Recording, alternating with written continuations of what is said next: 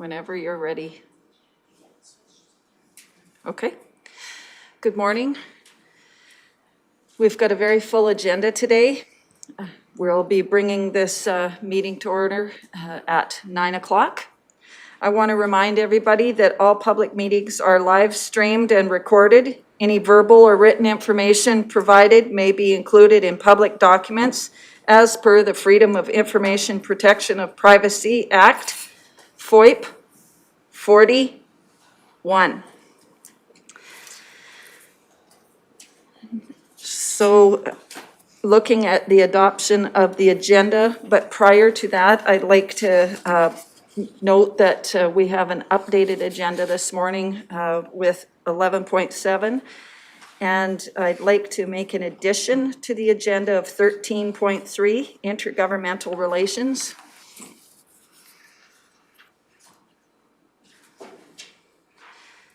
Then I'm looking for any other additions to the agenda that may be. If not, looking to adopt the agenda. Councillor Lang? Those in favor?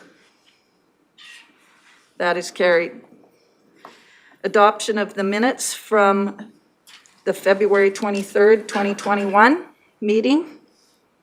Any errors or omissions? If not, looking for someone to motion to adopt the minutes. Thank you, Councillor Lougheed. Those in favor? That is carried.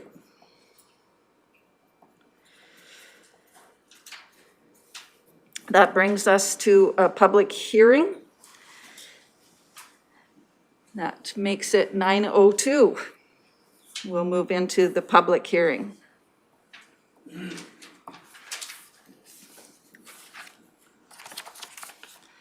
Just give me a moment while I find my documents. Calling to order by myself. I call the meeting to order at 9:02. I'm going to take a moment to outline the process. Everyone, this might get easier to understand. Everyone present shall register. All persons wishing to speak shall be recognized by myself as the chair.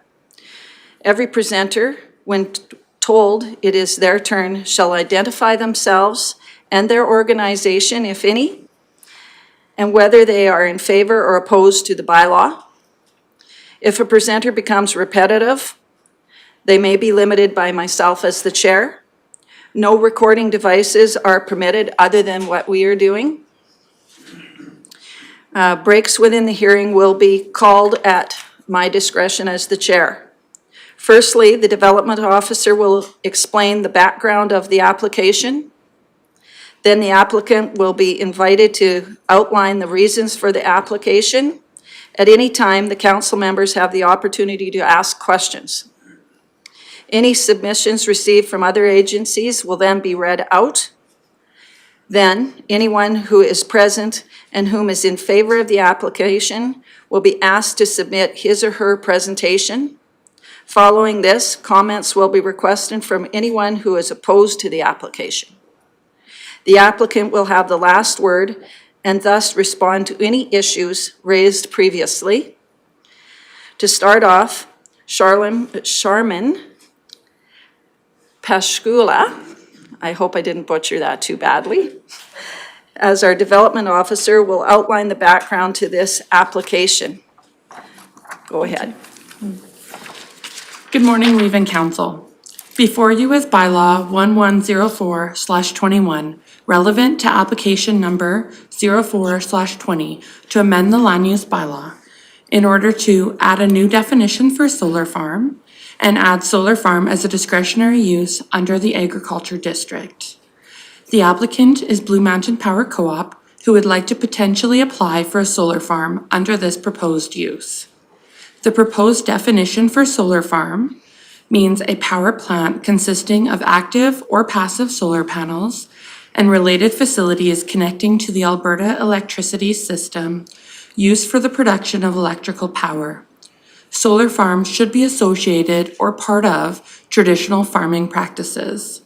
The proposed definition and use, similarly used in other Alberta municipalities, would accommodate advancing technology and the increasing demand for solar generation distribution on the electricity grid.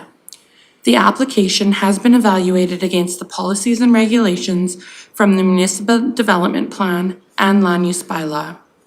Currently, electricity generating facility in the industrial district is the only listed use in which a solar farm would fit under in the Land Use Bylaw. There are very few industrial lots, and those that exist are typically rezoned in this district for specific use or business. Therefore, under the current Land Use Bylaw, each individual application for a solar farm would be required to go through a rezoning process. In the future, should a solar farm be decommissioned, there would be a remnant parcel of industrial district land remaining. The Alberta Utilities Commission requires a developer to provide details and outcomes of consultation with local jurisdictions, Clearwater County. Under the Municipal Government Act, municipalities have the authority to develop bylaws concerning solar development. However, under Section 619 of the Municipal Government Act, if a municipality's requirements or decisions are at odds with the decision of the Alberta Utilities Commission, the decision can prevail over the bylaw or decision of the municipality. Decommissioning plans or bonds are not required by the Alberta Utilities Commission at this time. Several municipalities have required a decommissioning plan and security bond as part of their land use bylaw or development permit requirements. Clearwater County's Municipal Development Plan encourages the conservation of agricultural land in Section 4.1, minimizing the impacts on agricultural land. By allowing solar farms on agricultural land as a discretionary use, the county can enforce requirements such as decommissioning as conditions. The Land Use Bylaw states the general purpose of the agricultural district is to accommodate agricultural land uses and conserve good agricultural land. Even though solar farms are not traditional agriculture, staff considers this proposal meets the intent of this land use district by preserving agricultural land. Thank you.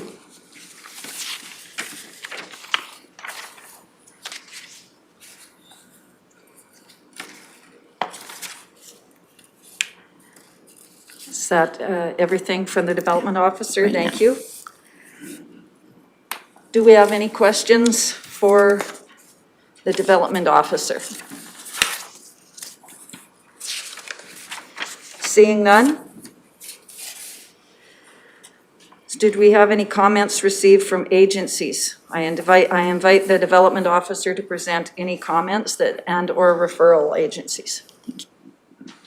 The Municipal Planning Commission reviewed the application on February 17th, 2021. MPC recommends that Council does not favorably consider granting second and third readings to the subject land use bylaw amendment.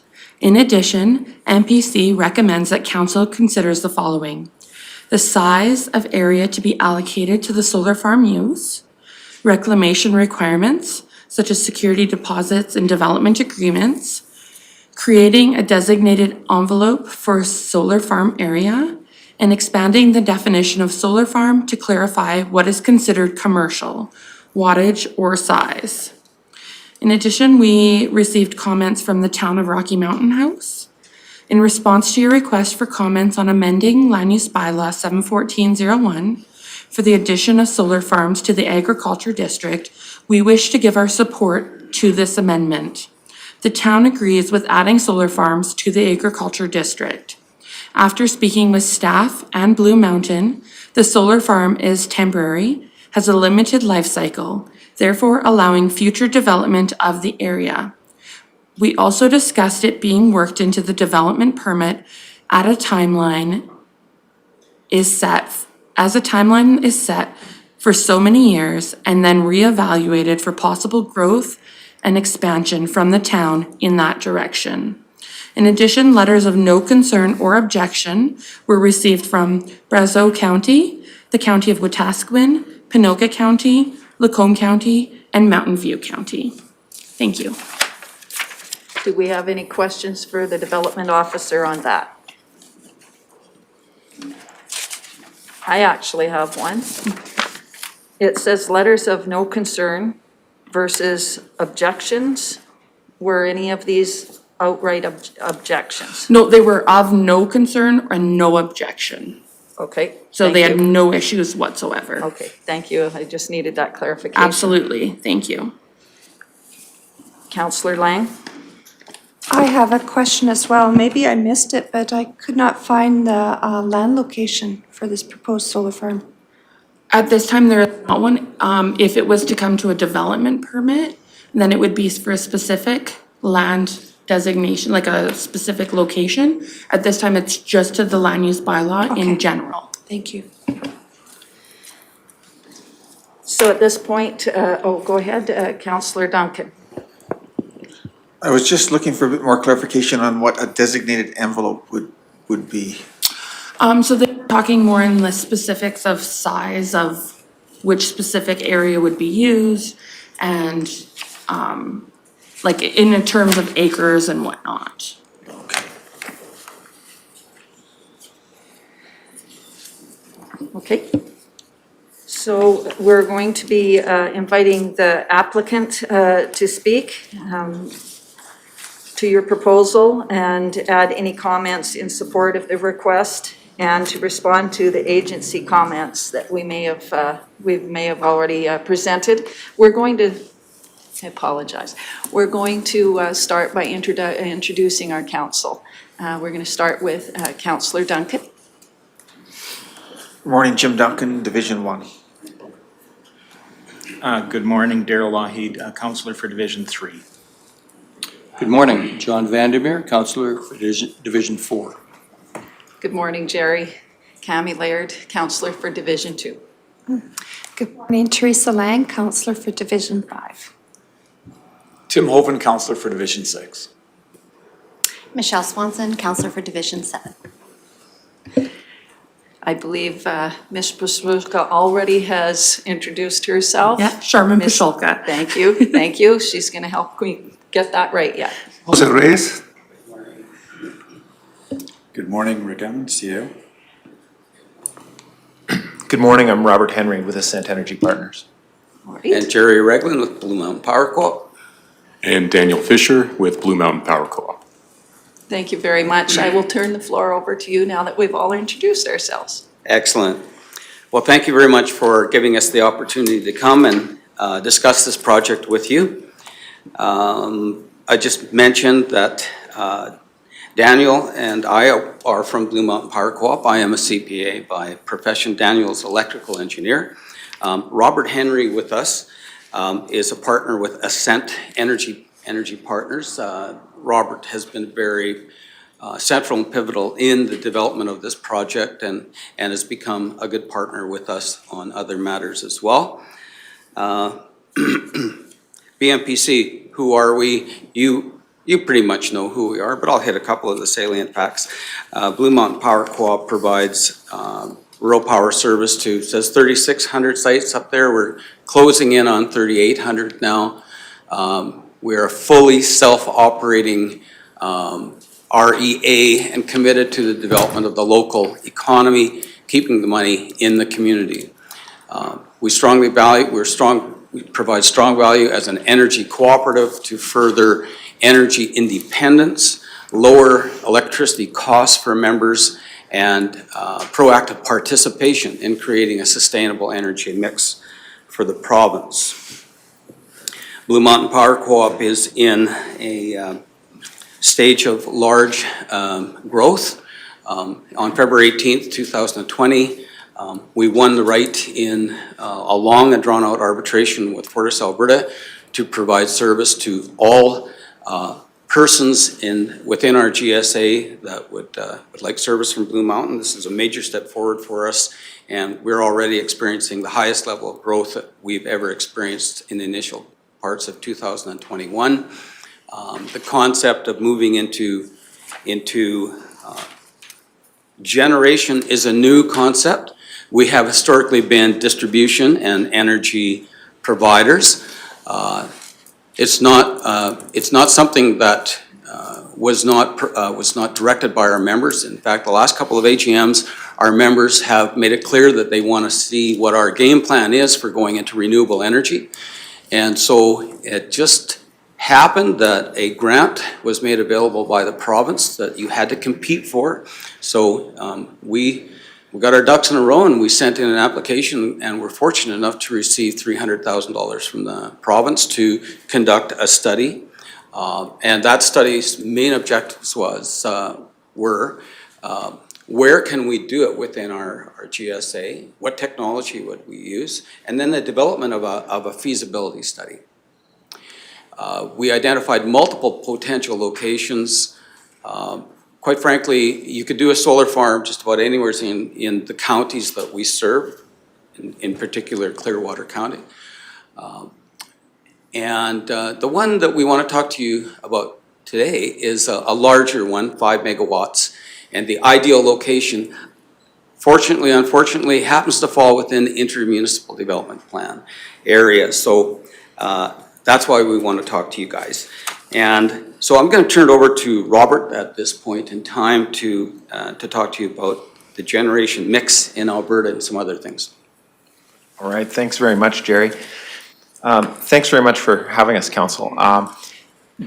The screen that you see in front of you, the generation mix, is a map of current and proposed electricity generation in Alberta, and it's demarked by thermal generation, so fossil fuel generation, or renewable generation. The triangles are existing plants, and the circles are proposed plants, and the green color denotes renewable energy, and the brown color, tan color, denotes thermal generation.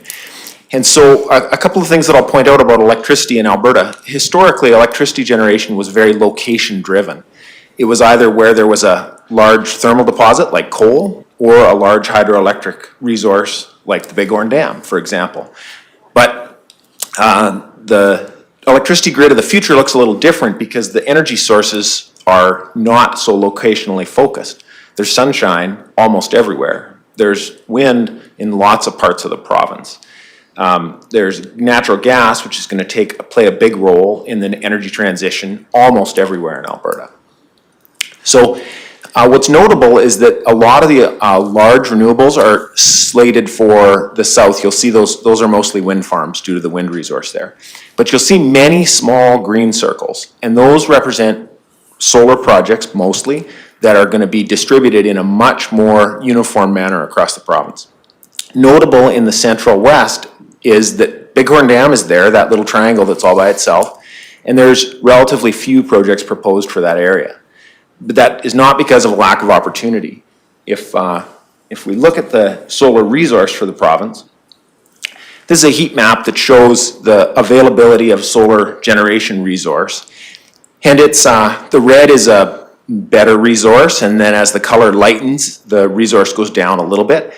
And I should note it's a little bit. The difference between the darkest red, the brightest red, and the lightest greens there is a difference of 15% reduction.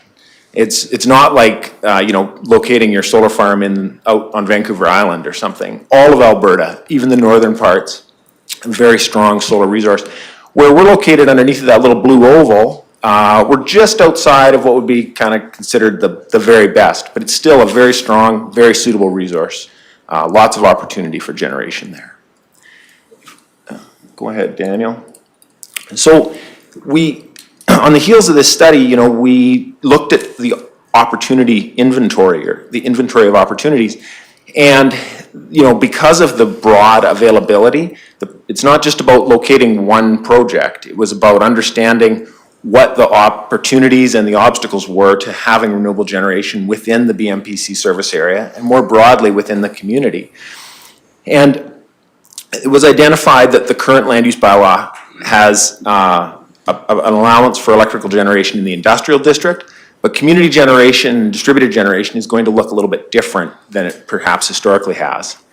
And we should as has been flagged already, you know, the request is intentionally flexible. It's a discretionary use. The development permit process still maintains control of the municipal body and the neighbors. People will have a voice. And that's built into both the municipal process and the provincial process, which we can talk about if there's interest there.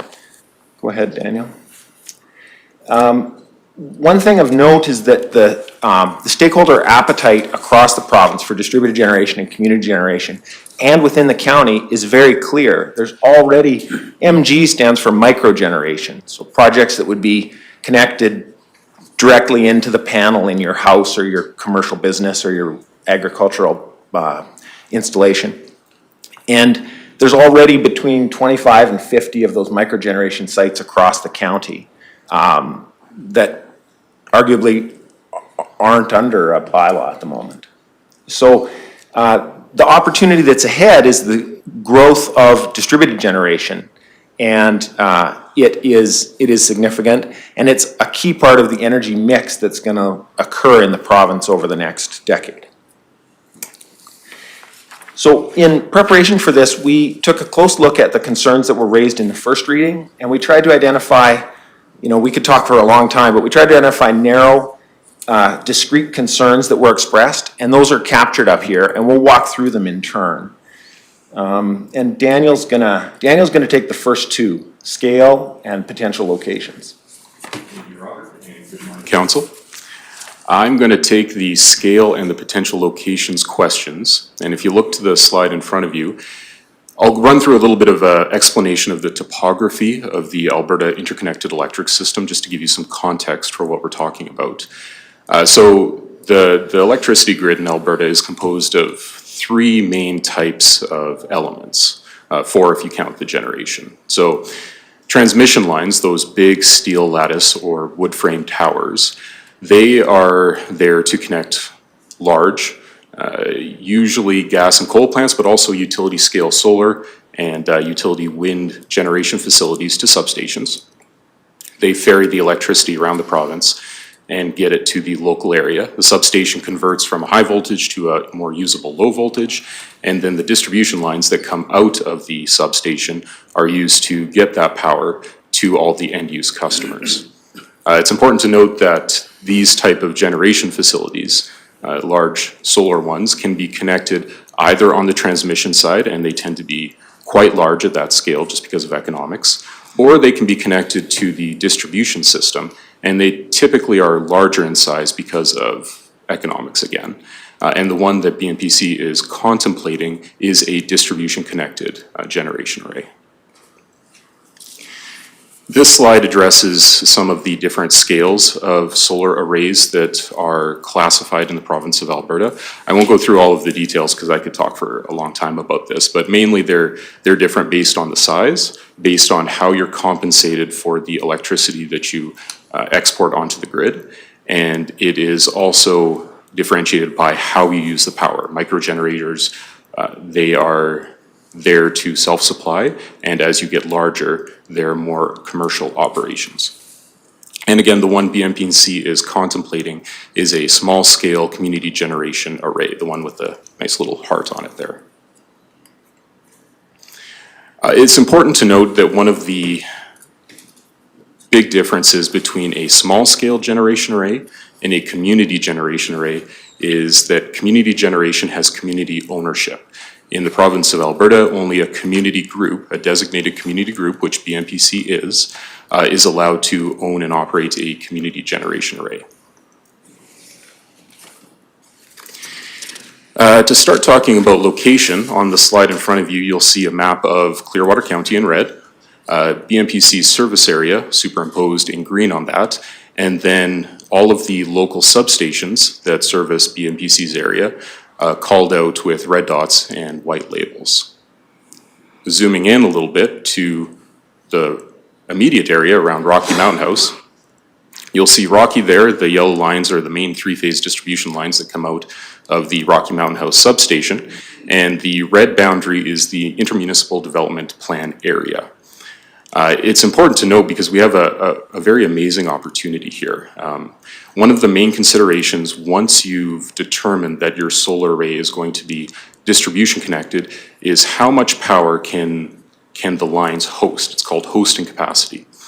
And immediately around Rocky Mountain House, we have a very strong and a very good hosting capacity. So we have an excellent opportunity here. As Jerry mentioned, we're envisioning an array around 5 megawatts in size, and that is very possible and very doable in this area. This is a different view of the same topic. This is a hosting capacity map. It's a different area. It's immediately around the town of Rimbey, still within BMPC's service territory, and the different color coding shows how the hosting capacity changes as you get away from load, the load specifically in the town. And it's worth noting that some of the best areas with good hosting capacity have good strong load to support that generation, to soak up the electrons that that generation array is pushing onto the grid. And with that, I will turn it back to Robert. Thanks very much, Daniel. We'll talk a little bit about installation and reclamation of solar facilities. This photograph, is worth 1,000 words. It is from a project that I had the good fortune to be involved with. It's located just north of Ponoka on the Montana First Nation lands, and it is the largest community generator that's operating in the province. It's about 4.6 megawatts, which is very similar in scale to what's envisioned for BMPC. This is half constructed, and as you can see, the piling and the racking has all been installed, and the panels are starting to be installed at the north end there. This was started last spring, and the prep, I like this picture because it shows kind of how much ground disturbance there is in process. There was no topsoil stripping at all. The dirt you're seeing, the exposed brown dirt you're seeing at the end is just due to traffic in the muddiest season of the year.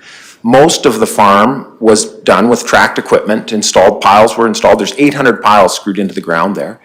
And there was, the cover crop was just left from the previous year. And there's really very minimal disturbance that's needed to go ahead and build a project. Go ahead, Daniel. This is a graphic that shows the nature of helical screw piles that are installed to support projects like this, typically in the soil types that are common in Alberta. And it's a relatively shallow pile. It only needs to get down to below frost depth to ensure that you don't have heaving. And they're screwed in with a small piece of equipment, a small excavator, or even a bobcat with the right kind of attachment. And at any time in the future, tomorrow, next year, 25 years from now, those screws are removed with the exact same piece of equipment. They're just twisted right back out again, and the soil is left virtually undisturbed. Okay? And almost no footprint. There is a little bit of ground disturbance for cable installation, but much of it is above ground. Only the key essential high voltage cables are buried. So carry on, Daniel. And the concerns that have been expressed around reclamation, there is very clear legislation about it. The Conservation and Reclamation Directive for Renewable Energy is very clear about land use planning, about site assessments at pre-disturbance, about understanding how it's being affected as the project is operating. And in order to get approval through Environment and Parks and through the AUC, you need to demonstrate that you have a credible plan to deal with it. Now, that has not, of course, things don't always work out. And as we know, there's laws about reclamation of other types of resource installations as well. And that hasn't always worked out. There's a couple of distinctions. One is that, this is very much a surface installation. And at the end of its life is a little bit arbitrary. The project basically will continue to produce, provided it's maintained, almost indefinitely. It does not have a decline factor in the same way that an oil and gas installation does. And the second thing is that the good news is that Alberta has learned about making sure that we have a plan. And so there's a lot more talk about reclamation bonds, about end-of-life costing. And go ahead, Daniel. Bonds are coming up.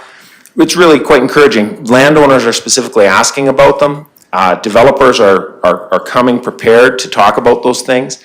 And we wrote this slide last week, and we put on there that the new version of the AUC Rule 7, which covers power plant approvals, actually had language in it in the proposed component. And we wrote it was expected to take effect within 2021. And if you go ahead, in fact, hot off the press, on Friday, the AUC has published that the new Rule 7 will take effect September 1st of this year. And so every project that is going to succeed through the AUC is going to have to provide an overview of how the operator will ensure sufficient funds are available at the project's end of life to cover the cost of decommissioning and reclamation. So it's a very good question, very prescient concern across the province and here in the county.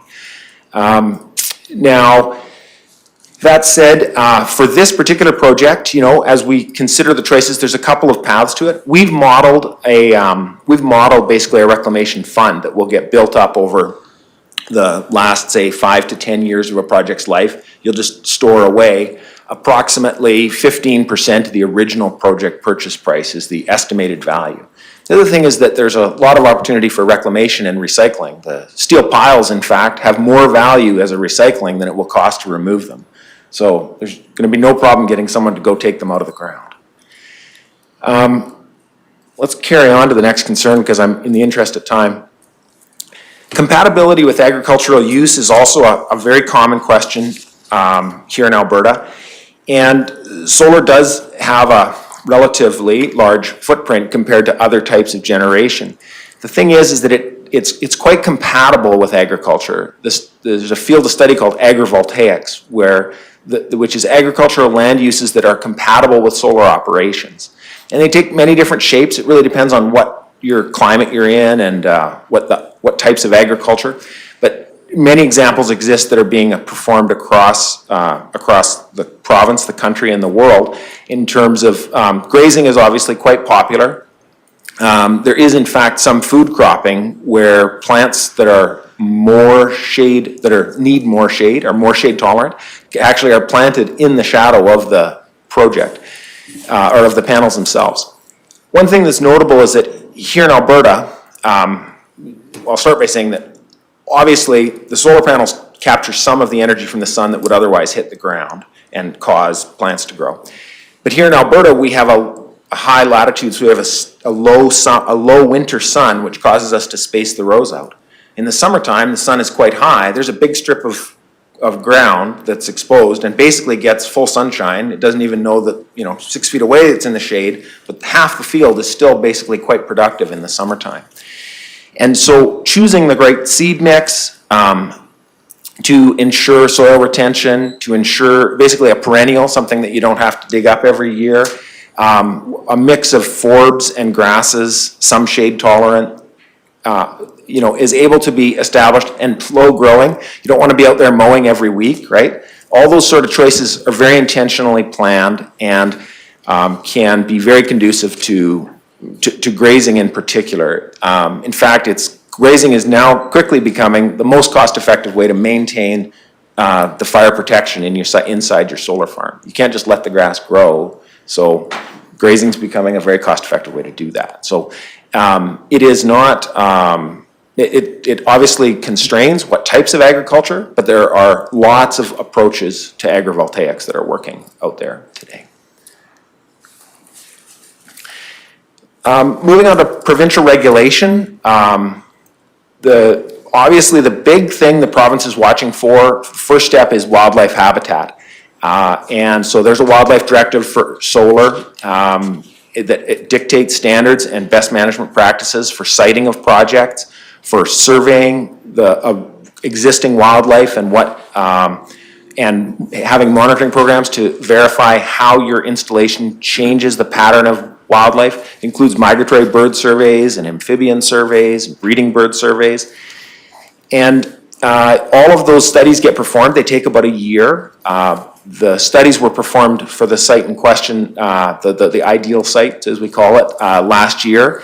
And they get packaged up into a submission to the Environment and Parks, and they give a referral rating, a risk rating essentially, low, medium, or high risk. And that in turn goes on to the Utilities Commission. So that's quite a significant effort and quite a significant investment, which BMPC was able to make as part of this grant. Once that environmental assessment work is done, the Utilities Commission looks at the broader picture for the site and they're interested in, they're tasked as a judicial body with determining the public interest, whether the project meets the public interest. And so they look to a number of factors, environmental, obviously we've talked about. They also look to impacts on stakeholders and neighbors, noise effects of a project, visual effects, like glint and glare in the case of solar, or shadow flicker in the case of wind. And there's a required stakeholder engagement process, a participant involvement program, and quite an extensive consultation that ensures that if a project is not popular and is not going to be welcomed in its location, it's very difficult to get it approved. Okay. I should also say, though, that they, as I think has been mentioned, the Utilities Commission decision does sort of trump local decisions, but the Utilities Commission doesn't go around overriding local municipalities very often. If the local municipality isn't supportive of a project, it's very unlikely to get deemed in the public interest. Okay? So this, moving on to community benefits of why this project is beneficial to a community and why the welcoming projects like it is in the interest of communities across, communities in terms of towns, communities in terms of counties, and communities across the province. The distribution grid of the past was very location specific, huge installations in one jurisdiction. The distributed grid that we're going to see in the future has a much more decentralized benefit stream. You get many more smaller projects, which leads to local economic activity, local municipal tax base, local execution jobs and maintenance jobs. And from an electrical engineering perspective, I'm told, we can end up with lower cost supply because those transmission towers, I don't know if you've heard, but they're expensive and they're controversial. And what we call non-wires alternatives, the solution of locating your generation closer to your loads, is going to change that dynamic. And it's being driven by economics, and it's happening in jurisdictions across North America and the world. Those local community benefits, so it's a very different model, basically, in the grid of the future than the grid of the past. Now, if we move forward one slide, Daniel, some of this is a bit repetitive. There's saving money, lowering risk, stimulating local economy. There's two things I want to jump on here that are really important. One is that community-owned generation, like BMPC is proposing, is the most equal way to bring renewable energy to citizens. And I say that mostly from a socioeconomic perspective. BMPC has 3,800 sites, 10,000 people who are owners, and they will own this project all with an equal share.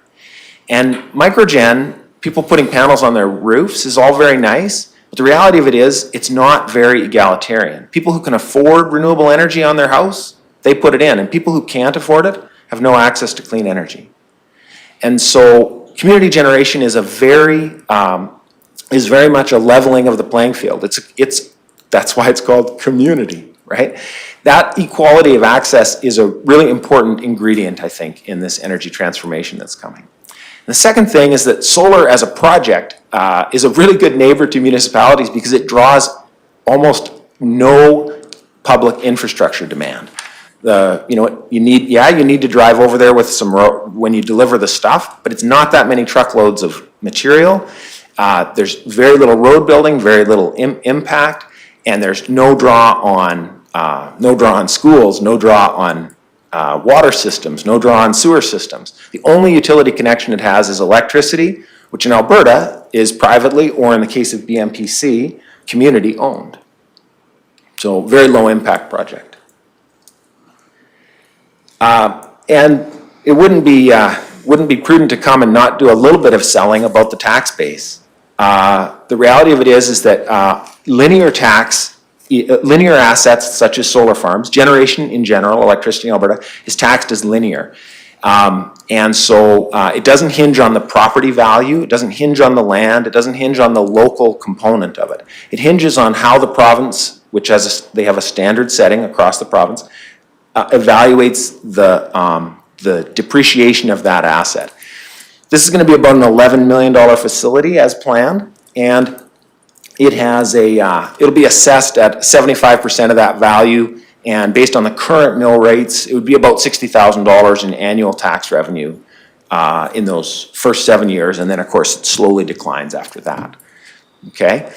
The other thing worth mentioning is that a lot of concerns around solar installations are around the perception of subsidy. There is currently no subsidy for solar projects of distribution grid scale. There are in certain jurisdictions homeowner incentives, those kind of things. This is a purely commercial project that's going to make its return for the benefit of the owners of Blue Mountain Power Co-op without any government support in a financial sense. Okay? Now that said, one of the questions that came up, I think I'll move fast over this slide, just for perspective what 5 megawatts of solar looks like.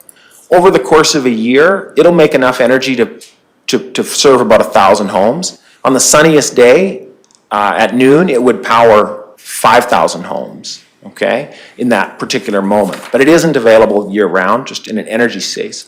But that said, there's 2,800 private dwellings in Rocky Mountain House and another 5,500 in the county when we prepared this slide. And so all of the power generated by this project is going to get locally consumed.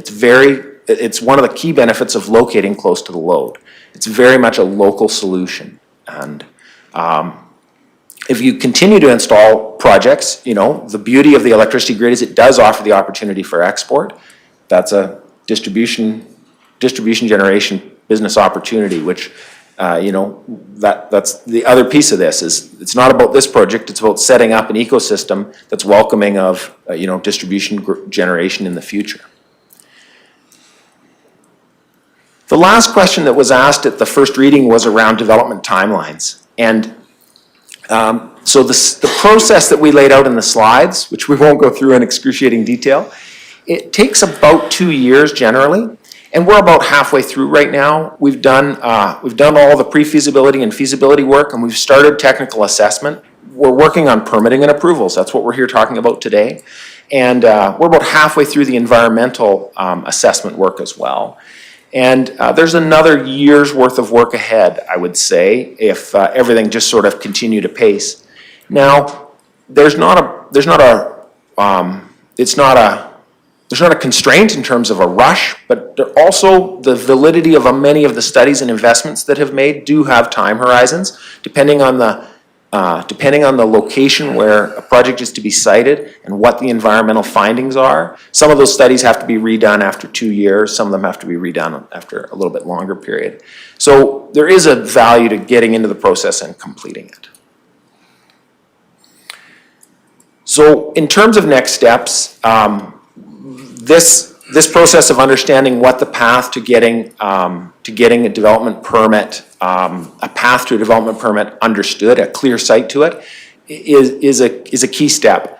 Subsequent to that, we're ready to go to the environmental submission stage. We're ready to go to the public participant involvement program, which obviously would then reveal the location that's planned.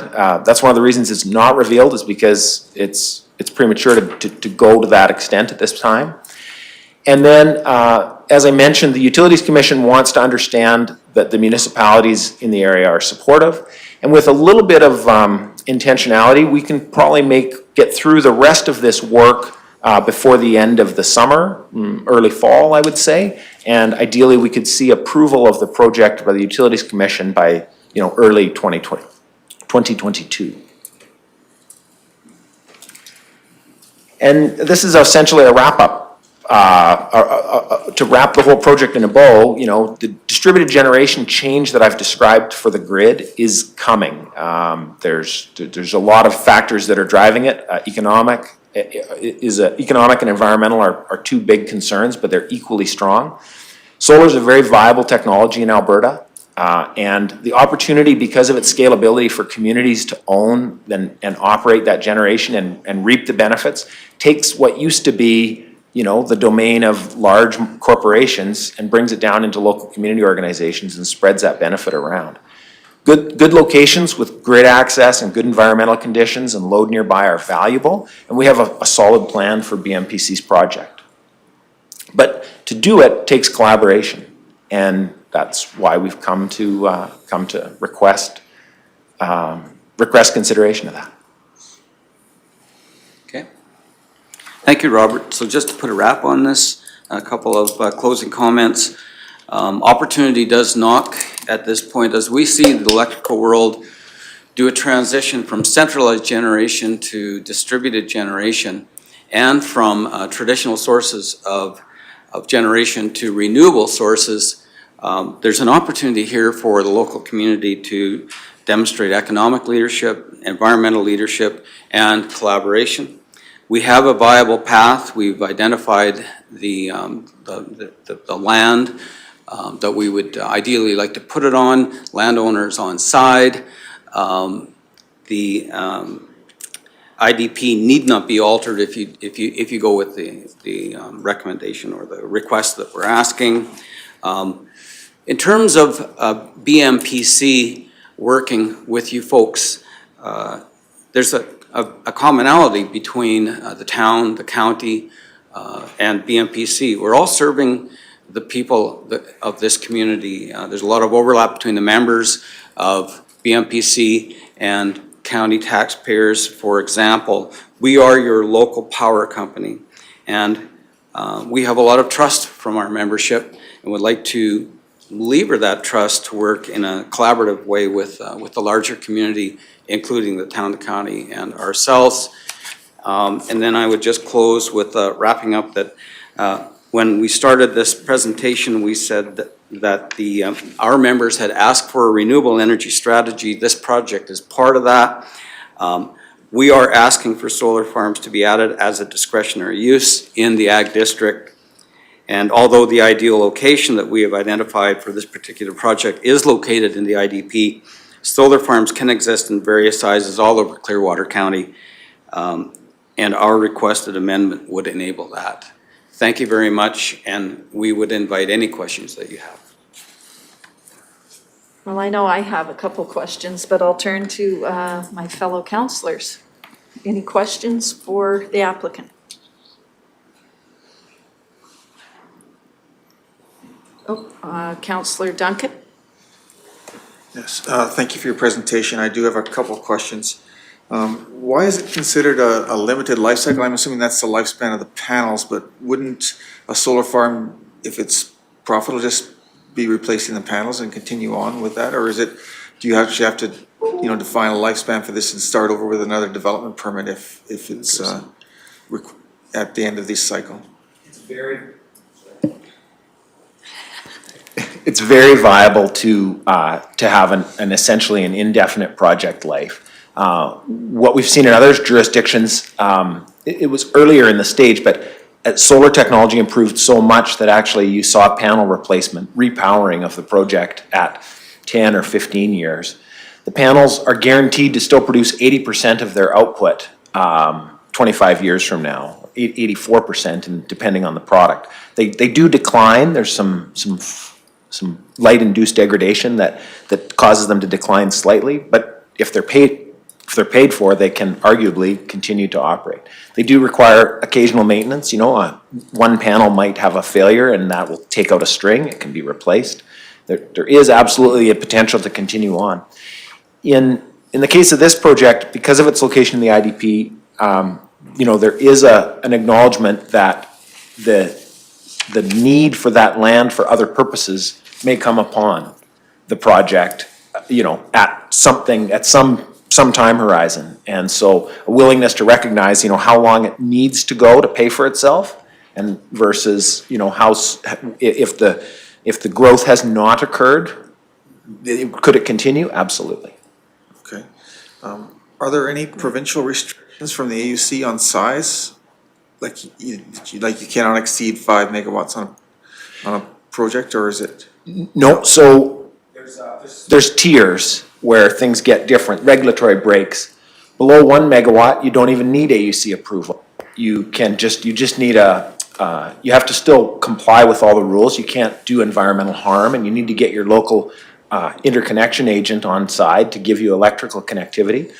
Between 1 and 5 megawatts, you'll need an AUC permit, but you won't be kind of dispatchable. You won't be controlled by the central operator that manages the grid in order to keep everything in balance, that supply and demand balance. And above 5 megawatts, you'll become dispatchable, and you'll get up to a certain stage where being on the distribution system is no longer viable just because of the size of the wires. Beyond that, as Daniel mentioned, you'll move on to being transmission scale. And the largest project in the province that's been built so far is about 35 megawatts. There's about little over 100 megawatts total in the province right now of solar. The largest project proposed to date is 400 megawatts. And we didn't talk about the scale of acres, but roughly today it's about 5 acres per megawatt. It goes down all the time as the panels get more efficient. You know, like a few years ago it was 6 acres per megawatt. So the plot that we have envisioned is about 25 acres. So by contrast, 400 megawatts is about 2,000 acres. And when you get to that scale, you start to have wet areas and little blotches and stuff, so it starts to spread out. But the land that we've identified is flat, contiguous, no fluctuations. It'll be maybe a dozen rows, very straight. Okay, thank you. You bet. Deputy Reeve Vandermeer. Yes, thank you. You mentioned the project on the Montana First Nation, 4.6 megawatts. Is your firm involved in that project directly? Yes, I did the feasibility and economic feasibility, the technical feasibility and economic feasibility at the beginning of the project. And I was invited back to participate, and I managed the financial aspects of the construction contract. And it came on stream in December. That's really what I was wondering, whether it's actually on stream and functioning, and whether it is directly comparable with what we're doing. It seems to be. Yeah, it's very close. It's finishing its commissioning process right now. They're doing, like, we wrapped up in December and there wasn't enough sun to get the full output performance test. So now, the year has moved on, and yeah, and it's available if you'd like to go and see it. I could make that happen. Thank you very much. Councillor Lang. I actually have 2 or 3 questions here. So this question is probably for planning, Sharman. Do other municipalities in Alberta have solar farms as a discretionary use under the ag?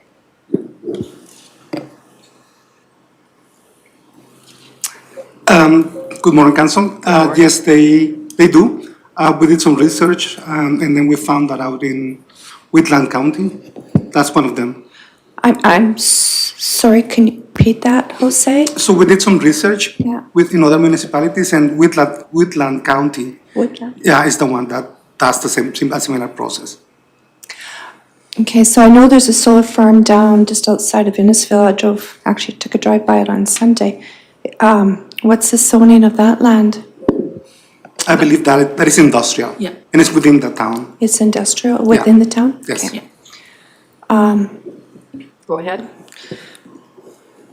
So this was mentioned, the potential site for this would be in the intermunicipal development area. So I guess I have some concerns and questions with that. Is there going to be complications because it's in the IDP area? And with the tax revenue, 61,000, is that tax revenue for the county or split between the county and town? How does that work? Mr. Reyes? Yeah. It is taxable for the county at this point in time until the lands are annexed.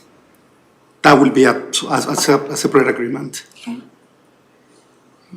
And I don't foresee that I'm supportive of this application, so I don't foresee any complications. Reviewing the intermunicipal development plan at this point in time is not on the table. So maybe we're looking at in a long term, 3 years, for that to review the IDP. Okay, thank you. I'll leave it at that. Councillor Lougheed.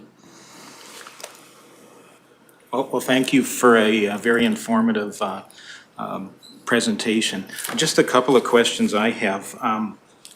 My mind goes back to the picture of the cattle grazing around these solar panels. Is that your intent with this project? And also, secondly, if you could kind of go a little bit deeper into what this shadow flicker effect is and what that is and how it might be tied in with cattle rubbing on structures and the wind, of course. The wind, shadow flicker is a specific problem with windmills, actually. As you can imagine, if if the sun is behind a windmill, you will see a flicker. Fortunately, we're not talking about wind. One of the slides we didn't include is sort of the viewscape benefits of solar. Solar is a very good neighbor in so many ways. The bigger concern that we see from solar is actually glint and glare. And, like glint is a momentary flash and glare is a longer term shine that comes off of a reflective surface. And so one consultant testified in the AUC that if you sit on your porch with a glass of wine and you look down the lake at sunset, that's glare. And so we do we use a contractor to do a glare analysis that will tell us. We assess all of the roads that are nearby and all of the residences, and the software tells you how many minutes a day for which days of the year a residence would be subjected to glare. And if there's any that are at a sufficient level, you go and you have a meeting with the landowner or the resident, the occupant. You figure out what the implications are and whether there's mitigations necessary. Go ahead. Yeah, and specifically with the cattle, I was thinking that if you were intending on having cattle graze amongst the structure, it must be high enough up that cattle can get underneath it. Plus, I was kind of related to that glare from those panels. If there is some movement with the panels, I would anticipate there would be some annoyance with that reflection moving. The shine is moving? Yes. Hasn't come up because nobody's ever done a cattle grazing one yet. It is a design choice that has to be made. What your grazing crop is going to be determines how high you put your panels. Sheep are definitely the most benign from a wear and tear on the equipment perspective.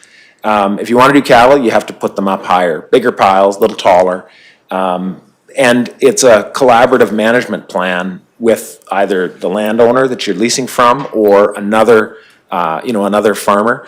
Often people are building farms and then they go looking for a sheep farmer to say, hey, can you drop your sheep off for a week or two? Other questions? Not at this moment. Councillor Swanson. Yeah, very good presentation. It was very clear. I'm excited about all these renewable energy projects that are going to be coming forward within our county in the next umpteen years with all the grants that the federal government is giving out for green energy. So my question is regards to, you mentioned burying high voltage cables. So is there a potential for vandalism on that? In terms of copper theft? Yes. Yeah, it has not been a problem yet. There is value there, but it is an awful lot of work to extract that value. So generally, I'm not a social scientist, but they usually pick a softer thing to steal. Thanks. Backhoe to do that, I think. Councillor Hoven. Is there a definition from the provincial government as to how many megawatts make something a commercial site? Like I know on the one chart, I'm just trying to find it here. You had the different categories up to 5 megawatts. There was one slide with about 4 images on it. And it was community distribution up to 5 megawatts. Is that a formal definition from the provincial government, or is that an internal designation? Where did that where did those definitions come from? The slide in question is slide 11 in our presentation, and I think it's slide 11 in the deck that was circulated in advance.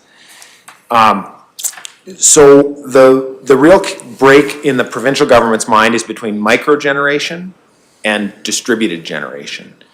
And microgeneration is is connected to the distribution system still, but it's intended to only serve your own energy needs. It's a self-supply tariff, a self-supply regulation that says, for example, I'll use the round numbers for a house. If you have a house that the average load of a house is about 1 kilowatt all year long, 720 kilowatt hours a month, and so you will install a 5 kilowatt solar project because over the course of the year, it'll make about the same amount of energy as your house consumes. You're not allowed to put a 10 kilowatt up and then sell a bunch of extra electricity. That's not the intention of the tariff.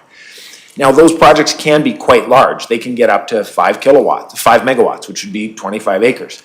But to do that, you would need a very significant load to pair it up to. So if you had a gas plant and you wanted to go out back and put up, 25 acres of panels and run your gas plant, self-supply your gas plant, that's totally allowed under the microgeneration regulation, okay? The distinction is if you want to be in business as a commercial operator, you can install any scale you'd like that you can, but good business tells you you're going to need to get to a scale that works. And the trade-off is that on the distribution system, the connection costs are lower because the voltages are lower. You don't have to build a whole substation. You can just put one of those green boxes that you might see, on the edge of your farm or on a street in town, that size of a transformer. So the connection costs are lower, and the smaller farm still makes good financial sense. But there are some natural points, In this case, when we say 5 megawatts, we're trying to stay under that dispatchability limit. It's just cheaper to operate it, more effective to operate it.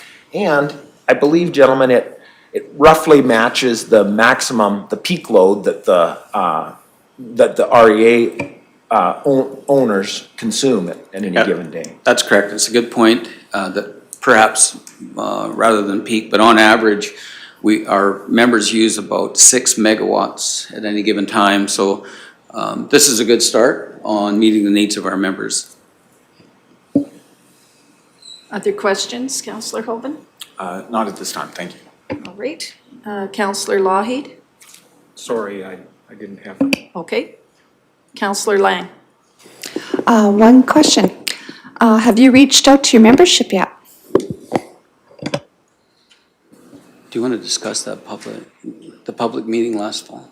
Yeah. Yeah. We held an information session in March of last year, actually, March the 3rd, I believe, and we publicized it to all the BMPC members, and we had a number of people come from the Rocky Mountain House community as well, and we presented, again, without discussing the specific location, we discussed the background, what we were looking at, what we were trying to do, and what the potential, kind of economic feasibility was of the project.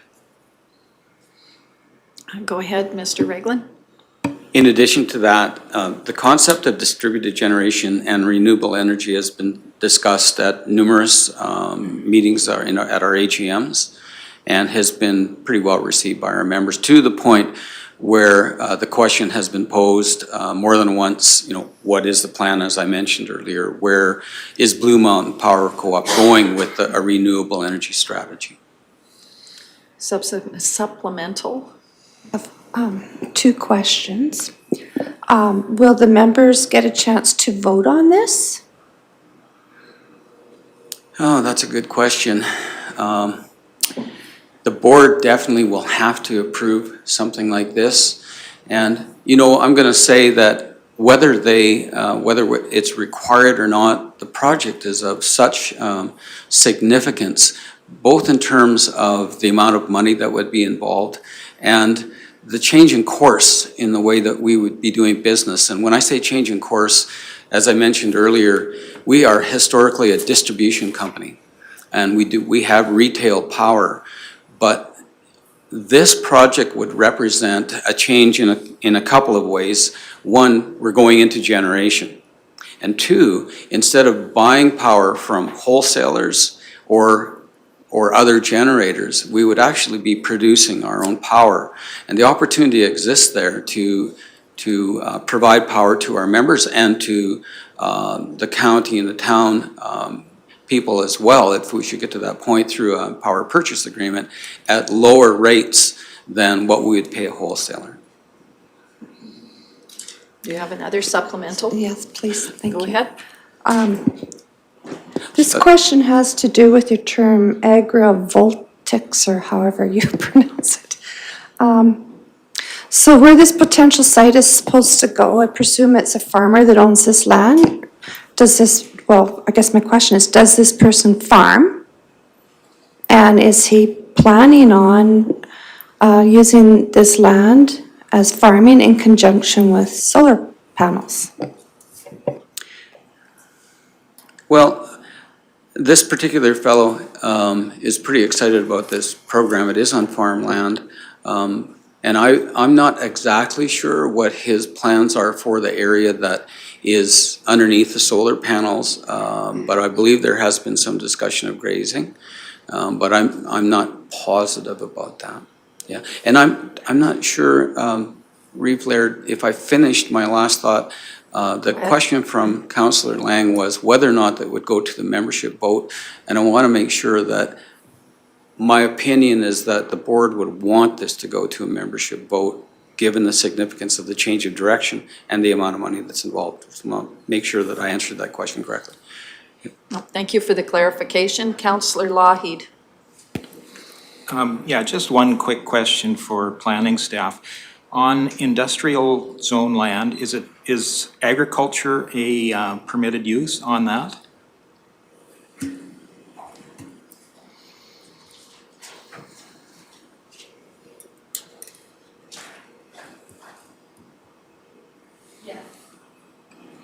Yes, under the industrial district, the general purpose of this district is to accommodate industrial operations appropriate for rural locations, and the only permitted use under the industrial district is farming. Everything else is under discretionary.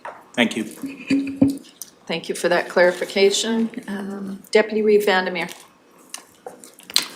Mr. Reglan, you mentioned that this 5 megawatts would be somewhat under the peak load requirement of the Blue Mountain Power at this point in time. Projecting this a little bit further, you also mentioned that buying wholesale power from the main distributor would cost more than this power would cost. Thinking a little further, let's say you were to expand this 2 or 3 times. You know, to me, I'm a member of Blue Mountain Power, and I would see this as an attractive commercial endeavor. But let's say you demonstrated how successful this could be. Could you expand this to 2 or 3 times this size and sell power back at this higher wholesale rate that you're now paying? Could you actually make money by selling into the bigger grid? That's always an option, and I suppose that, depending on, the situation in the market at that time, who your competitors were, how much they were producing it for, would that be an option for us? Absolutely. Do you have any comments on that, Robert? Yeah, the opportunity that I see is that Blue Mountain Power as a community organization is exceptionally well positioned because they already are an electricity purchaser. One of the things that's unique about community gen versus just what I'll call commercial generation out there is that if you already are a long-term, if you have some kind of business, like a municipality that you run, that you in the long term are not going to be, you're going to be buying electricity. There's no way to get away from that. When you build a project like this, it's kind of the difference between owning a house and renting a house. The electricity market is a live auction, 24/7. Sometimes it's high, sometimes it's low. Depends on demand, depends on supply. The thing is that's like renting a house. We don't know what the price of electricity is going to be 3 years from now, or 5 years from now, or 10 years from now. if you build a project, you're locking in at a cost. And that's kind of like owning a house. Your mortgage payment is now pretty well fixed for the next foreseeable future. And sometimes, rents are cheap and you're sitting there paying your mortgage thinking, But generally, we're all still buying houses because over time, rents are going up. And electricity use in the province, energy use in our society isn't going down. And we're not electricity forecasters, but we're comfortable enough that if there's a good case to be made at the prices that we're seeing, there's probably more upside than downside is the general assessment. And if you're a community like BMPC has guaranteed has to buy electricity for the foreseeable future. So they already pre-buy their electricity and hedge it into the future. They buy 1 year, 3 year, 5 year contracts. This is buying a longer hedge, basically. Is that helpful? Yes, I see the attractive direction that you're headed here. Thank you. Thank you for that. Councillor Lang. Last question, I promise. Deputy Vandermeer kind of triggered a question in my head with some of his questions. With all the talk about growth, the potential growth, is there any thought or talk about listing on a stock exchange?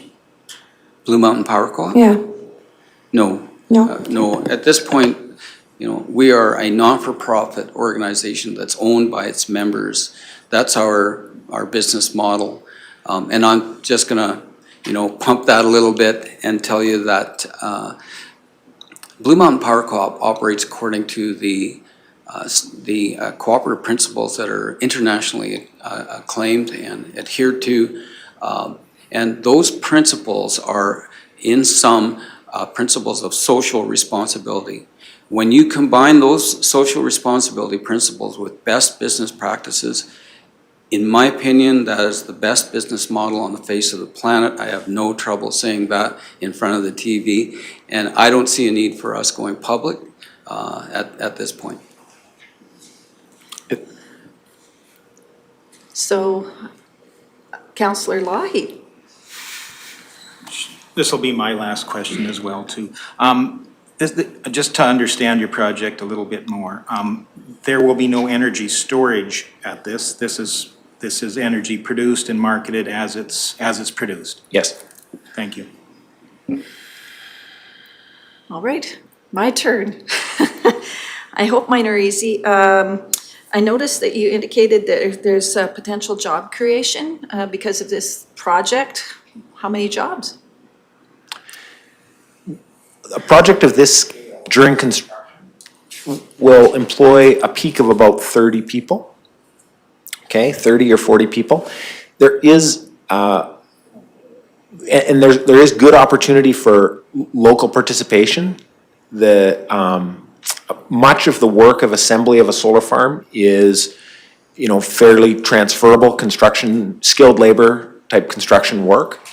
There is electricians and high voltage. In fact, BMPC employs some of the people that would be able to do that work already. They're really amazingly suited to build this asset, actually. Over the longer term, it is a supplemental effort to maintain the project. Again, BMPC's team, it'll be additional work for BMPC's crews. I think it'll allow them slightly higher employment, but they're fairly low maintenance. They don't have an annual turnaround. They don't have, you drive by once a month and make sure that they're all good. To that, I would add that as BMPC moves into a greater period of growth, as I alluded to earlier, this is a piece of that growth. If we can add generation, particularly distributed generation within our distribution system to the services that we offer to the community, that's going to aid and enable more growth in other areas. So yeah, it's a piece that's going to add more jobs in the long run for sure. Any idea, estimation, how many you're hoping for? Absolutely no idea. I didn't come with that figure in mind, Okay. sorry. Reeve No, there. I appreciate that, and I guess the other part is the stakeholder engagement. When were you thinking and how? I recognize that COVID's created a lot of challenges for all of us, but just looking at that piece. The timeline really hinges on kind of, when it's appropriate for it to become a public process.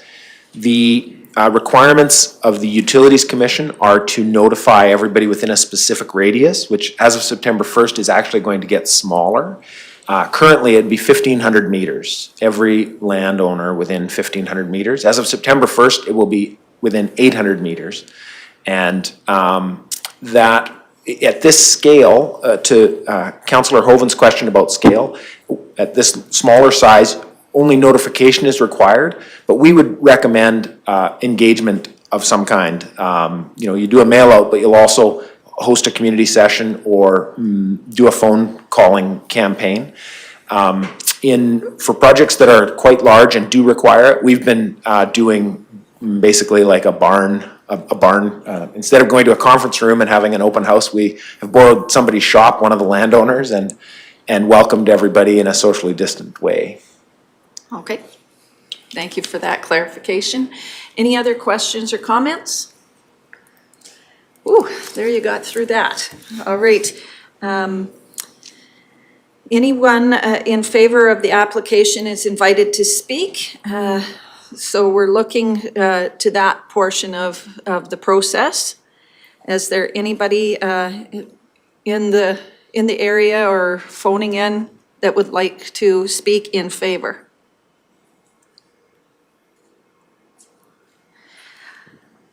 All right, seeing nobody come forward, I'll ask the development officer if there's any written submissions or responses in favor of the request.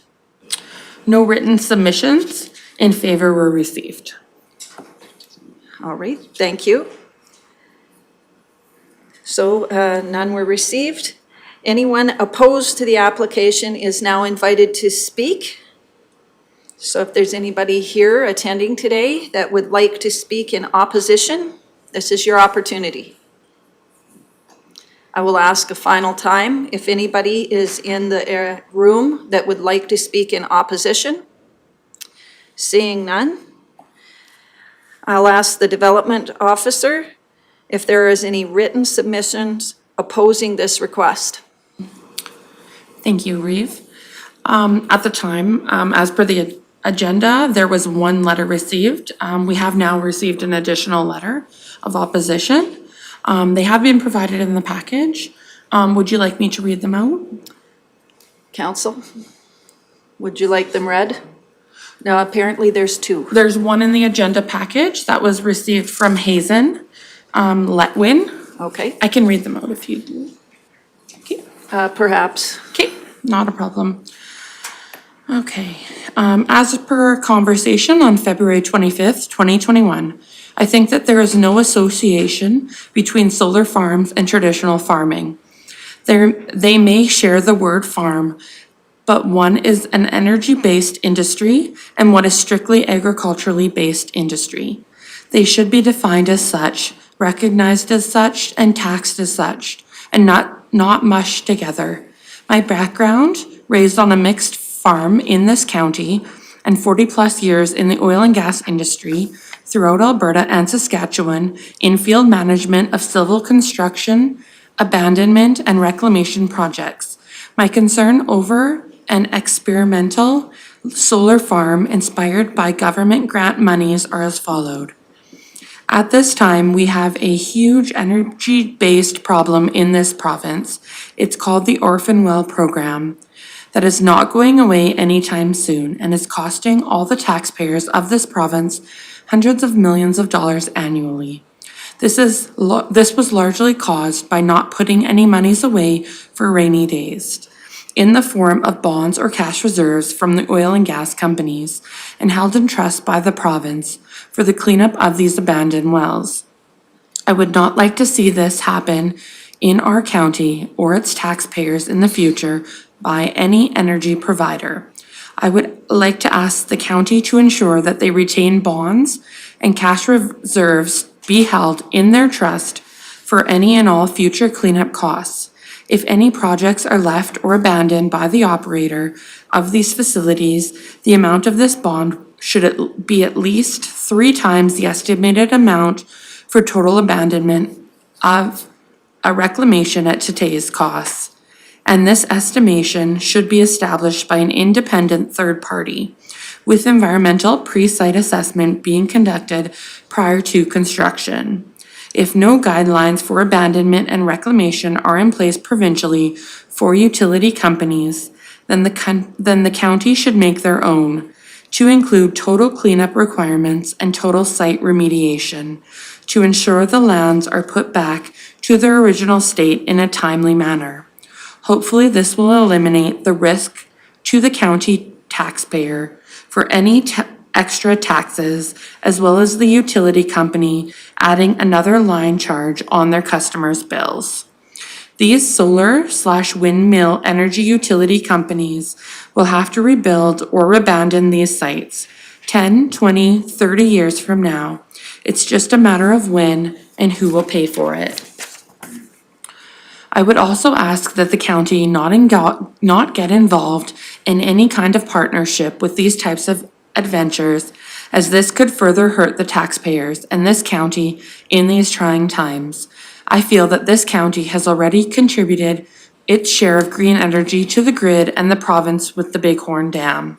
As far as cosmetics go, I'll be honest, the last thing I want to see in my living room window is a field full of posts and panels as far as the eye can see, or windmill blades beating up the birds and killing bats. Respectfully, Hazen Letwin.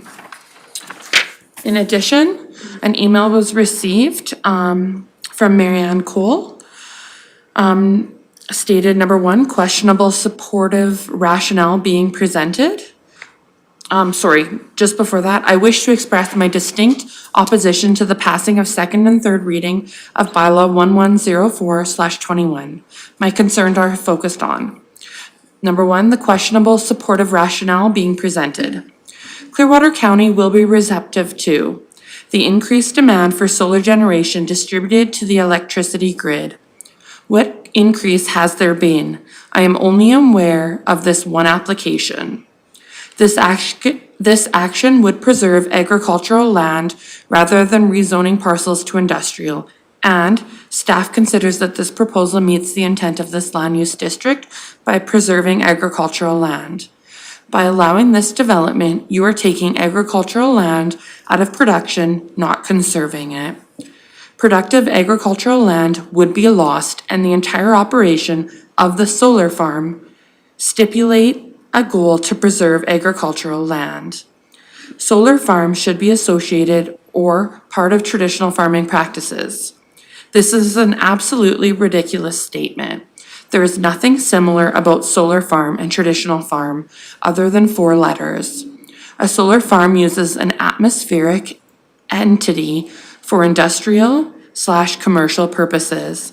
A traditional farm uses the land to produce food, one of the 3 basic necessities. There are numerous other options for energy production, but the land is the main source for food production. In the future, should a solar farm be decommissioned and there be remnants of the parcel industrial district land remaining, this is a completely unfounded argument.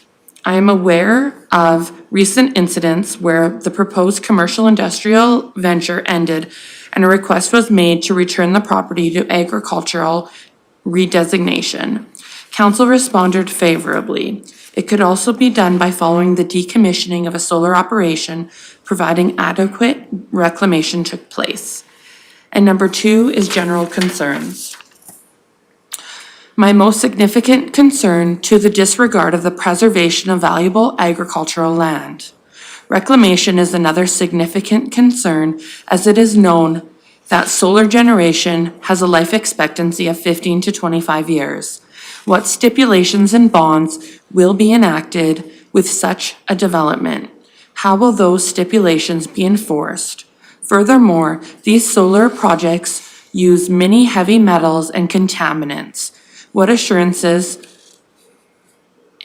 are there if there can be, that they can be safely disposed of.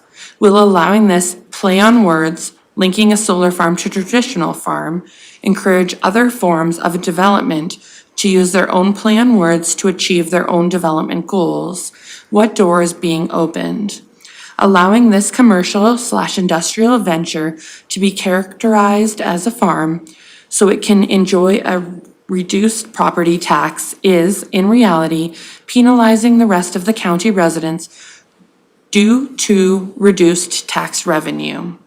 In conclusion, I fully support the recommendation put forward by MPC that council does not favorably consider granting second and third reading.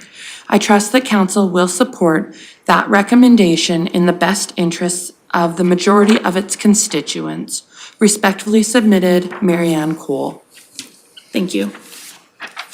Thank you for taking a moment to read those. It then provides opportunity for the applicant to hear it and then have an opportunity to respond. Is that everything that we had for the written submissions? Yes, it is. Thank you. That then takes us to the point where we're able to invite the applicant to present any final remarks.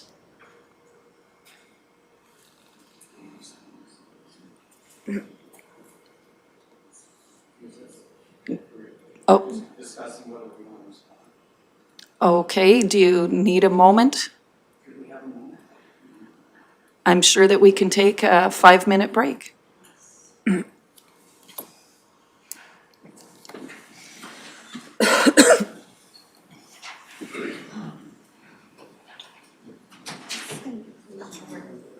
Yeah, I don't know how to speed this one up.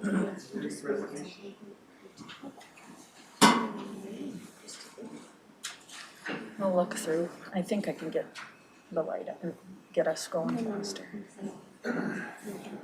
I didn't take that at all. I just.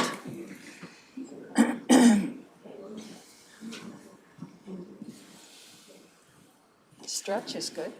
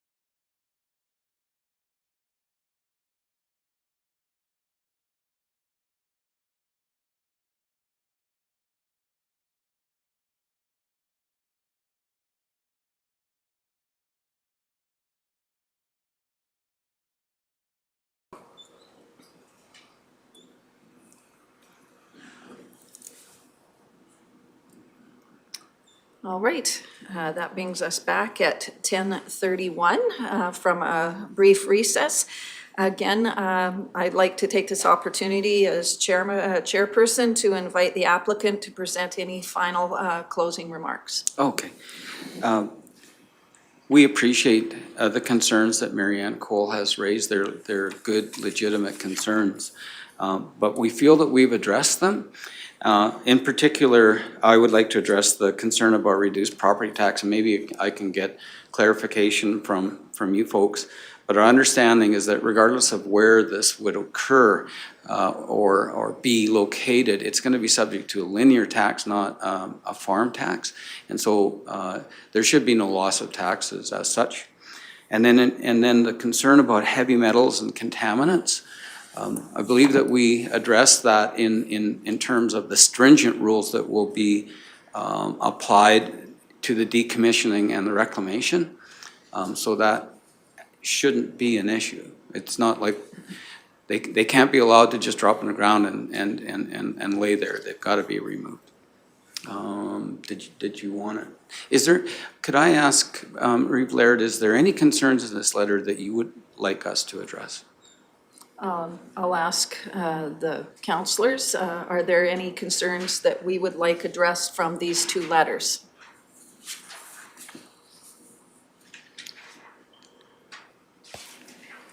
Councillor Lang and then Councillor... No, I'm sorry. Okay, Councillor Swanson.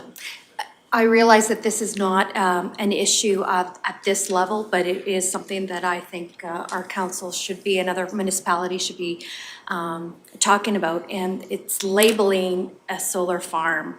To me, a farm is growing, sustaining, living objects like a tree farm, like animals and stuff like that. I call this a solar project. So, because it is a project, it's not a farm, and I don't want to confuse the two. Yes, it's compatible with agriculture under our industrial uses and under discretionary use for ag. But I guess for me, going forward, as the projects come forward, the comment made by both the opposition that's labeling it a farm, I would say it's a solar project, not a farm. All in the wording, I suspect. Yeah. Are there other Councillor Lougheed? Just one question from the letters, and perhaps maybe you can shed a little light on this. This is a bylaw that's broadening the definition of an agricultural use. What is the difficulty you have with putting this application in under an industrial use? So maybe a little history there. It was not by choice that our ideal location landed in the IDP. And so the process that we chose was to get a hold of both the county and the town planning departments and just lay the problem before them. Say, we've got, what do we do with this? Are we going to have to ask the county and the town to revisit the IDP? And Keith was still with us at that point, and I believe it was his thought that, and first I want to mention how respectful the two planning departments were of each other, of each other's needs, and what a pleasant experience it was to meet together with them and discuss the problem. And so it was Keith that came up with the solution that, well, we could do this. We could make solar projects a discretionary use within agricultural district. And in the future, if the IDP required that property be used for some other purpose, then the county and the town could cross that bridge when we come to it. So that's basically how we arrived there. Deputy Reeve Vandermeer. All right. Other questions or comments? Councillor Hoven, I see you moving to the mic. And my mask is caught on my glasses. Hung up there. Okay. So just earlier in the presentation, you talked about 15% of the the reclamation fund you'd mentioned earlier, where you said it costs, you estimate 15% of the building to be the cost of reclamation, and you had said that you will be putting money aside, or the plan is to put money aside in the later years to have those funds accessible. Is that mandated by provincial law, or is that just an internal policy of Blue Mountain? I'd say it's definitely going to be internal policy of Blue Mountain, for sure. In regards to the changes to Rule 7 that happened last week, do you know that'll impact that? It's not going to be mandated by methods. The methods aren't going to be mandated, but the result is going to need to be achieved. And so some of the suggestions that came of putting funds in trust, a bond, which is essentially an insurance policy that gets renewed and has a cost to it. There's lots of ways to accomplish it. I should point out that 15%, I'll anticipate another question, which is 15% doesn't sound like much, but the capital cost of the panels and the inverters and all the pieces and parts that you have to buy are more than half of the cost. Right. So 15% represents more like, if it took 2 hours to put it in, it's going to take an hour to take it out. Right. Just for scale. So there isn't a dictate of methods, but certainly whatever the accountants determine is the best, most cost-effective way to provide that surety to the landowner and to the municipality, and also what the most efficient way to do that is going to need to be codified into the lease agreement, basically. Okay. Good. Thank you. All right. So are there any other questions or comments? Councillor Lougheed. I guess this question would be for planning staff. We're talking about a bylaw that is creating a discretionary use. Within planning then, do we have the ability in the development process to stipulate a bond or those kinds of things for reclamation? Yes, we do. So if whichever way council decides to go in the development permit process, it is something that would go to the Municipal Planning Commission for a decision. And one of the conditions of that development permit could be definitely a bond requirement or reclamation. All of those things can be addressed in that development permit process. Thank you. Mr. Reyes. Expand on that. The way I envision it is we will enter into a development agreement with applicants, and we will list all the conditions that will need to be covered, and a bond will be one of them. Okay. I have Councillor Hoven and then Councillor Lang. And I recognize we already getting anxious on the other side with presentations.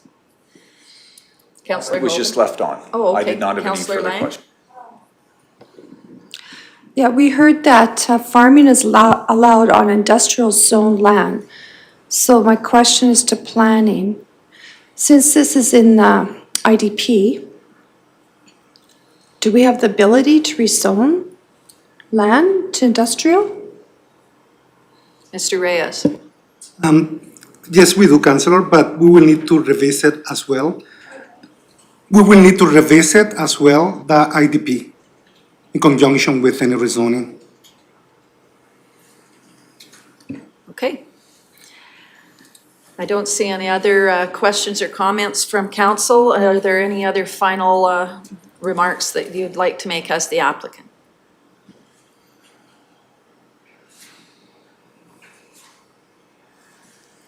Okay, you're good? Okay.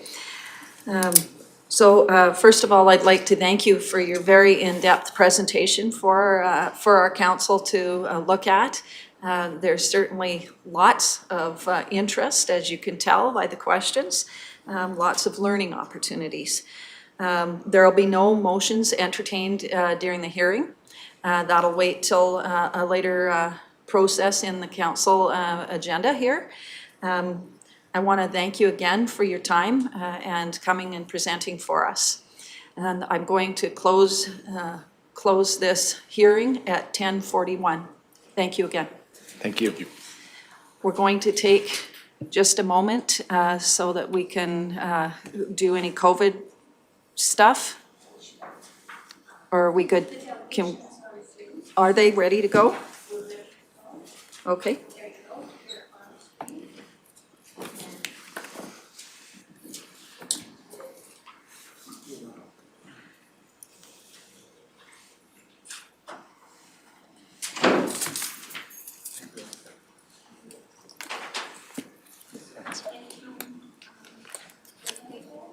Okay. So are we good to go?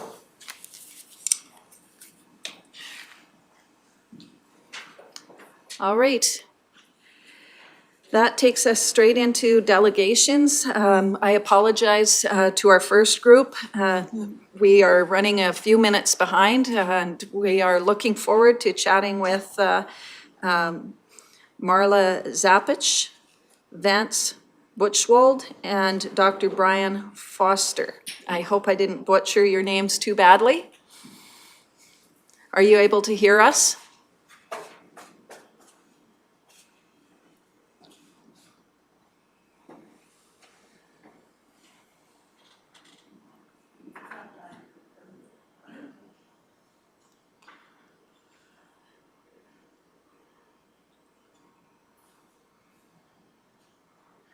Okay, we'll just try that again. Can the presenters hear council at this point?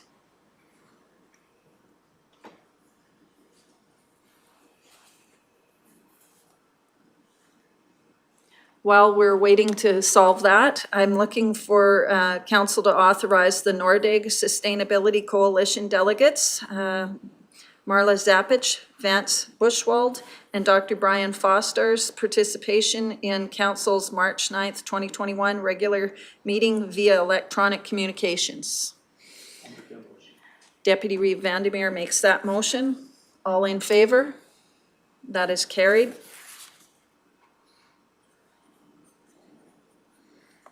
Do we have communications back and forth? Do we have communications back and forth? It's working on our end.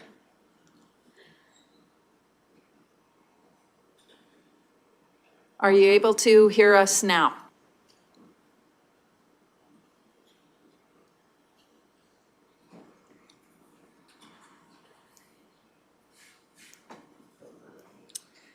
Oh boy.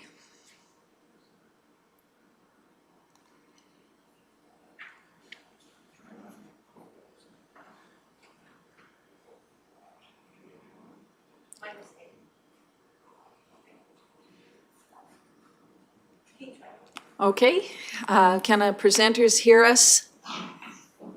Yes, we can. Okay, that's great news. We can also hear you. So we'll do a quick round of introductions on our side, starting with Councillor Duncan, and then we will go directly into your presentation, recognizing we really have a very large agenda package, so we're trying to allot 15 to 20 minutes per presenter. Councillor Duncan. Good morning, Jim Duncan, Councillor Division 1, which is southwest of Rocky Mountain House out toward the parks. Good morning, Darrell Lougheed, Councillor for Division 3, and that's East Central, straddling Highway 11. Good morning, John Vandermeer, Councillor, Division 4. Good morning, Cami Laird, Councillor for Division 2, and that is the area east of Timey Road, straddling Highway 598. Good morning, all. Teresa Lang, Councillor for your area, Division 5. Tim Hoven, Councillor for Division 6. Michelle Swanson, Counselor for Division 7. All right. If you would like to take a moment to introduce yourselves and move directly into your presentation, we're all excited to hear what you have to share. Yeah, so first I want to make it clear to the group that, or the council, that we don't represent all of Nordegg. We're a small concerned group of residents and ratepayers. So the other presenters with me is Marla Zapach, owner, operator of Scatty Wilderness Adventures. Next to me is Dr. Brian Foster, who's a retired toxicologist. So I'm Vance Buchwald. I worked for Fish and Wildlife for over 30 years in fisheries. But most importantly, what I'd like to tell you about myself is that I've always been closely connected with the West Country here. My first memory of it is in 1961 when we had a family camping trip on Elk Creek. And actually, I can't remember the exact year, it'd be 67, 68, we actually drove from Nordegg to Saskatchewan Crossing before the David Thompson Highway was built in the old Ford Galaxy 500 family car. And also, my first participation in issues out here in the West Country, I participated in the 1973 ECA hearings on the future of the eastern slopes. And based on the results of that hearing, the first East Slopes policy was published. In the late 1970s, I was a summer student for fisheries, and I've trapped bull trout on the upper Clearwater, done a number of electrofishing surveys, and then I didn't work too much out here. I occasionally helped out. And then in 2017, I worked on a bull trout study out here on the Clearwater in the North Saskatchewan. So I'm quite familiar with the area. I've backpacked pretty much every headwater stream that there is to see here. And can we start with the presentation here?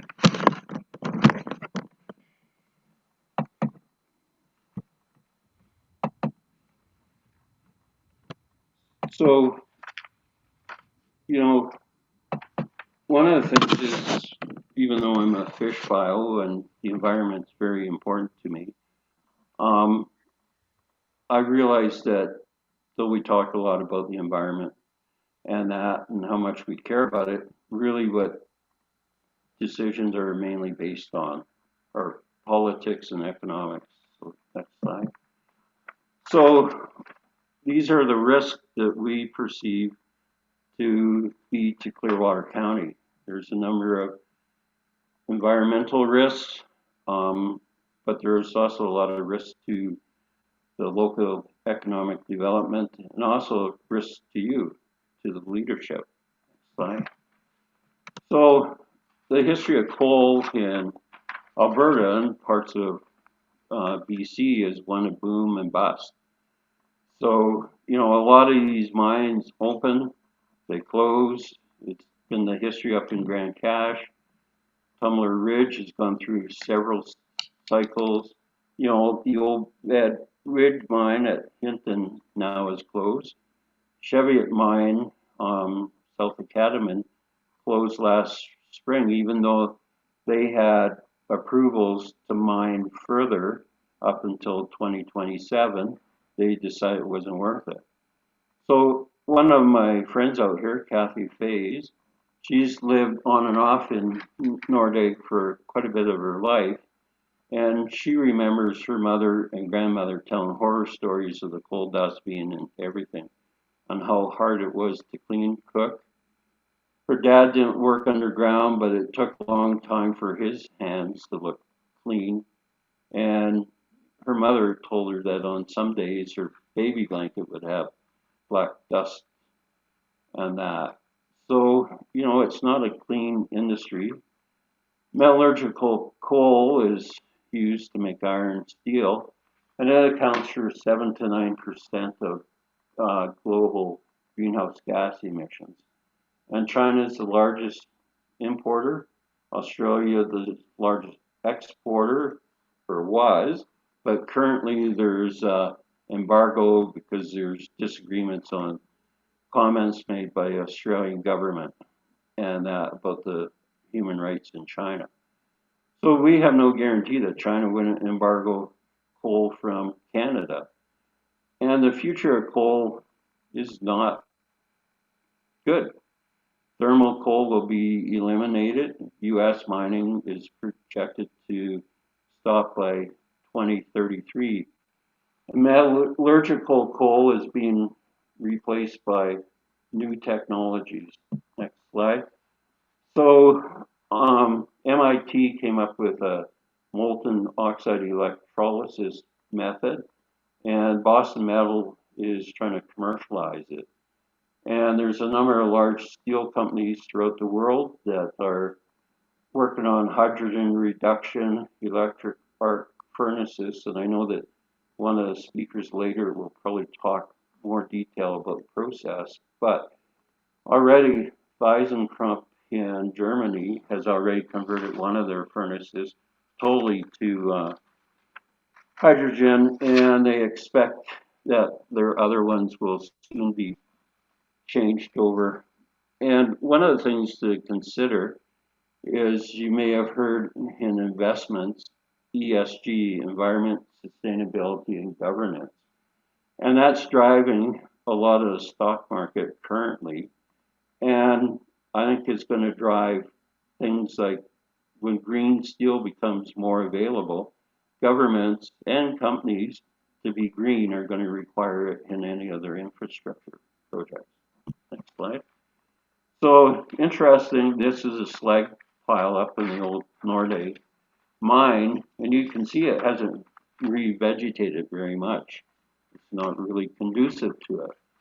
So one of the big concerns with coal mining in Western Canada is, once you strip mine, you expose a bunch of rocks and you get selenium coming out. And so most of the mines are associated with high selenium concentrations. The selenium causes defects in both fish and birds, and it's not healthy for humans. You can get nausea, fatigue, skin lesions, neurological issues. So, it's quite common. Yesterday, there was a headline, BC under pressure as US EPA releases selenium pollution standards for water near Elk Valley coal mines. And one of the speakers later, Lars Sander Green, is for it, so I'm sure he'll provide more information on that. So next slide. So, tailings ponds are a big part of any mine. And, everyone thinks, when these failures happen, it's just a human mistake. Human mistakes happen all the time. The risk is real. One of the biggest tailings pond failures in Alberta was the Old Bed Mountain mine in 2013, and it released a lot of toxins. And the following year, in 2014, you may remember the Mount Polley tailings pond collapsed in BC in the Quesnel area, and it really let a lot of nasty things go into the Caribou and River and the Quesnel Lake. So these issues are real. We got to think about it. The North Saskatchewan is the drinking water for, Rocky Mountain House, Drayton Valley, Edmonton. One of the interesting things I've always found is until now, most of this kind of activity was only allowed in northern Alberta on the Peace and Athabasca River, where there wasn't major urban centers downstream because of these issues, but now we're considering it in the headwaters of southern Alberta. Next slide. So there's over 50 sensitive species, both plants and animals, in the North Saskatchewan watershed that could potentially be affected. Well-known species at risk is we have grizzly bears throughout the whole green area of Clearwater County. We have bull trout in a number of locations. We have limber pine in the very western portion of the North Saskatchewan. And we have harlequin ducks, and probably most people go, we've never seen a duck like that. And the male comes out and breeds with the female, and they're only here for about, the males are only here for about 2 weeks in June, when not a lot of people are out. And so the female is the duller colored one, and that's what we would see and we wouldn't really notice. The brilliant male, he goes back to the west coast, doesn't help out at all. So, next slide. So, you know, there's risk to the local economic development, and that, you know, there's lots of campers out here. The only vision of the Clearwater County is where the adventurers can renew their spirit through experience the challenge of water, wildlife, and wilderness unique to the Clearwater region. That's not really compatible with strip mines. The county's own report that was to come before my talk identifies that coal jobs would be well paying, but they're going to be transient, whereas tourism jobs are more stable. They are lower income jobs typically, but they would provide more jobs. Next slide. Kind of going through this quick because I know I have 20 minutes. So, you know, your new municipal development plan, which is in draft form, you know, says that Clearwater County encourages tourism use. You know, there's tourism nodes along the David Thompson. 4 out of the 5 nodes have coal leases either right next to them or pretty close. And the Narwhal did a review of your municipal development plan and sees that tourism is mentioned 86 times and coal once, which is interesting. So your focus is on tourism, I would assume. Next slide. So we see some of the risks or the existing investment costs. You know, the county has invested heavily in Nordegg as a residential tourism-focused hamlet. Expectation of the county was that taxes would develop from this investment, and I believe, and the group, that coal mining will reduce the value of these investments to date and severely dampen future investment. Next slide. So some of the mine leases are right here close to Nordegg.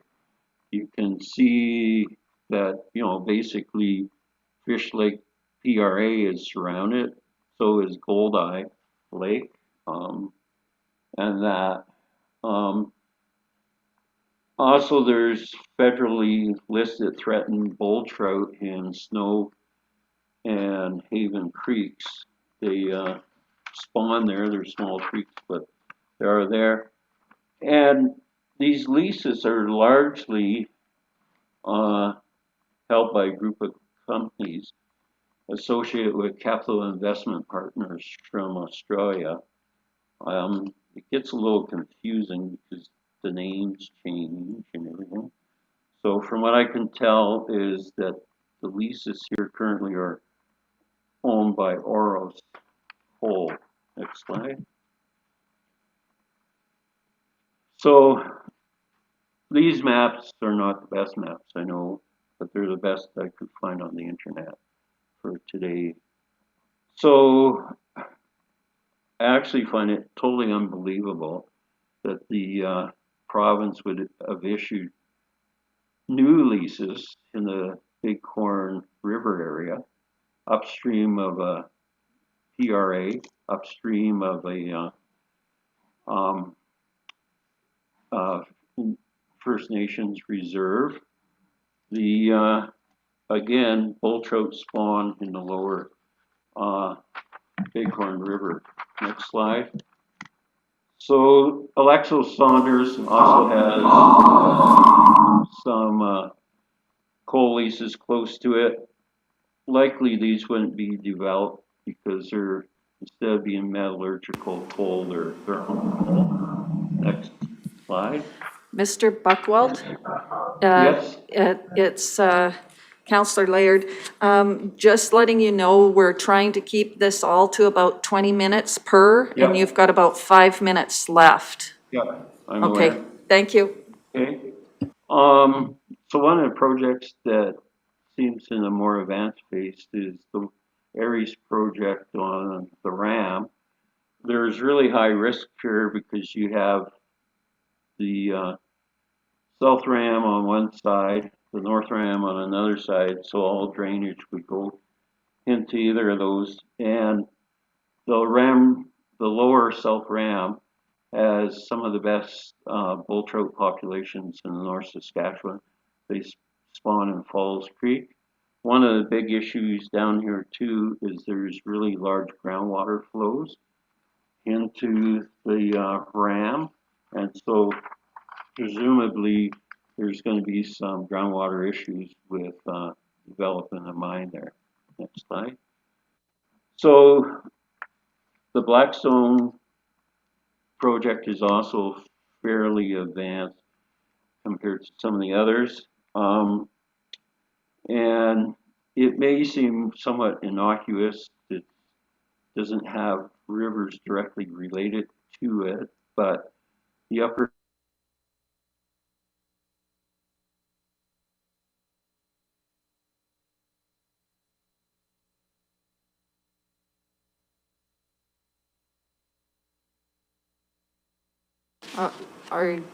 Are you there? Black Eagle Okay. mining is now the name being used, not Valerie. Yeah.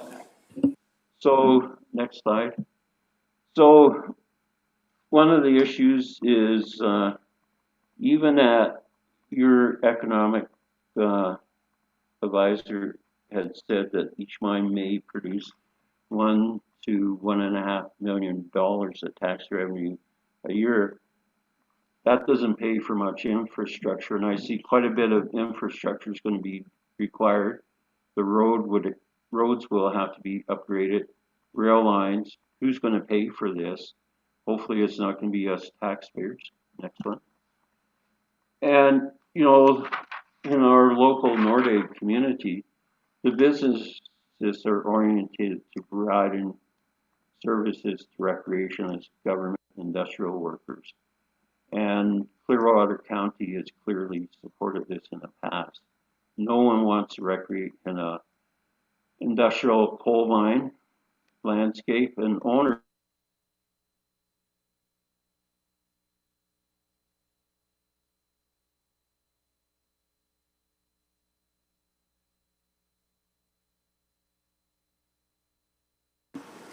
Mr. Buchwald, okay, there you disagree with going ahead. So next slide. I really think we're being gamed by the province on this. The you know, our MLA Jason Nixon, he said there was insufficient consultation on the Bighorn Wildland Park. Meanwhile, he supports, after the last election, within months, coal going ahead with no consultation. They secretly rescinded the coal policy before the May long weekend. There is no transparency here. And I think it's a real issue. We're being gamed. And reinstatement is not complete until there's a rollback of the new leases that were issued between June 1st and February 21st. Next page. This is a letter that the minister wrote. Next page. So Nordegg is really well suited to more recreation. We really haven't scratched the surface very much on providing services out here. I think we could really make this national center for mountain biking, also potentially OHVs, but they have to be managed. We just can't have all this random trail use out here. Trails need to be planned and maintained. Next slide. We'll skip this one. And, you know, we need transparency and consultation from the province. It's got to be meaningful consultation. There can't be these simplistic online surveys that the government has tended to do in the last year. And we really need to roll back the leases. We need a full review of regulatory practices. Applications for coal-related approvals by the AAR should be advertised in the same manner as the Water Act approvals, and citizens should be allowed to file statements of concern related. There also needs to be a user-friendly database for this approvals and applications related to coal on the internet. They do have databases available to us, but try to find anything in them. They're very complicated. You get a huge amount of data and you can't really do much with it. So if you do choose to support coal in Clearwater County, you're destroying the tourism industry that you've already invested in and which you state is your most important growth industry. And what we ask you is to commit to your development plans, stand up for the interests of your citizens, and write to the Alberta government and state that Nordegg, Bighorn, and other parts of the Clearwater County have too much high potential for tourism, recreation, and the environment to have any coal development take place here. County and residents should be consulted on the new policy and meaningful consultation, I add. All coal leases granted after the coal policy was rescinded without consultation last summer must be immediately canceled. Older coal leases adjacent to Nordegg that may expire in 2022 must not be renewed. And thank you for your time.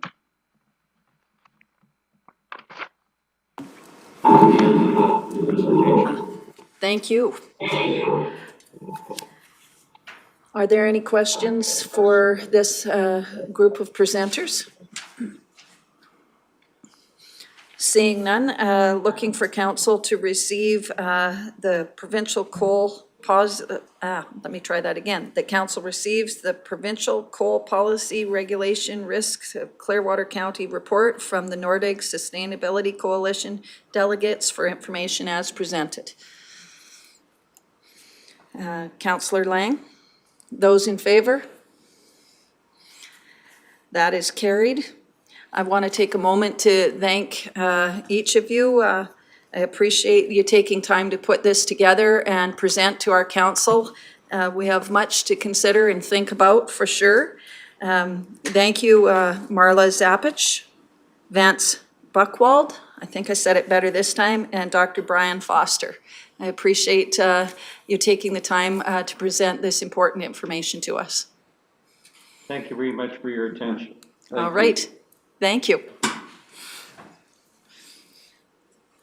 Do we need to take a moment to get to the next one, or?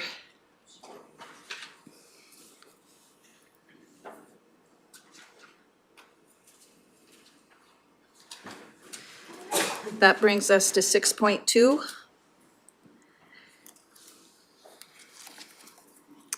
So we need to authorize University of Alberta's delegate Colton Vessey participation in Council's March 9th, 2021 regular meeting via electronic communication. Councillor Lougheed, those in favor? That is carried. So do we have Colton Vessey available?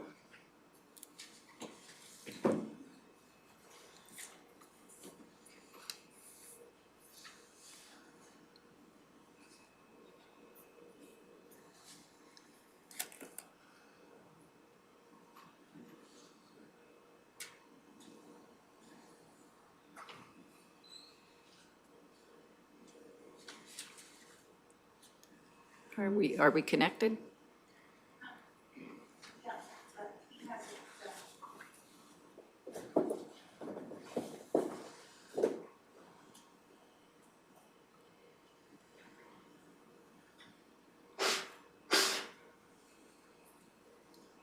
Should we take a moment?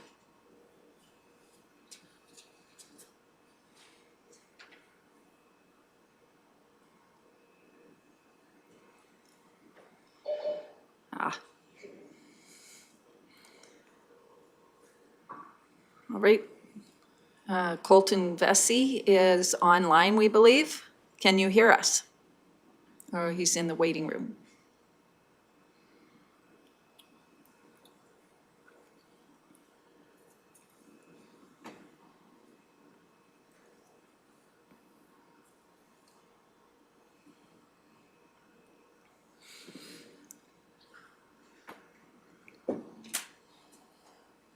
Just having a couple communications glitches.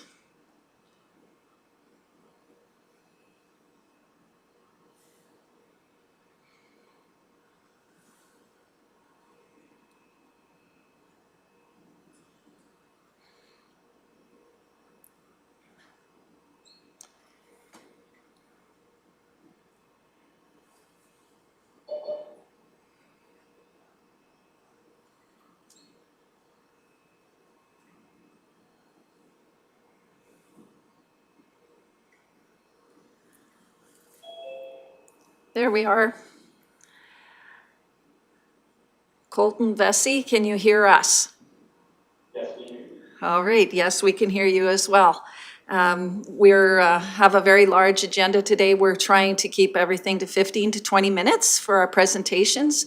We'll do a quick round of introductions on our side and then have you jump right in. We're going to start with Councillor Duncan. Good morning, Jim Duncan, Counselor for Division 1. Good morning, Daryl Lougheed, Councillor for Division 3. Good morning, John Vandermeer, Councillor, Division 4. Good morning, Mr. Vessey. I hope I didn't butcher your name. Cami Laird, Councillor for Division 2. Good morning, Teresa Lang, Counselor for Division 5. Tim Hoven, Counselor for Division 6. Good morning, Michelle Swanson, Division 7.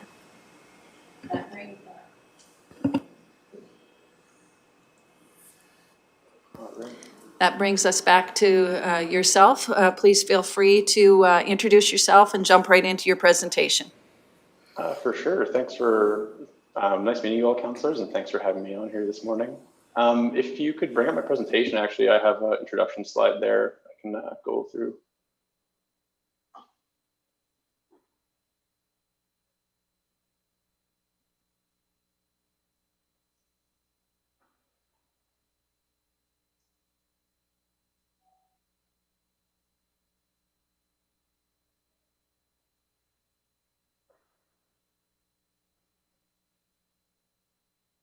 We can see it.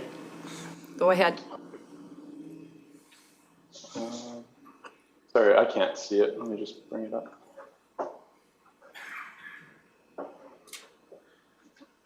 All right, so, morning, councillors. So if you go to the next slide, slide 2, I can't actually see my presentation on here. Oh, here we go. Perfect, thank you very much. So if we go to the next slide, please. So yeah, so I'm currently a PhD student at the University of Alberta. I specialize in environmental geochemistry, which is the study of or how physical, chemical, biological, and geological systems interact in the environment. I also further specialize in how trace metals and contaminants are mobilized in natural and contaminated mining environments. And I also have experience in mine reclamation and closure strategies. I am currently registered as a Geoscientist-in-Training with the Association of Professional Engineers and Geoscientists, Saskatchewan. I have my Master's of Science and Bachelor's of Science in Geological Sciences from the University of Saskatchewan. I also grew up in southern Alberta near in Okotoks. I spend a lot of time in the mountains, fishing, hunting, and hiking. And since I moved to Edmonton, I've been more recently had the opportunity to spend time in Nordegg, and it's a beautiful area. And been lucky enough to get out fishing a little bit and hope to in the future. Okay, so with that in mind, let me move into my presentation. Let me first start by saying that mining is important. We need mining and resources for our society and to enhance our technologies and progress into the future. But with that being said, it has to be done in a environmentally responsible way. It has to be done for what I would consider the right resource at the right time and in the right location. So coal mining is historic in Alberta. It's been going on since the 1800s for thermal coal and metallurgical coal as well. But it largely decreased, as you know, since the 1976 Coal Policy Act by Premier Peter Lougheed. And Alberta still produces metallurgical coal, and in 2019 we produced 5.2 million tons. But compared to the overall global market, this is very small, which as a small fraction of 380 million tons metallurgical coal. And on the bottom right is a graph of the million tons of metallurgical coal produced globally. In 2019, Canada in orange there produced roughly around 40 to 45 million tons of metallurgical coal. And that was mostly through BC and then predominantly in the tech resources in the Elk Valley. Next slide, please.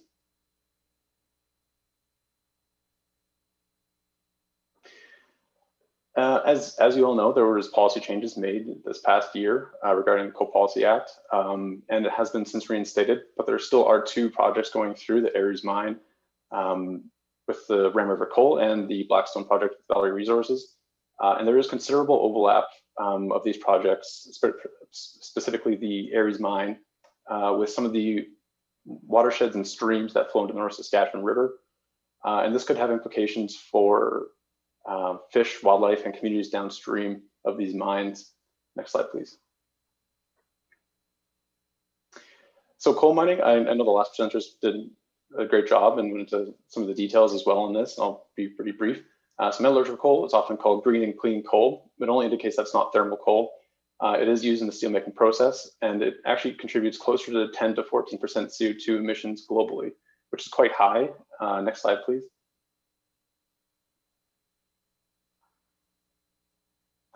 And steel is an important part of society. We still need steel for furthering our society and new construction and building plans. But there's been a big push recently for hydrogen and electric arc furnaces as alternatives to traditional coking coal. Electric arc furnaces alone are predicted to grow from 10% to 45% in China by 2050. And China is the main target for the metallurgical coal projects here in Alberta. And also mentioned earlier was the hydrogen steelmaking progress made in Europe. Next slide, please. So I'm going to get a bit more into the environmental implications, which is more my specialty. As the previous presenters also mentioned, there have been many historic examples within Alberta, but it's also a global and Canadian issue. The Obed Mountain Mine and the Cheviot Mines are two good examples here within Alberta. And with every mine, there's a large footprint, especially open pits. There's a large volumes of waste, both solid and liquid, as in water and tailings, that have to be stored on site because of the contamination issues.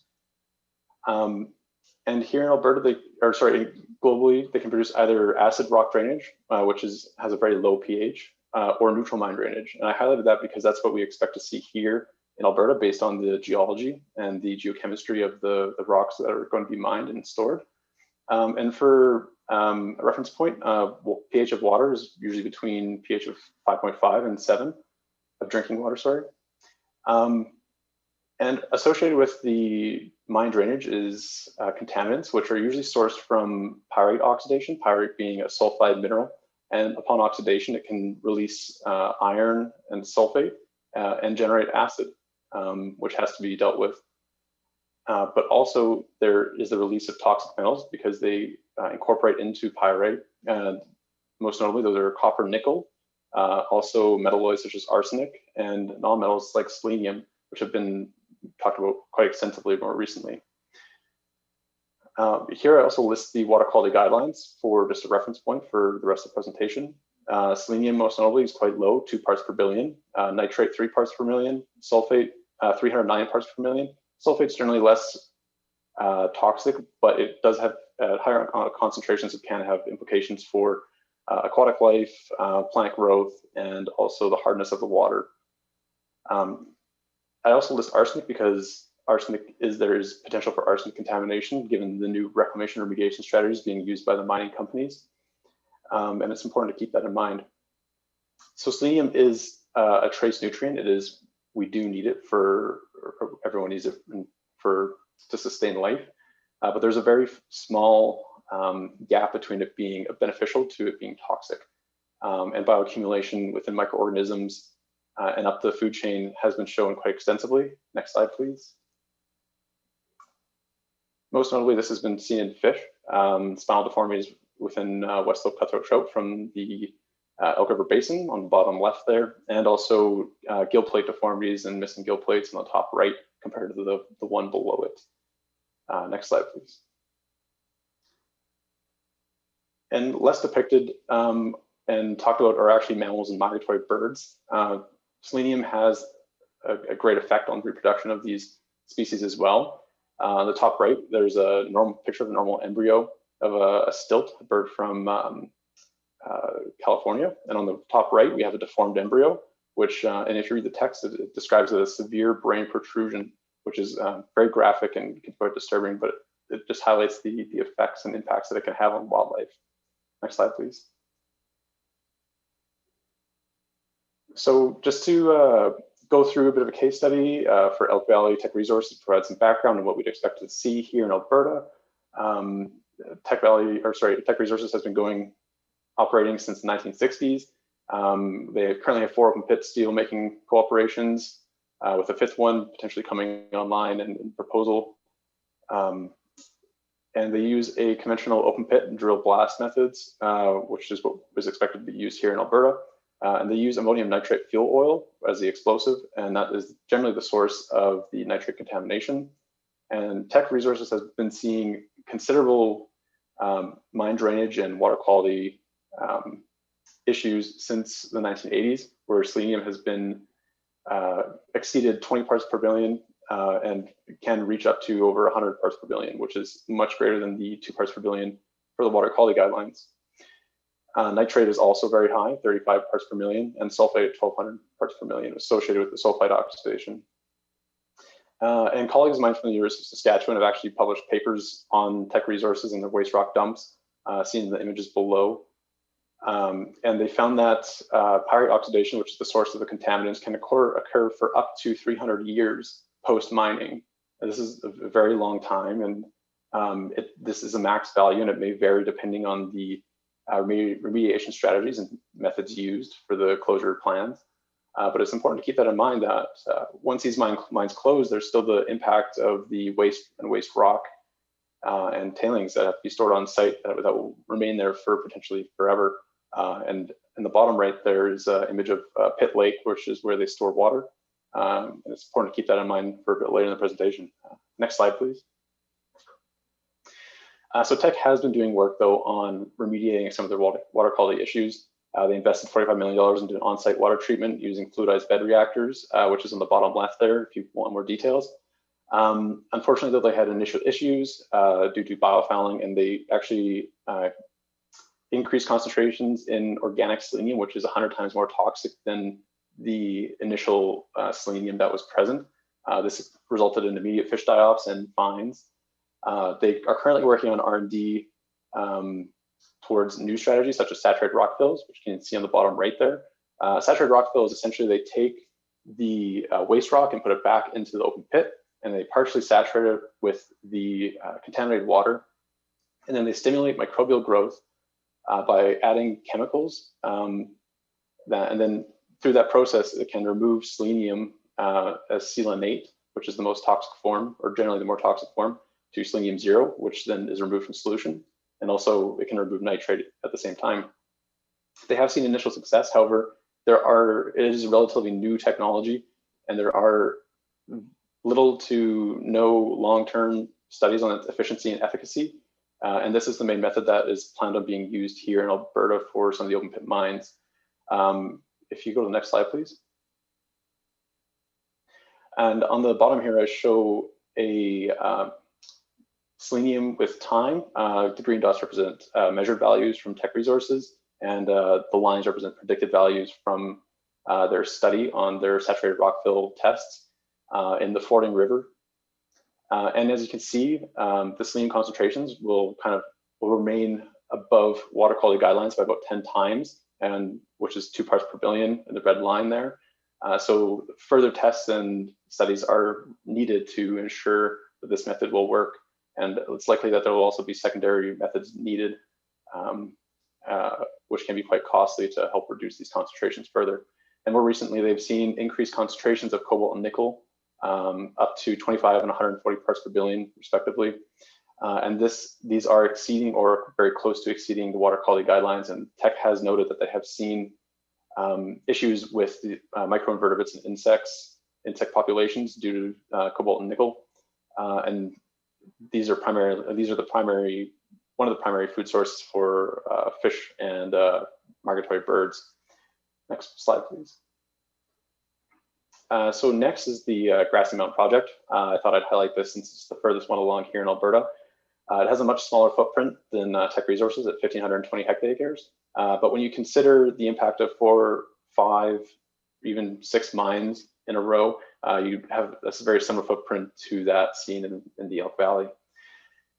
The overburden produced is 1.1 billion meters cubed, and the overburden is the material that they have to remove in order to actually get to the coal seam. And this value seems really large, and it's going to be very hard to visualize.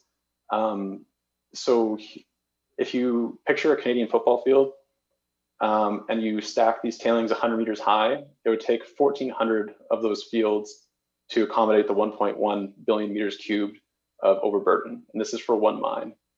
There's also settling waste, which is considerably more toxic because it's used for washing coal. It's a byproduct from washing coal. It contains more metals and is also acid generating and has to be dealt with separately. And this mine is predicted to run for 23 to 25 years, producing 4.5 million tons of coal per year. The estimated reclamation costs are $59.6 million, where $20 million of that is for continued operating costs of the mine post-mine life. But that does not include the cost of a full-scale water treatment facility. Tech alone spent $45 million on a water treatment facility prior to having to upgrade it due to initial issues.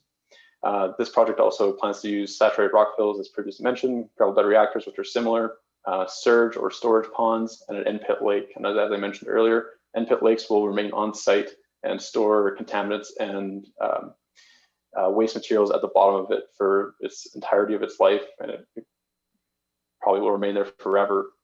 The environmental impact assessment assumes 99% removal efficiency of selenium and nitrate, whereas Tech only sees around 95% efficiency. And this may seem like a very small difference, but when you consider the acute toxicity and chronic toxicity of selenium at such low concentrations, it could make a big difference in the long term. Next slide, please. So here I provide a lot of details on some concerns of the reclamation and remediation strategies, and I won't go through them all due to time.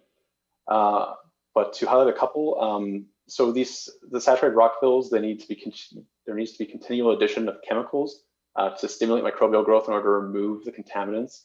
And this has to happen even post-mining. And it's difficult to determine how long it has to occur for because these methods are so new.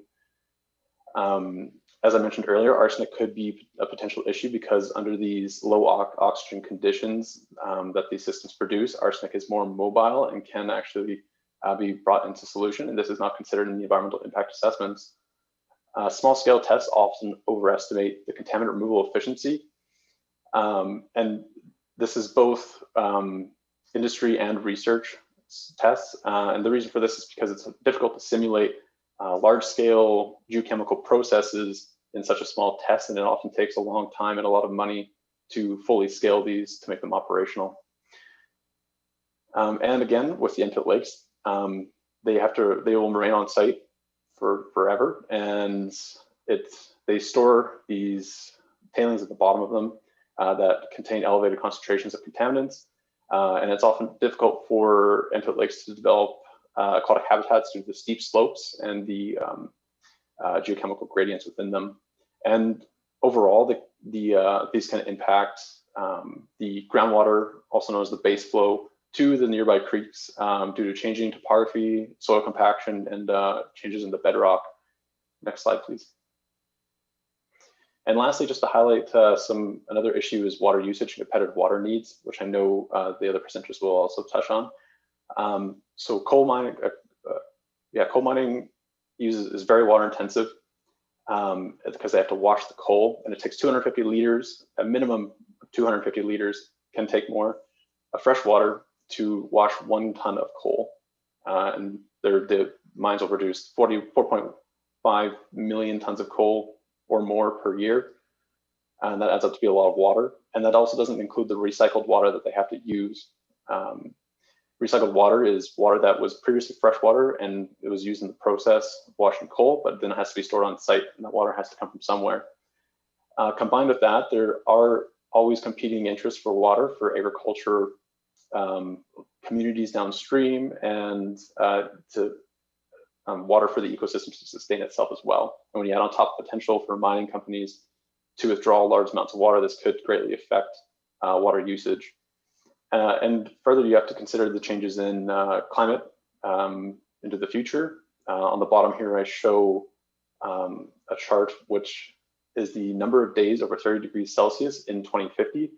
In red, the red represents over 50 days above 30 degrees. And this could greatly impact the number and length of droughts in southern and central Alberta, which further impacts the water usage and competitive water needs. Next slide, please.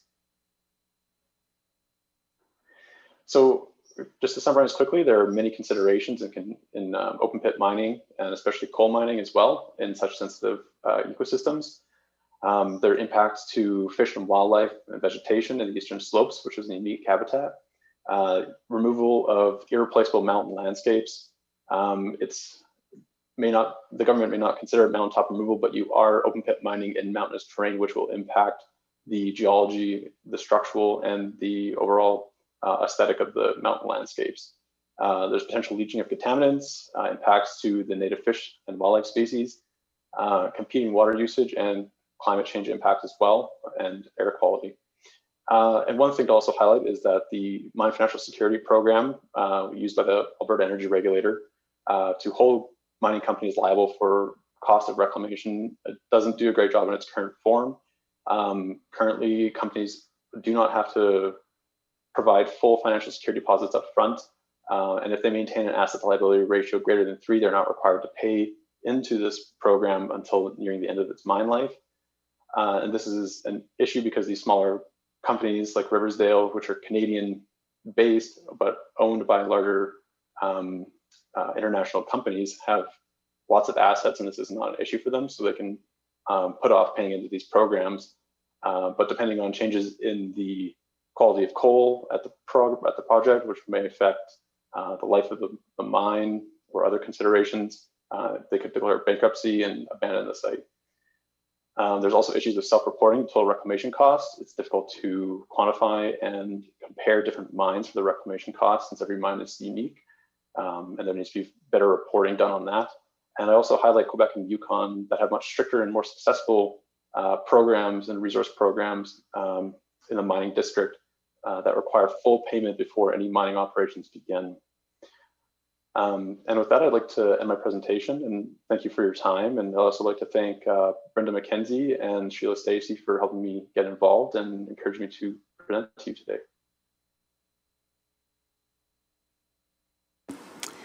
Thank you for your presentation, and I appreciate that we're all under the gun for time. Do we have any questions or comments for Mr. Vessey?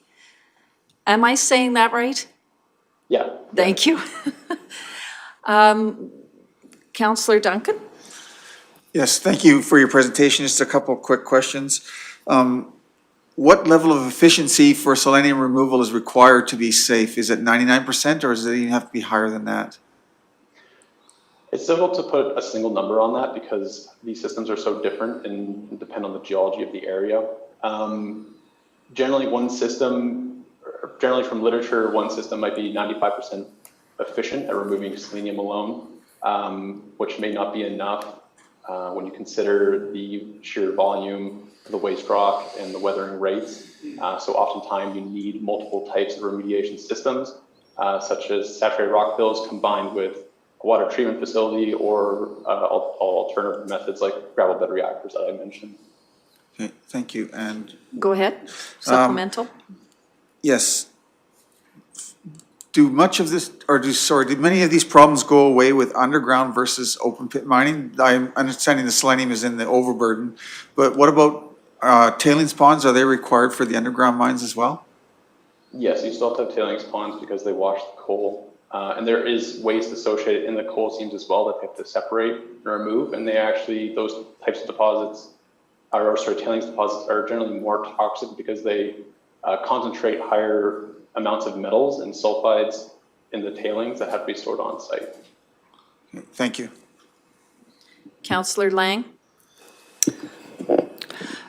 Yes, Colton, you made a statement that mining, if it's done, it has to be done in the right way and in the right location. What, in your opinion, where would be a safer place to have a mine, on flatland or in a mountainous area? Well, that's difficult to say. So each resource is different, right? They're located in different air regions, and that's specific to that region. But I think it might depend more on the resource itself and the economy around that resource. For example, a copper mine is much different than a coal mine. But typically, due to just like gradients, hydrology, and geology, when considered, a flat slope is more, I would consider, more gentler on the environment than steeper mountainous terrains. All right, thank you. Any other questions or comments? I don't see any at the moment. Colton, I want to again apologize that we're running a little behind on our end. I appreciate your patience and waiting to present to us. We're running probably about half an hour behind. So thank you for that. Very appreciative of the package that you've put together and the information, easy for me to say, information that you've presented to us. I'm sure that if we have any other questions, we have a way of reaching back and having a discussion with you or emailing. Thank you again. Just want to ensure that you understand that we are receiving these for information. So I'm going to ask council receive the environmental impacts of coal mining report from Colton Vessey for information as presented. Deputy Reeve Vandermeer? Those in favor? That is carried. Thank you again, Colton, for your well put together package for us. Yeah, thank you very much for having me, and please feel free to contact me by email. We certainly will. Thank you again.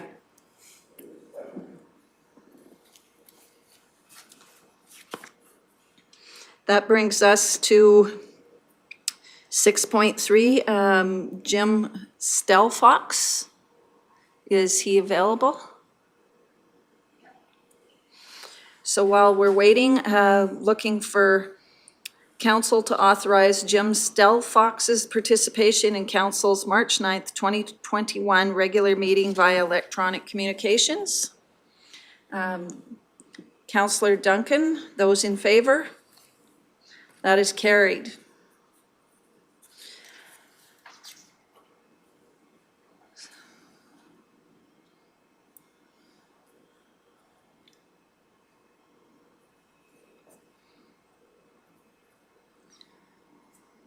So that, is Jim online?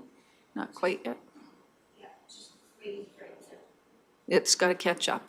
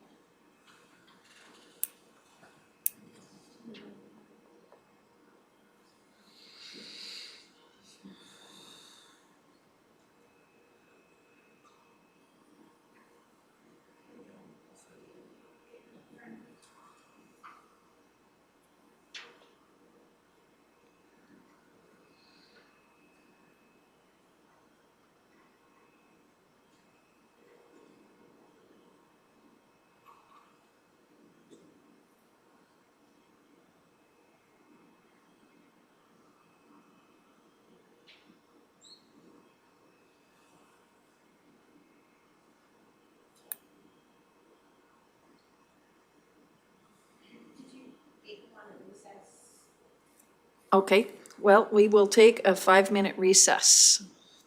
We could all use the stretch.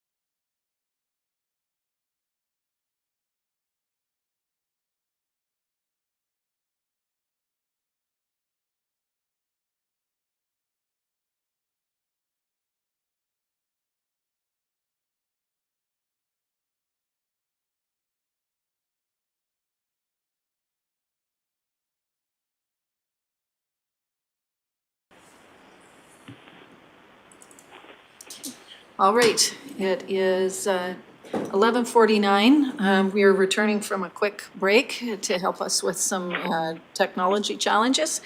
Yeah. So, Jim Stelfox, it is my understanding that you're going to be going through your presentation and that it's about 10 minutes long, is what I'm told? That's right, and we can shorten it. I don't need the introductions. I had a chance to get those from the two previous presenters as well. Oh, well, that'll speed things right along. Thank you for your understanding. I'll let you go straight into your presentation then. Okay, I'm looking at the screen, so when it comes up, my PowerPoint presentation, I'll be able to start. Okay, we have it on our screen, but I'm not sure if you're able to see that. I don't see it yet.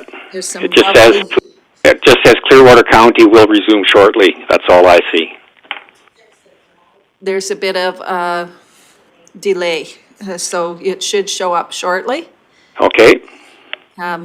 We've got lovely pictures of people enjoying the West Country, and I assume that's you in the center fishing. Yes, and I can see all of you now around the table. Perfect. You are more than welcome to go ahead. Okay. At any rate, if it's possible to put the picture that I see as the one that you see on the screen, then that'll help me a lot. Well, okay, we'll certainly figure out how to do that. Did you want us to start in where kind of your second slide? Well, if you on the first slide there, while you're getting things set up so I can see it on the screen that I've got, I can at least give you some background. As far as my, I've spent a lot of time in the Rocky area since the 1950s, hunting, fishing, camping, hiking, canoeing with my father and siblings, and now my children and wife. I've spent a lot of time in the area west of Rocky as well. We built a cabin along the Clearwater River, and I went into the field of fisheries biology because of the influence that my father and my grandfather had on me. My grandfather had lived in the Rocky area with his wife Janet. They raised 9 children, and that's where my dad was born. Next slide, please. All right, it says open pit coal mines in the eastern slopes. Right. I still haven't seen a change on the screen that's just behind you there. It's my understanding there's a bit of a delay, so if you want to just go into... Okay, I'll go ahead, yeah. That sounds great. Thank you. At any rate, I'll just, hang on a second, I'll pull this up on...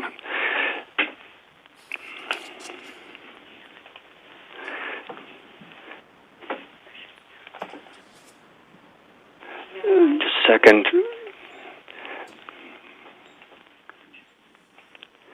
Okay, at any rate, the open pit coal mines in the eastern slopes, siltation, selenium, and salmonids, basically the whole issue here is that when you've got siltation and you've got selenium, you're going to likely expect to have a lot fewer salmonids, and by salmonids I mean trout and whitefish.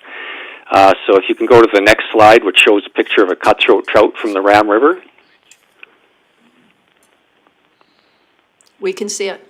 Okay, this is one of the cutthroat caught by a number of anglers who regularly fish the Ram River downstream from the proposed mine site. This is also a picture of a bull trout from the Ram River below the proposed mine site, and as was previously indicated in one of the presentations, one of the most important spawning areas for bull trout in the North Saskatchewan drainage. Next slide, please. As bull trout are a threatened species, this is a real concern if the proposed coal mines go ahead. Next slide, please. Mountain whitefish. They're one of the most important sport fish in the rivers west of Rocky, most abundant, and they are a very important food source for bull trout. Next slide, please. Siltation.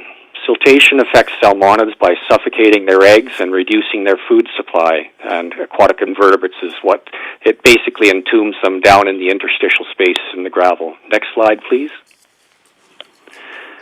sediment plumes that you can see here in Fallen Timber Creek have come in via a relatively small, low gradient off-highway vehicle trail, and this is after a light rainfall. Next slide, please. Next slide, please. Next slide, please. Next slide, please. So if a light rainfall can cause this much siltation in the stream, you can imagine what happens when the berm at a coal mine settling or tailings pond fails. Next slide, please. Richard Quinlan, a habitat protection biologist for Fish and Wildlife Division in Edson from 1982 to 1989, can answer that question. Next slide, please. When Richard visited the site of one spill to collect water samples, he found that sediment had so completely filled the creek that there was no surface flow. He had to go 50 meters below the spill site where surface flow resumed in order to collect a water sample. Next slide, please. In this case, despite the magnitude of the siltation, the coal mining company was not prosecuted because a senior official in Edmonton stayed the charges. Next slide, please. In fact, of the approximately 20 investigations that Richard undertook, none of them resulted in any of the coal mining companies being fined. Next slide.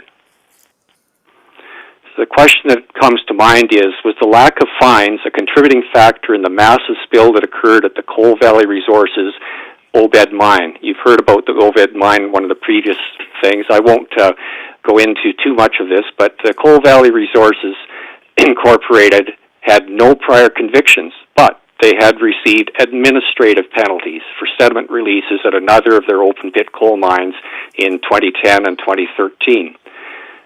Catastrophic failure of one of the berms resulted in 670 million liters of fluid waste and 90,000 tons of sediment being dumped into the streams and Athabasca River downstream. And the cause of the berm failure, the primary cause of the berm failure, was that the water level in the containment pond was allowed to exceed the permitted level by more than 5 meters, resulting in the berm being overtopped and washing out. And some of the fish species present in these waters were endangered Athabasca rainbow trout and threatened bull trout, Arctic grayling, and mountain whitefish. Next slide. Selenium. It's a naturally occurring element, vital in small amounts but toxic in excess. The water quality guidelines for selenium are 1 part per billion in Canada, but in Alberta it's permitted to be as high as 2 parts per billion. Next. Below Tex Mine in BC, where selenium levels have been as high as 100 parts per billion, the population of adult cutthroat trout declined by 93% in the Fording River over a 2-year period from 2017 to 2019. Next slide. Selenium levels as high as 15 parts per million have been measured in streams below open pit coal mines south of Hinton.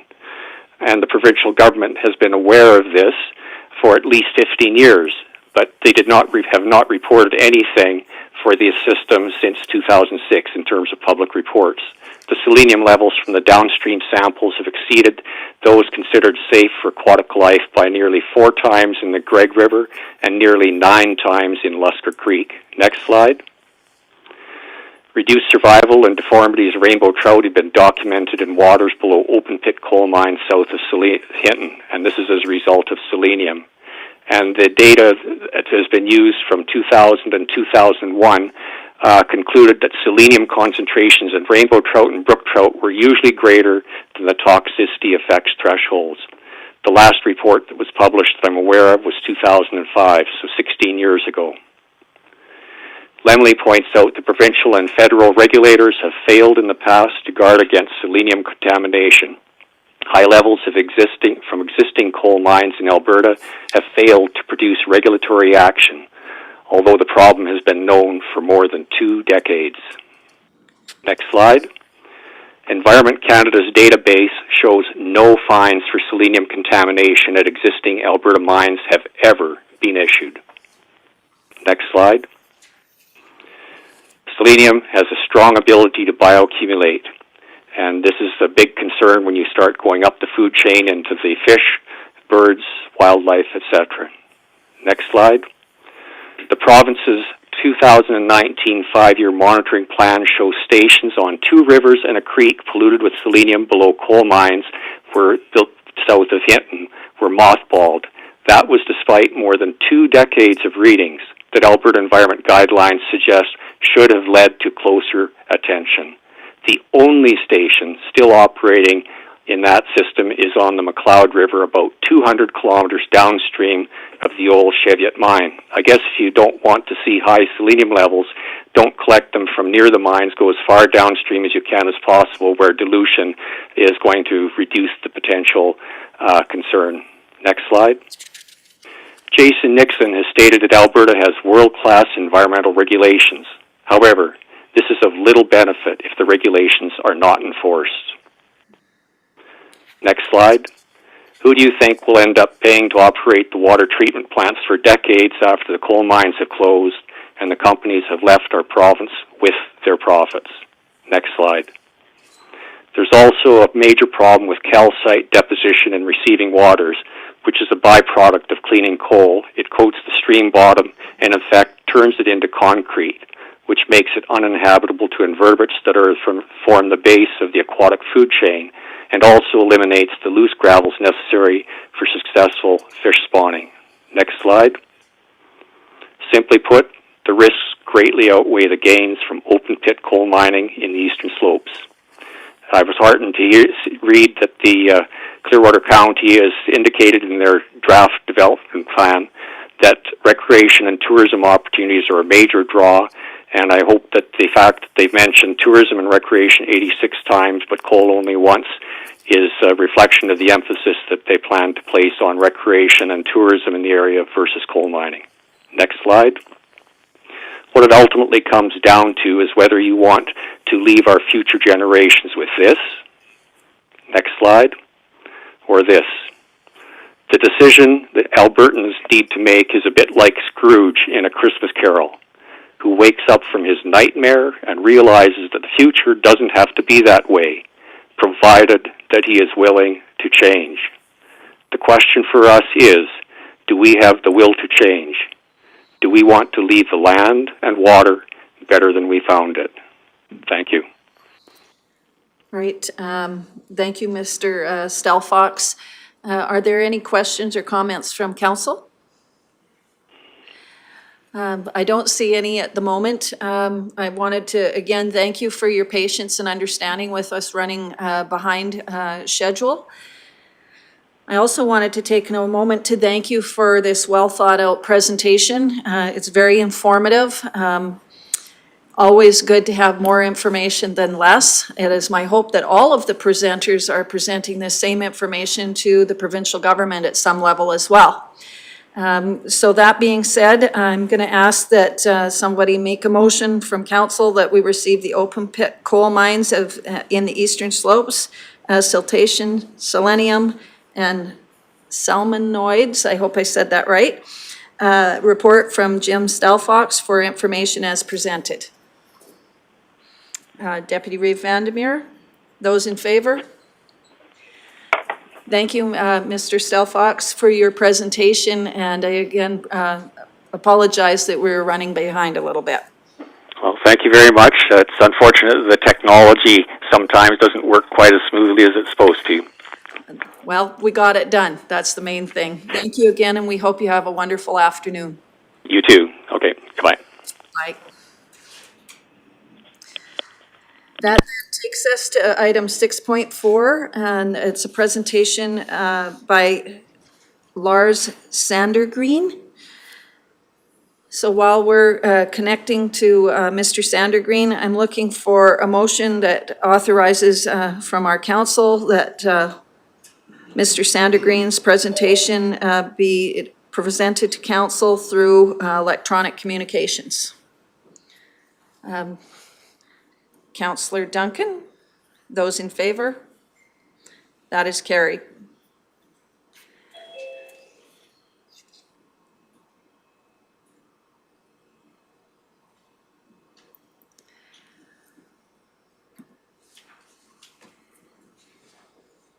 So is this Mr. Sandergreen? Can you hear us?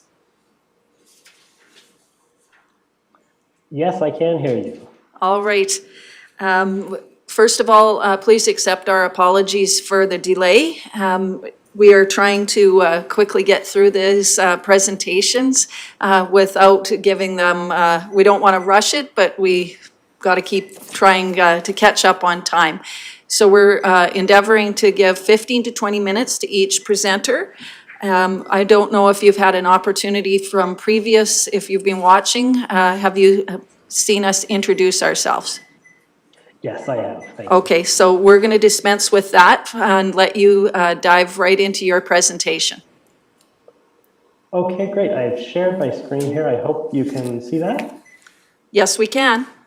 Great. Okay, well, thank you so much for having me. I'm Lars Sander Green. I'm the mining lead for Wildsite, and we're a conservation organization over on the BC side of the Rockies. And we've been working on issues related to the Elk Valley coal mines, which you've heard a lot about today, for decades now. And the Alberta Freshwater Alliance, Brenda McKenzie, who's up after me, asked me to come here and just share a bit about what we've seen over that time from our work in the Elk Valley. So I'll try to keep this to about 10 minutes, and here we go. So in the Elk Valley, we've had coal mining going on for more than a century. There's been more than 50 years of open pit mining or mountaintop removal coal mining, depending what you want to call it. They certainly do take down mountains. And we're currently sending 65,000 tons of coal per day, mostly to Asia, right now a lot to China. And it's hard to appreciate the scale of the destruction that you see with this type of open pit coal mining in the Elk Valley. We're literally talking about flattening entire mountains in the Rocky Mountains. And I think some of the proposals that we've seen in Alberta would be quite similar. And you can see in this photo, just to give you a sense of the scale, some of those little dots are trucks, which if you've ever driven down Highway 3, you've seen the world's largest truck on the side of the road there, and those are similar in size, might actually be a bit bigger. So we're really talking about just a massive scale that's hard to comprehend until you see it. More than 100 square kilometers of coal mines in the Elk Valley, which is about the size of the city of Lethbridge. And, you know, coal mining development is ongoing in the Elk Valley. This is Castle Mountain, which is the next sort of proposal that Teck would like to put a new coal mine here called the Castle Mountain Mine. And this would be for another 50 years of mining. So just to give you an overview, there are the 5 mines kind of blend together there, just on the BC side of the Rockies. And of course, as you've heard today, one of the really big issues with coal mining is water pollution. And that's been, you know, I think the Elk Valley is the example of where things have gone very wrong over a very long time. So it's about clean water, you know, it's about clean water for fish, and it's about clean water for people as well. But it's not just about clean water, it's about clean air as well. Here's a photo from someone who lives near the mines, and that's coal dust that they've wiped off a surface just from a day or two. You know, that drifts out of the mines when they're doing the blasting, of course. And of course, it's a real concern for wildlife if you're turning, you know, 100 square kilometers of area or whatever it may be into basically a moonscape. You're going to have some pretty significant issues for wildlife, especially when we think about the importance of the Rocky Mountains, which I'm sure you're all aware of, and the importance for connectivity for, you know, large species like grizzly bears or wolverines who are moving along the Rocky Mountains up and down and keeping those populations connected. And finally, of course, when we're talking about coal mining, we have to think about the climate impacts. Of course, you know, we're generally talking about steel making coal, but that carbon is still going into the atmosphere, and it's still going to be a huge problem. And with coal in steel making responsible for about 5% of global carbon emissions, it's a pretty significant factor that we really have to look at how we reduce over the, you know, coming decades quite quickly. And so committing to new coal mining now doesn't really make a lot of sense. And it also, you know, it's a risky asset, because if we do move past coal for steelmaking, which I'll talk about a little bit later, then, you know, companies are left with the coal mine that's not worth anything. And I think there's a big concern that Governments are going to be left to clean up the mess, as we've seen it with so many mines across Canada. So let's talk about a little bit about fish. In the Elk Valley, West Slope cutthroat trout, I think you've heard a lot about trout today, are one of the really main species of concern, and they're of course present in Alberta as well. So we've got selenium pollution, as you've heard about. In some of the tributaries in the Elk Valley, we're talking hundreds of times higher than the levels that scientists say are safe, which is 2 parts per billion, as you've heard. And we've got some creeks that are just dead. There's no fish left because they've been inundated with selenium for so long. Recently in the Fording River, which is a pretty major river just downstream of some of the larger coal mines in the Elk Valley, we saw a near total population collapse of West Slope cutthroat trout, which are the only significant fish species in that river. We lost 93% of the adult trout in just 2 years. And this is probably the most polluted kind of main stem river in the Elk Valley. And I think you've seen some of these photos before. You know, what happens with selenium pollution? It's sort of a silent killer or a silent danger because you don't really see the problem so much on the ground, because what happens is it builds up in fish, it accumulates, and then it disrupts reproduction, and then they can't reproduce properly, or fish reproduce and you see deformities as you see there. These are fish that were hatched in the lab, but were taken from eggs that were taken from fish from the Fording River nearly a decade ago now, and the selenium levels have only increased since then. And others have noted, it's concerned with birds as well. Here's a dipper that actually has 2 beaks you can see inside. It's got a second set of beaks, which is thought to be likely a deformity from selenium. And this is the Fording River, and nothing looks wrong. And that's, I think, what makes this such a hard problem to deal with is you don't see the pollution. The amount of pollution that we're talking about that's a concern is from 2 to hundreds of parts per billion, so very, very small amounts. And what really is concerning is the very small difference between what's safe for selenium, which is a certain amount, and if you just increase that a little bit, you can get into dangerous areas, a very steep toxicity curve, in other words. And that's something that can really bite you. If your mine is increasing selenium pollution over time, you can hit a point where things go very badly very quickly. So you've probably heard already today, but selenium, of course, is coming not from the coal itself, but from the waste rock. In the Elk Valley, they're usually removing 5 tons of waste rock for every ton of coal. And so then they're dumping that, basically off the edge of the mine, filling in valleys, as you can see here. And as water trickles through that waste rock, we get selenium. We also get nickel. We also get sulfates, nitrates, calcite, other pollutants. And of course, it's not just fish. We're talking about whole ecosystems. This is, for anyone who's a fly fisher, probably familiar. It's a caddisfly. In the Elk Valley, we're seeing reduced abundance and diversity of bugs, macrovertebrates, like these ones, which are of course important food for fish and well known as an indicator of water quality. And it's, especially for some of these bugs, calcite, which is basically turns into concrete in the bottom of the stream and creates conditions where they just can't survive, or fish can't lay their eggs and so on, is a real concern. And it's not just fish. This is Bill Hanlon, who lives near some of the mines in the Elk Valley, and he manages a ranch down there. And Teck, the mining company, had to truck in water for years and years because the well was too contaminated. It was above BC's drinking water guidelines for selenium because it was near the river. They've now installed a treatment system for the inside of the building, but he's concerned about selenium getting into the water that he feeds his horses and that sort of thing. Recently in Sparwood, which is a city just downstream of most of the mines, they had to close one of their wells and it was replaced because it was regularly hitting that water quality guideline there as well. So selenosis, which is what happens when you have too much selenium in your body, starts up with, it's a skin issue, can cause your fingernails to fall out, lose your hair, and as concentrations increase, you can see significantly worse. Luckily, we haven't seen that in the Elk Valley yet. So you might see the problem, you might have heard the problem there, is that the problem just doesn't, this leaching problem doesn't just continue during mining.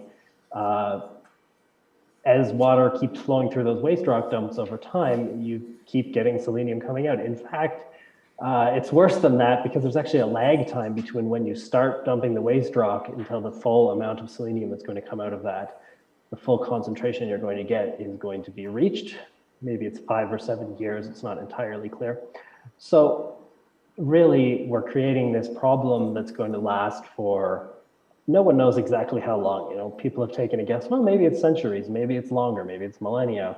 We don't really know, but we do know that it's going to last for a lot longer than the coal mining is going to last, and it's going to last for a lot longer than any kind of water treatment is going to last, I think is a fair thing to say at this point.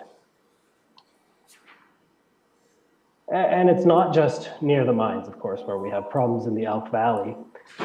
As you get to slower moving water, maybe you have some dilution because there's more water, but as that way, in those more slower moving environments, you have more buildup in fish tissue, more buildup in other parts of the aquatic environment.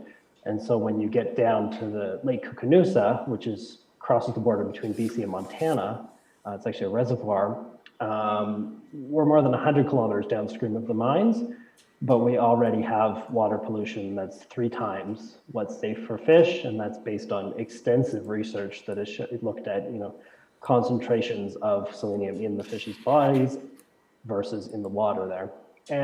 And we've even seen significant levels of selenium beyond that, hundreds of kilometers more downstream through Montana, through Idaho, back into BC, into Kootenay Lake, and those numbers only seem to be going up. And so, of course, just to tell you a bit about us, that's one of the things we do, of course, is test these selenium levels ourselves. That's out on the Koocanusa Reservoir in the winter. And it's also concerned with fish consumption for humans. What we've heard from First Nations in the area is that if they're eating fish from that reservoir at their preferred consumption rate, which is daily, they could be in danger from the selenium levels found in those fish. So I'm sure you've heard a lot about water treatment, and there's a lot of questions when it comes to water treatment, a lot of promises we've seen over the last 6 or 7 years in the Elk Valley, and not a lot of great results. And I know that when it comes to Alberta, we've heard a lot that most of these mines are planning to use saturated rock fills, SRF, or AWTF, active water treatment facilities, based on text models. And they play it out to be, oh, it's great, everything's wonderful, but our experience and tech's experience in the Elk Valley has been stop and start with a lot of issues and a lot of questions that are still unanswered, even though tech has spent hundreds of millions of dollars so far on water treatment, and they're still only treating roughly 10% of the total pollution that's coming out of their mines. So this is an active water treatment facility that costs hundreds of millions of dollars and costs a lot, millions and millions to run every year. And so, of course, the question is, what happens when mining ends? Who's going to keep running this plant when there's no money to pay for it? And that's the same for SRF, where saturated rock fill, where there are even more questions, because you're concentrating all this water pollution into a pit in the ground. And then what happens when you close that pit? Do you have these same, organic problems that can make the selenium more toxic? Who knows how you close this thing? And that's not our opinion. That's something that the US EPA, because they're downstream Environmental Protection Agency, has looked at in detail and asked a lot of the same questions. And this SRF here, which is quite small, alone costs into the hundreds of millions of dollars. So part of the problem, and I think you probably have a similar problem in Alberta, money to be made coal mining. but we don't generally save for the future for cleanup. And we've seen that is a real problem. And we've seen that there simply isn't enough money being made from coal mining to really pay for the cleanup in the long term. And I think if you did the accounting and really accounted for the cost to deal with this problem over centuries, you would find that coal mining is a money-losing business. And so I'll just talk very briefly about our climate as well. So we have more than 1,000 train cars full of coal that are leaving the Elk Valley every day, mostly headed for Asia. And that represents a lot of carbon emissions when that coal is burned. We've done a comparison to the rest of BC, and as you can see here, burning the coal that comes out of the Elk Valley is actually responsible for more carbon emissions than everything we do in the province of British Columbia. And so, of course, it's steel-making coal, and people say, well, we need steel, and absolutely we do need steel, but we don't need coal to make steel. There's already one plant operating in Sweden that's been making steel. You know, it's a pilot plant, but they're up and running, making steel with a hydrogen-based process. There's 2 more under construction, and we already have direct reduced injection plants that make steel using natural gas, and those are very simple, basically, to convert to hydrogen. So really, the reality is that we use coal to make steel because it's really cheap. And we know that if we're going to have a livable climate, we're going to have to make that switch pretty soon. And if we do make that switch, and we've got a mine that's been operating for 5 years or 10 years, I think we're going to have a real cleanup problem. So I'd suggest, you know, what we say in BC is let's not lock ourselves into more of a dying industry. And I hope Alberta and Clearwater County does the same. And realistically, Alberta or BC, we're not the low-cost producer of coal. That's Australia. And if worldwide coal-making steel demand does reduce over the coming years, what we're going to find is that we're not going to be able to produce coal economically. We're going to be losing money. These mines are going to shut down. And that's where the problem, I think, can really come in, or at least the problem gets a lot worse. And that's something we've seen in northern BC, where the mines are operating and then they're shut down, and then they're operating and then they're shut down. So I think coal really is the past and not our future. So with that, I will close. I hope I haven't gone over time. Thank you very much for listening, and I'm happy to take any questions. All right, thank you again. That was, again, very informative. Always good to have great information, and I do encourage each of our presenters to ensure that you share this with the provincial government. Are there any questions from council? Councillor Lang. I know we're on a time crunch, but I just wanted to ask this question. I read an article yesterday, and I've been trying to find it here during your presentation, but I can't. It was about the number of coal mines in BC, and I think if I'm correct, 173 come to my mind, and of those 173, there was only 2 that did not have negative environmental effects. Would you say that that's true, Lars, or do you have any information on that?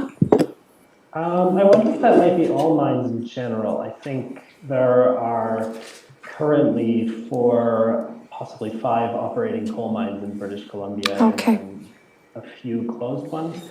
Certainly, everything we've looked at with coal mines, there have been significant environmental impacts, and I think even more significant environmental impacts when you have multiple coal mines close together. Okay. That are sending water pollution into the same rivers. Thank you. Thank you for that clarification. Any other questions or comments? Well, seeing none, thank you again for your presentation. Again, it was very informative. I'm just looking for a motion from council to receive the mining lead wild site report, delegation, and the presentation as information as presented. Councillor Lougheed, those in favor? That's carried. Thank you again for your presentation. Thank you very much for your time. All right, have a great afternoon.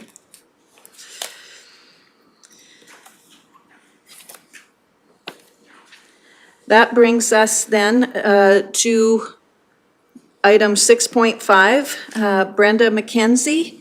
I understand that she's been waiting for quite a while, so it's probably wise that we have her presentation before we break for lunch.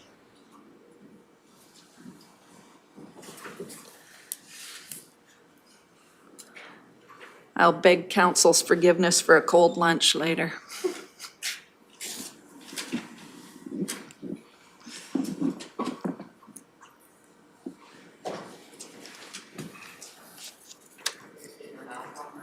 Yes.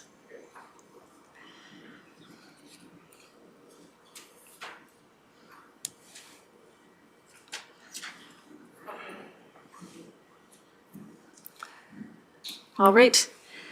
So we have in-person delegation this time, which is awesome. Well, we're grateful for your patience and your understanding that this is taking us a little bit longer than we anticipated, but it takes time to get good information. Do we need to introduce ourselves, or did you hear it before? Okay. Well, Brenda, go right ahead and introduce yourself. And am I on speaker now? You are now. Okay, good. All right. I wish to respectfully, I need to learn how to run this, I'm sorry. There we go. I wish to respectfully acknowledge that the land on which we gather is Treaty 6 territory and a traditional meeting ground and home for many Indigenous peoples, including the Blackfoot, Cree, Métis, Nakota Sioux, Dene, Saulteaux, Stoney, and many others whose histories, languages, and cultures continue to influence our vibrant community. Hi, I'm Brenda McKenzie. I have been a longtime resident of Clearwater County, and I'm here today to share my concerns about the proposed underground and surface coal mining in the Clearwater County. Early in 2020, Clearwater County's MLA and Minister of Environment and Parks, Jason Nixon, announced the proposed removal of 164 sites of the park system. It quickly became apparent that there was more to this than meets the eye. 1/3 of the total sites were in areas that had potential coal mining interests of Australian coal companies and the Coal Association of Canada. When the Lougheed government proposed the coal policy, Albertans overwhelmingly said the eastern slope should be dedicated to watershed, recreation, and tourism in spite of any potential economic benefits. There has not been a coal mine approved on Category 2 land since the coal development policy was introduced. Here you'll see a map of the old coal policy, and the area we'll be talking about today is the blue area in which all of our mines in the Clearwater County sit. Now the Category 2 mines have limited exploration and surface mining is banned.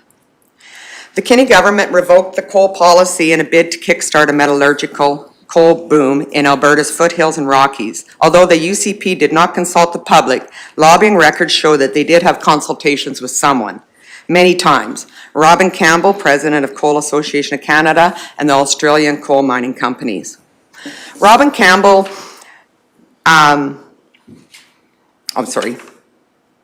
is a past Alberta politician. He held many titles with the PCs, including the Minister of Environment. Campbell had an ethics complaint filed against him for advocating to Albertans for the benefit of the coal industry. Right after, 6 months after he was done in politics, he went in to become the president of the Coal Association during his 12-month cooling off period. Campbell was cleared of the complaint. Here you'll see the records of the lobbying records that are available on Alberta website. And Campbell had been perfectly groomed to become a strong lobbyist for the Coal Association of Canada, and lobby he did. There are lobbying records of Campbell representing the Coal Association. On February 5th, Campbell provided feedback to the AEP that he wanted to ensure current and future coal mining is considered in land use designations of the Bighorn Country Proposal. The NDP had announced that the Bighorn Country Proposal in November 2018. The Eastern Slopes had long been recognized for the need of legislated protection. The idea of protecting the Eastern Slopes is nothing new. According to a poll in 2019, 73% of Albertans supported the government of Alberta in this proposal. But Campbell was not to worry too much, as it appeared he had a friend in the UCP MLA for the Rimbey, Rocky and Sundre area, Jason Nixon. The biggest opponent to the Bighorn Country proposal appeared to be the MLA of Clearwater County, Jason Nixon. Nixon was very vocal in his criticism. A person who attended the meeting said, because of the hysteria fanned by the UCP, public meetings have been and can be expected to be taken over by thugs. Nixon said that it was the worst consultation process he'd seen, that there was a tremendous amount of economic concerns and questions that were not answered, and also some environmental questions not answered. Jason Nixon canceled the Bighorn Country proposal within weeks of becoming the Minister of Environment and Parks. The UCP were elected in April 30, 2019. This is where the lobbying records become very heavy with the lobbying from the CAC, or the Coal Association. At the first introduction meeting to the new Minister of Environment, Jason Nixon, records show that there were discussions in the economic opportunities for the province of Alberta as a result of proposed coal mining activities in the eastern slopes. At this point, there had been no prior mention of mining in the eastern slopes that I found in the lobbying records, and here they were, there was already results. The AER quickly formed a working group with Campbell as co-chair.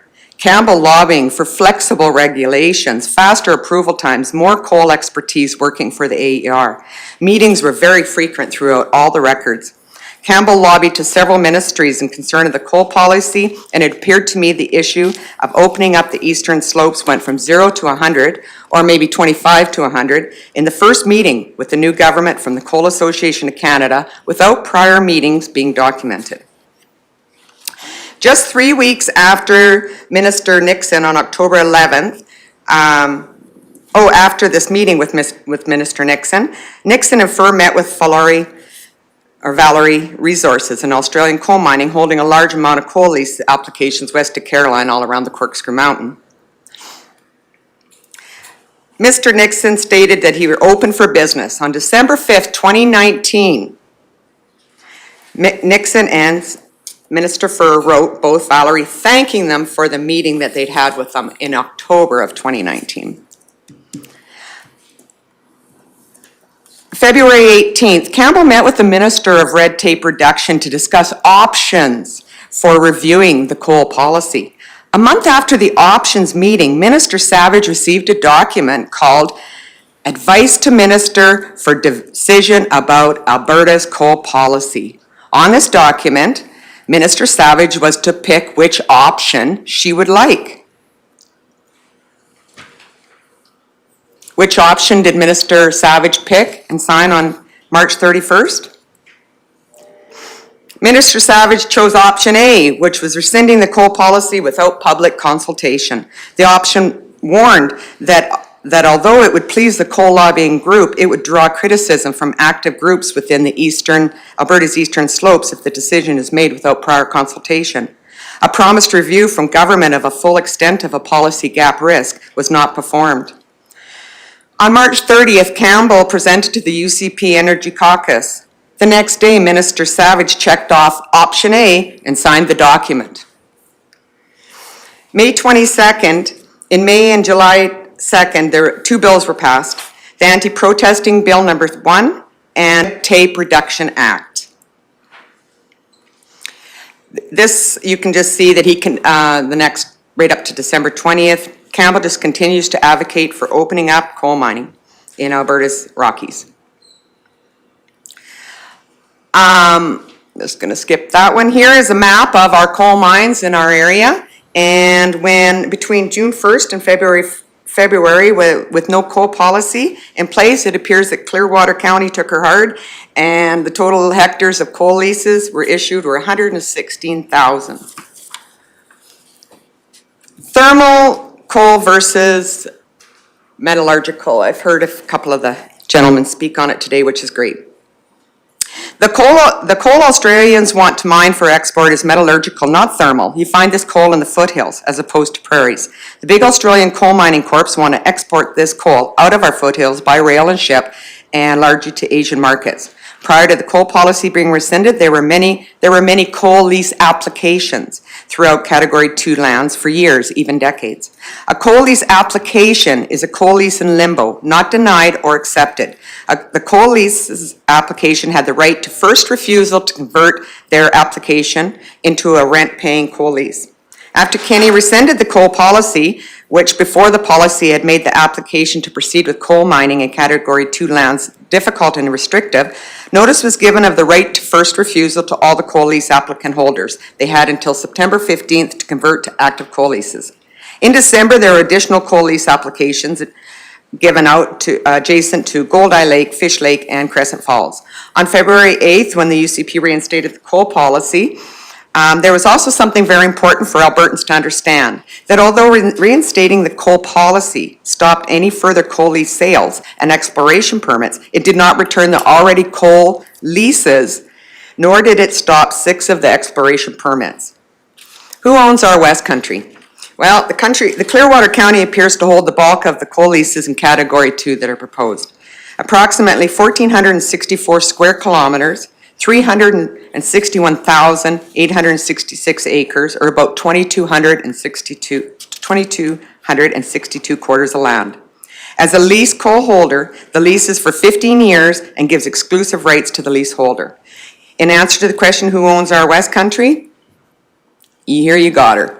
This is an estimation by a corporation called, Australian corporation called Capital Investment Partners, and they've been a real driving force in trying to push the mining companies from Australia to come over here and get some basically free coal.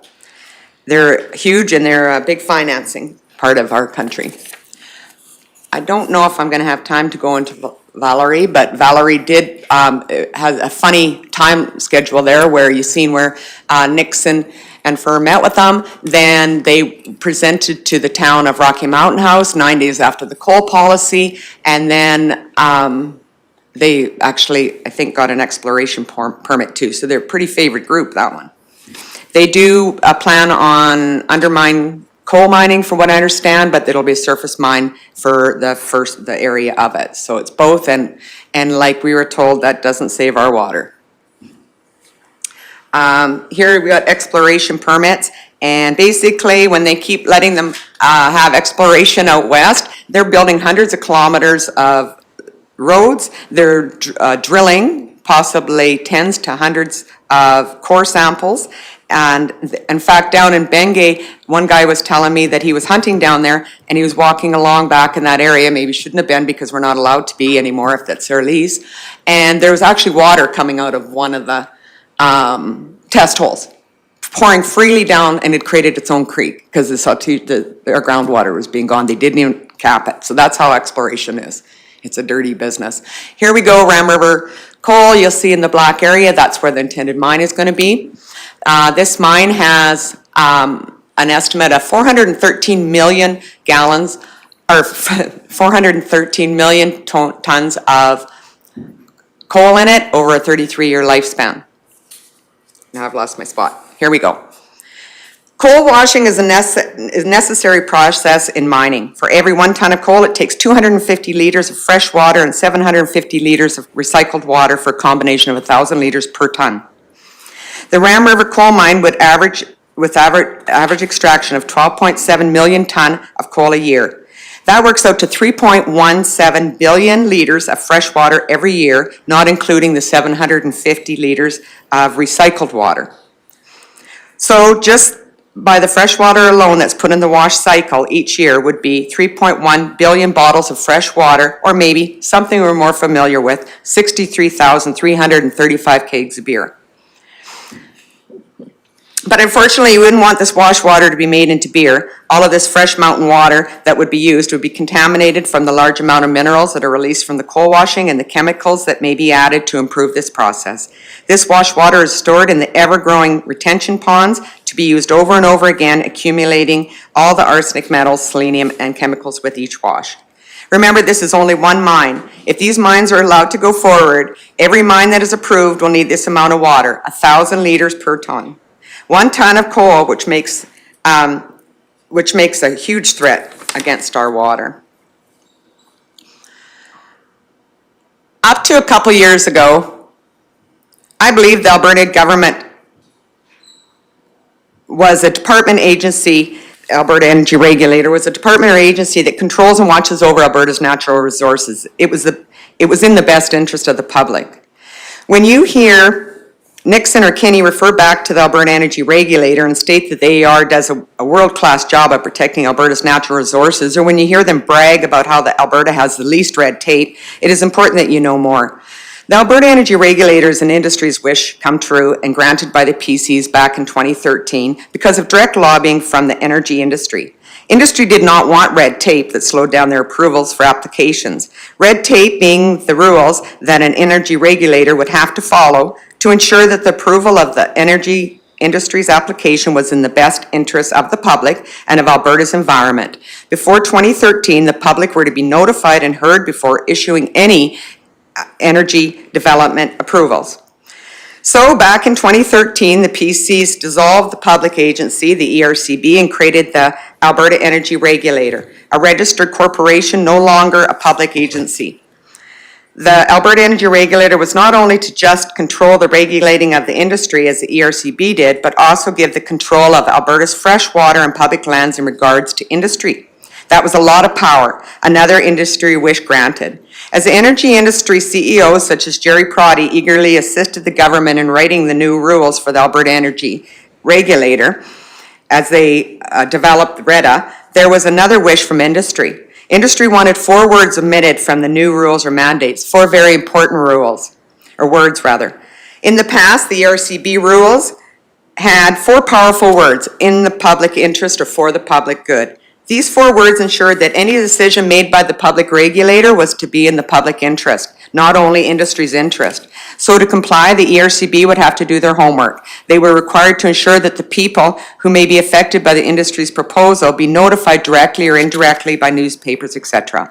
If there was any public concern submitted, these concerns were to be heard, addressed, and hearings were to be held if necessary. But this got in the way of industry's application being very quickly approved, that darn red tape again. So in the collaboration of industry and government writing the new rules, granting industry's wish of omitting in the public interest from the mandate was a no-brainer. By omitting these 4 little words, the focus could then be taken off of safeguarding the public's concern and would get rid of some of that rotten red tape, which in turn would really speed up the approval process for industry's application. The Alberta Energy Regulator has also been given the right to be judge and jury in deciding if any of the public statement of concerns are valid when they're submitted in regards to industry's application or even submissible against the application. Very few are. Almost all of the industry's applications will be approved within 30 days or not, or less rather. No more red tape. And industry is instructed and encouraged to self-regulate their own activities. It doesn't get much better than that for industry anyways. Going forward, to ensure that the Alberta's Regulator of Energy does not continue to receive any further intervention from lobbying by industry or having to work with the Alberta government, Alberta requires a regulator that operates under a standalone public agency, an agency whose mandate is that for each and every application received, due process is followed to ensure that approval will be in the public's interest.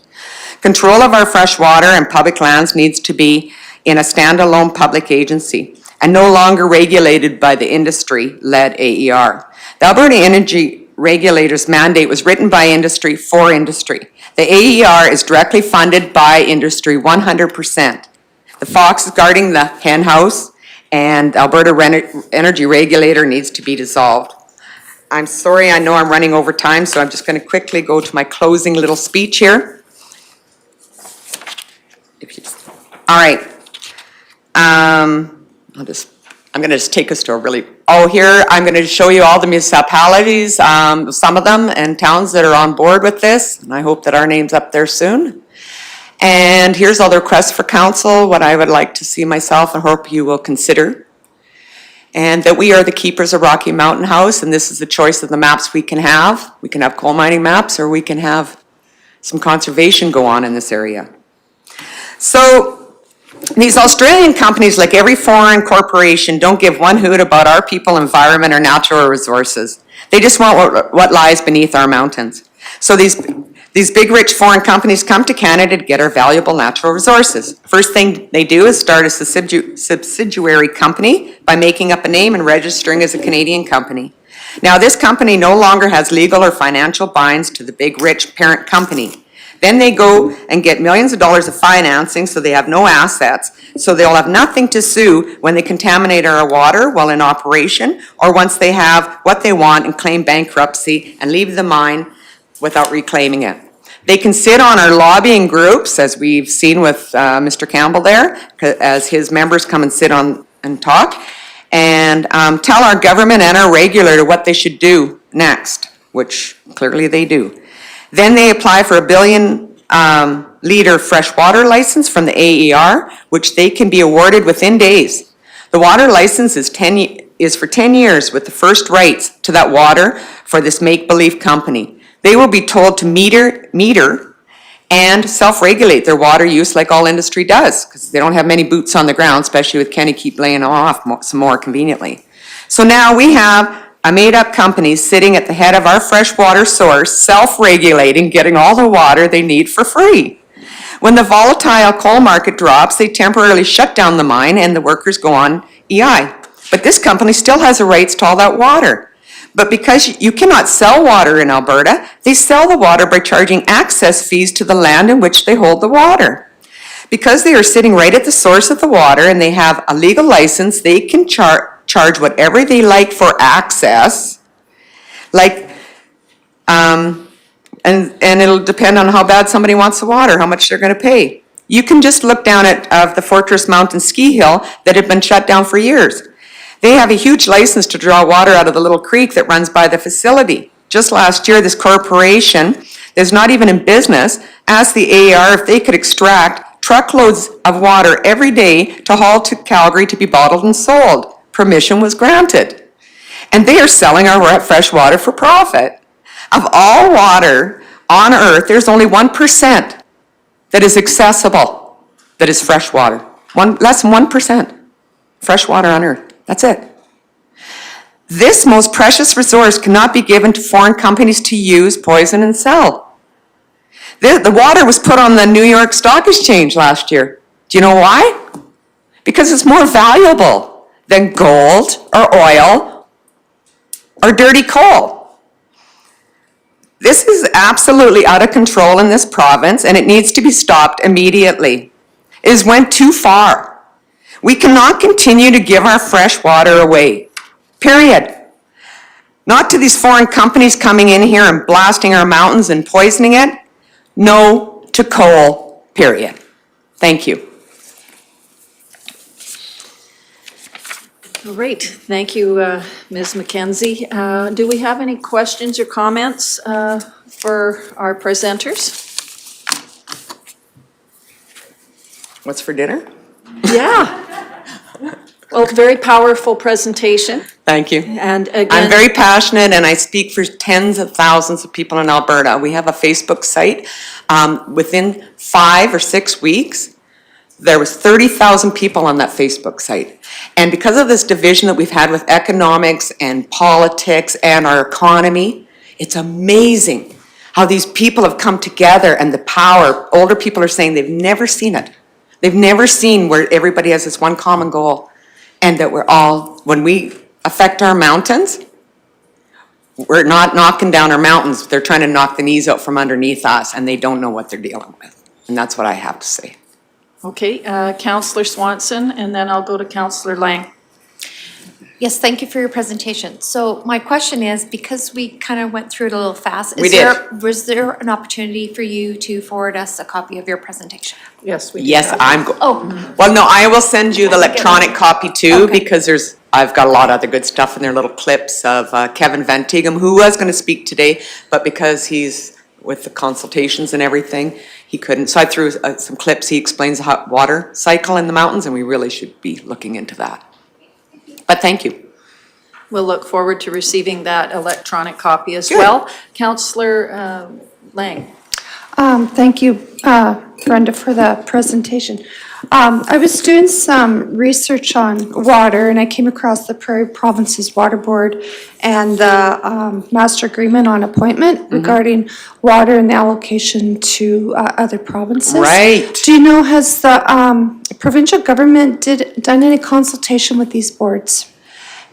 I have no idea, because I don't think they've consulted any Albertans first, but I do know that when the water leaves our watershed, that when it hits the province of Saskatchewan's border, 50% should be allocated to them. And strangely enough, we have Saskatchewan companies and government coming over and tracking our water and snowpack, and the Albertan government doesn't, because they're that concerned about our water. And we know right from this point east, right, it's all arid, like it just gets worse and worse as it goes across, just because we're sitting on the gold mine. Yep. Yeah, I guess it's one of my concerns, and I have a letter here from Montana requesting to somehow get onto this agreement so more of our water goes to the south, to the States. Yeah, was that discussed today, then they talked about tech, and then it went on for quite a few years, and down in the States, they finally figured out all the selenium that was going down in there, and then they approached the federal government said, well, that's provincial government, but the provincial government, yeah, that's been a big issue. We did have that as one of the presentations as well. Good. Any other questions or comments? Seeing none. Again, thank you for your patience and your understanding. Thank you. While we Thank you got for to hearing me and considering some of the points that the wonderful, intelligent, educated team that we had today tell all of right. you. Okay, And thank you. thank you again for your presentation. So I'm looking for council to receive Brenda McKenzie's mining underground and surface coal in Clearwater County presentation as information. Deputy Reeve Vandermeer, those in favor? That is carried. Thank you again. We're going to take a half-hour break for lunch.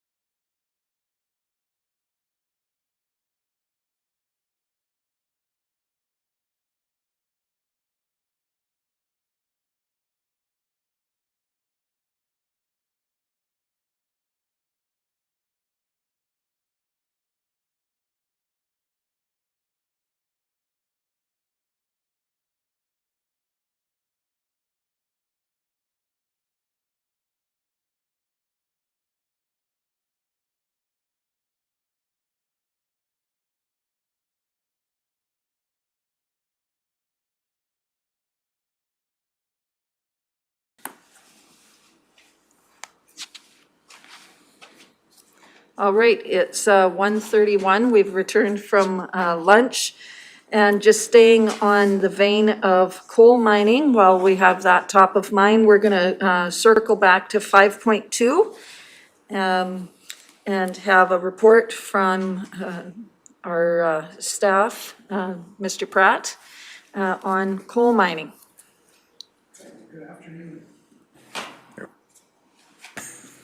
Good afternoon, Council.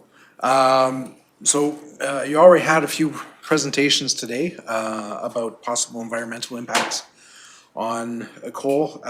What I tried to prepare was sort of a coal mining 101 for Clearwater County, covering a lot of information. Most of this, a lot of the conversations we've heard really started after May of last year when the province canceled what is commonly known as the coal policy that was established in 1976.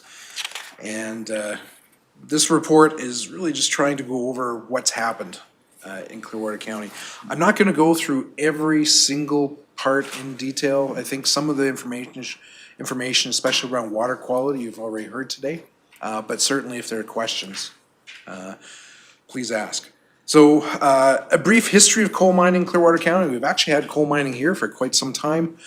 Brazeau Colliery's coal mine at Nordegg was mined for thermal coal from 1912 to 1955. Bighorn Saunders Creek Collieries at Saunders Creek from 1913 to 1954. Alexo Coal Company at Alexo mined from 1920 to 1955. I also found just one mention of Harlech Coal Mine, and then there's other smaller private ones, but I couldn't find anything definitive saying what they were and where they were.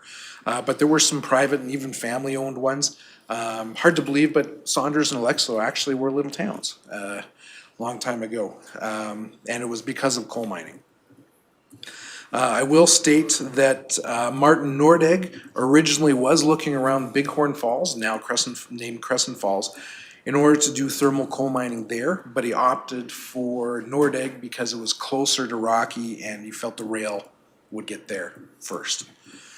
So in 1976, the government of Alberta adopted a policy named the Coal Development Policy for Alberta, which has more commonly become known as the coal policy. I've heard differing statements going back to 1976. Some people said, oh, there was extensive consultation on this, but then I've also seen others saying there was no consultation on this. I do want to say the policy was actually an administrative policy, not a legislative action. So this was meant to help the administration of the provincial government to determine where and what type of coal mining to allow. I don't think we need to go through the complete details of it, but the really important part is on page 2 of the report, where it talks about the classifications. Classification number 1, I don't think we need to get into. Basically, it just says there won't be any activity. Those include the national parks and then a little bit of area expanded beyond that. Category 2 is the area of most interest for us because that is where we have currently a couple of proposed mines and certainly leases. In category 2, it talks about that regarding coal exploration development in category 2, in which limited exploration is desirable and may be permitted under strict control, but in which commercial development by surface mining will not normally be considered at the present time. This category contains lands in the Rocky Mountains and foothills for which the preferred land or resource use remains to be determined, or areas where infrastructure facilities are generally absent or considered inadequate to support major mining operations. In addition, this category contains local areas of high environmental sensitivity in which neither exploration or development activities will be permitted. Underground mining or in situ operations may be permitted in areas within this category where the surface effects of the operation are deemed to be environmentally acceptable. So that's the main category that we'll be talking about today. Category 3, we do have some category 3 lands within the county, but no mining or leasing operations there that I'm aware of. And then category 4 is basically all surfaces outside of that. Jerry, just for one moment before you go on, there's a couple points in here and maybe in your further on, because I did look through this a couple of times.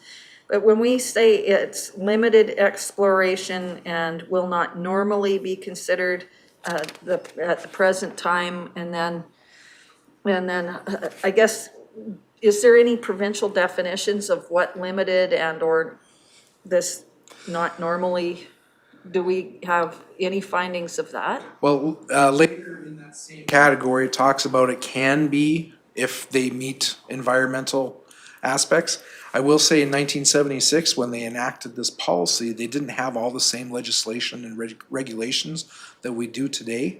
So back then, they were sort of putting a blanket policy out there to halt what was at the time a lot of activity, growing activity, because they weren't sure if they could manage it or had enough information yet. Since then, and this is what came out of this, there's been more legislation put in place, and we'll mention that later in the report as well. But in talking with Alberta Energy, they did say, you know, this doesn't outright ban it. It just put a lot of controls on it. And that was as far as detailed as I was able to get. Okay, yeah, thank you for clarifying. So on to page 4 of the reports, we have a large-scale map showing the categories of land, and then on page 5 we zoom in a little bit into our area of where the categories are. The yellow being category 1, where basically no activity is allowed. Category 2, where activity would be very limited, and underground mining could be allowed if it met the environmental parts there. And then the pink being the category 3. So it's all along the eastern slopes. We can see where they're being protected. And we'll have more maps coming later showing what is available where. Already has been mentioned today, there are 2 types of coal: thermal coal, which traditionally in Alberta has been used for electricity generation. Those coal electricity generation plants are being closed down. Some of them converted to natural gas. So the demand within Alberta for thermal coal has dropped. And around the world, actually, as much of the world is getting rid of thermal coal electricity generation plants, the demand for thermal coal is dropping. However, the second type of coal, metallurgical coal, is used in making of steel, and demand for that is rising. That is not normally used in Canada. It is shipped out mostly to Asia, China, Japan, a few countries along there. On page 6, this is a map that I got from the University of Alberta, Faculty of Science, and it shows just in the purple little spots there where metallurgical coal is found in Alberta. Thermal coal is actually found extensively around Alberta, Drumheller, there's a lot of different places. But metallurgical coal is mostly a little bit along really the foothills of the mountains. And we're a part of that. On page 7, we get into a minerals map. This one I actually found quite fascinating. I tried to provide this in a way that could actually be legible. So from page 7, if we go to page 8 and 9, it's a little better for reading, not a lot. It's a very large PDF, meant to be printed on an 11 by 17, I think. But in your electronic versions, you can blow that up. If you go to page 10, I've zoomed into our area. And so we have a few different minerals here that have been identified by the minerals map. Now I want to mention that this map came from the Alberta Energy Regulator and the Alberta Geological Survey. It is based on 1983 data, but minerals don't change that quickly, so it is still relevant. On the zoomed in map on page 10, I just want to talk about some of the different minerals that are here, and we'll talk about that a little bit later too. But where it says MC, that is metallurgical coal. in those places. There's a lighter purple shade that covers that whole area around metallurgical coal going all the way into what would be the category 1. And it says DI, that's actually potential for diamond exploration. We also have limestone, which can be used in cement production, and associated with limestone is dolomite, which is used in production of magnesium and also aggregate. We also have potential for phosphate, lithium, and lead exploration in our area. The reason why I bring this up, and again, I'll mention it later, is while the coal policy, it's unique because it's very specific to land disturbance with coal access, but we have other minerals here as well, and something that we need to consider as we talk about what could and couldn't happen here. So in coal mining, going on to page 11 of the report, types of coal mining, there are underground mines, room and pillar, which involves cutting rooms into the coal seam and leaving a series of large pillars at regular intervals to support the mine roof. So you get big shafts with rooms carved into underground there. Long wall involves using a machine called a shearer that looks like a huge plow. The shearer slowly pushes and cuts through the coal face and recovers the loosened ore as it advances and lets the roof collapse behind it. This is called caving. This can impact surface with the caving in. There's potential for that to happen. You end up having conveyors or railway wagons transport the coal to vertical shafts for removal from the mine.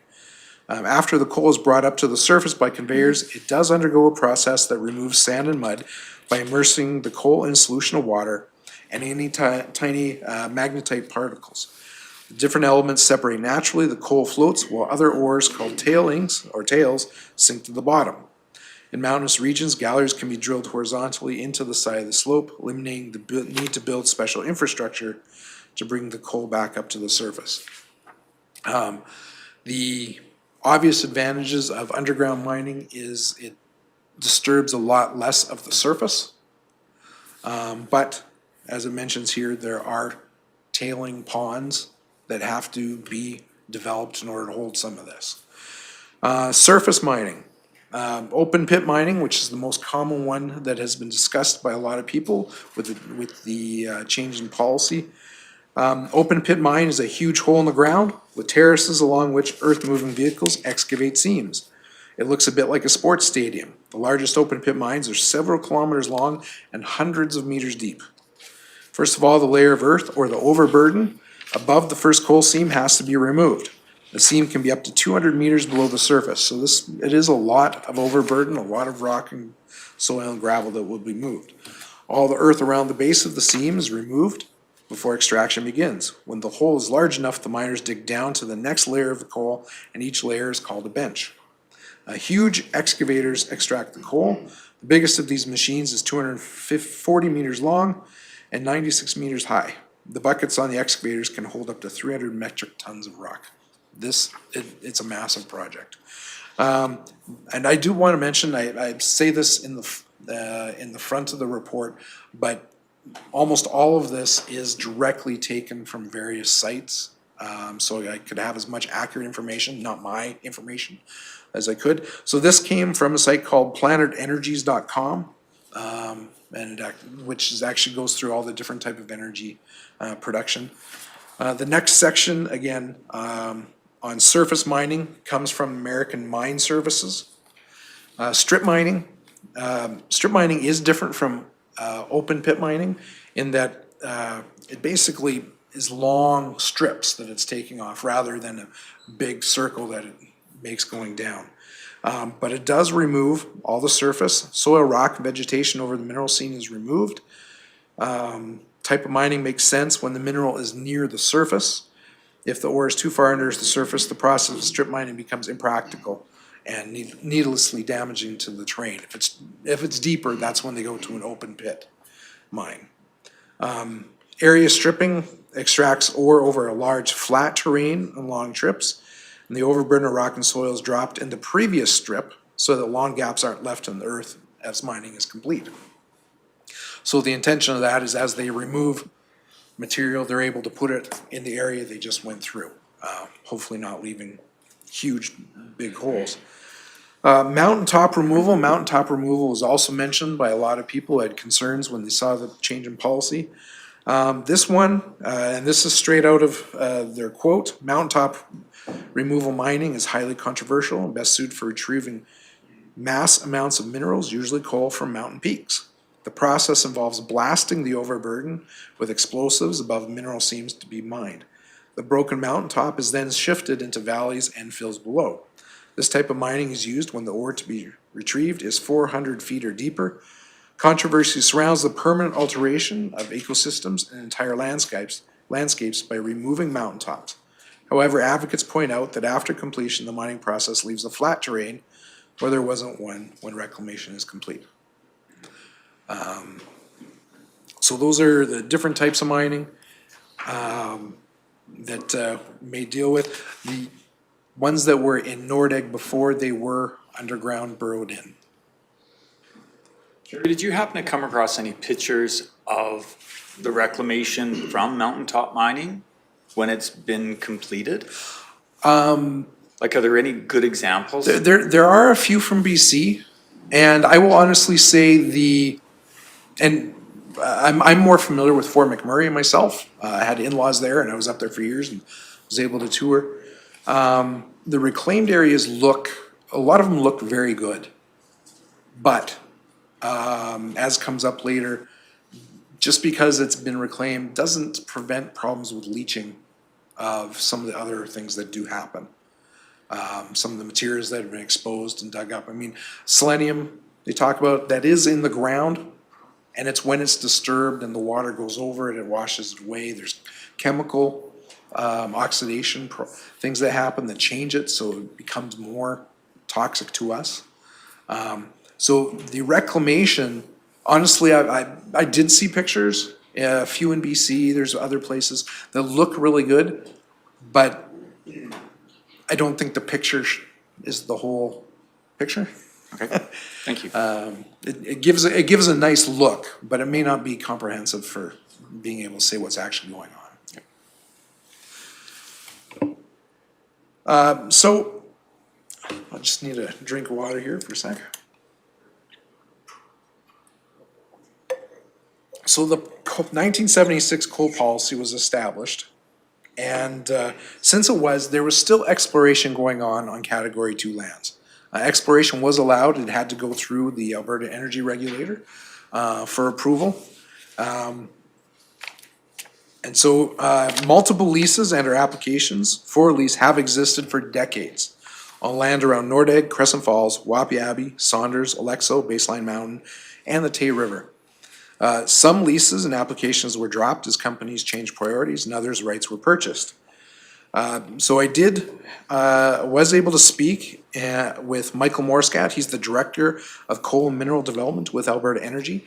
And the following is the email that he sent me, sort of describing activity that had happened in the past in Clearwater County.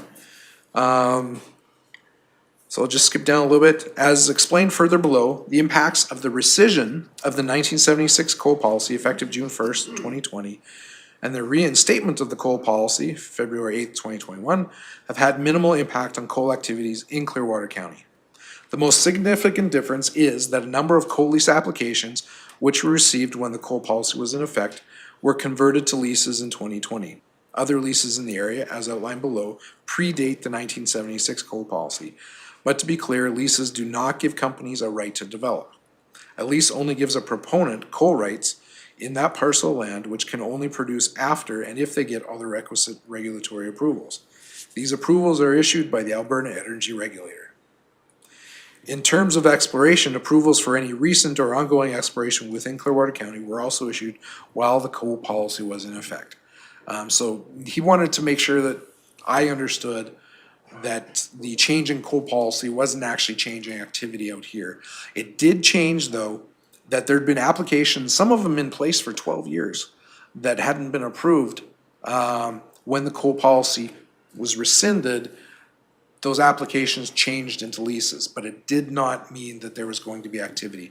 And that's really what happened. I know a lot of concern was raised around Nordegg and Crescent Falls in particular, and that's what happened there, is applications had been in place for years.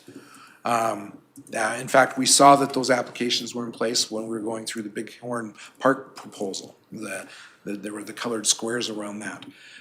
They were changed to leases with this change. In terms of, I'll skip down, as you're likely aware, on February 8th, Minister of Energy announced that no new coal leases would be issued and no new coal exploration activity would be approved in coal category 2 pending widespread public consultations with Albertans on modern coal policy. The minister announced that public consultations will begin March 29th. There are 3 main coal leaseholders in Clearwater County. So skip to the descriptions he provides. Ram Coal hold leases, which have been in existence since the 1970s, that make up its Aries property. These leases predate the 1976 coal policy. The latest exploration work was conducted around 2017. Black Eagle Mining, which has been purchased by Valerie Resources, holds coal leases that were issued in 2020 after the coal policy was rescinded. These leases were previously coal lease applications that were submitted in 2012. The leases make up the Blackstone property. The Alberta Energy Regulator issued a coal exploration program to Valerie in February of 2020 prior to the coal policy being rescinded, while coal leases were still applications.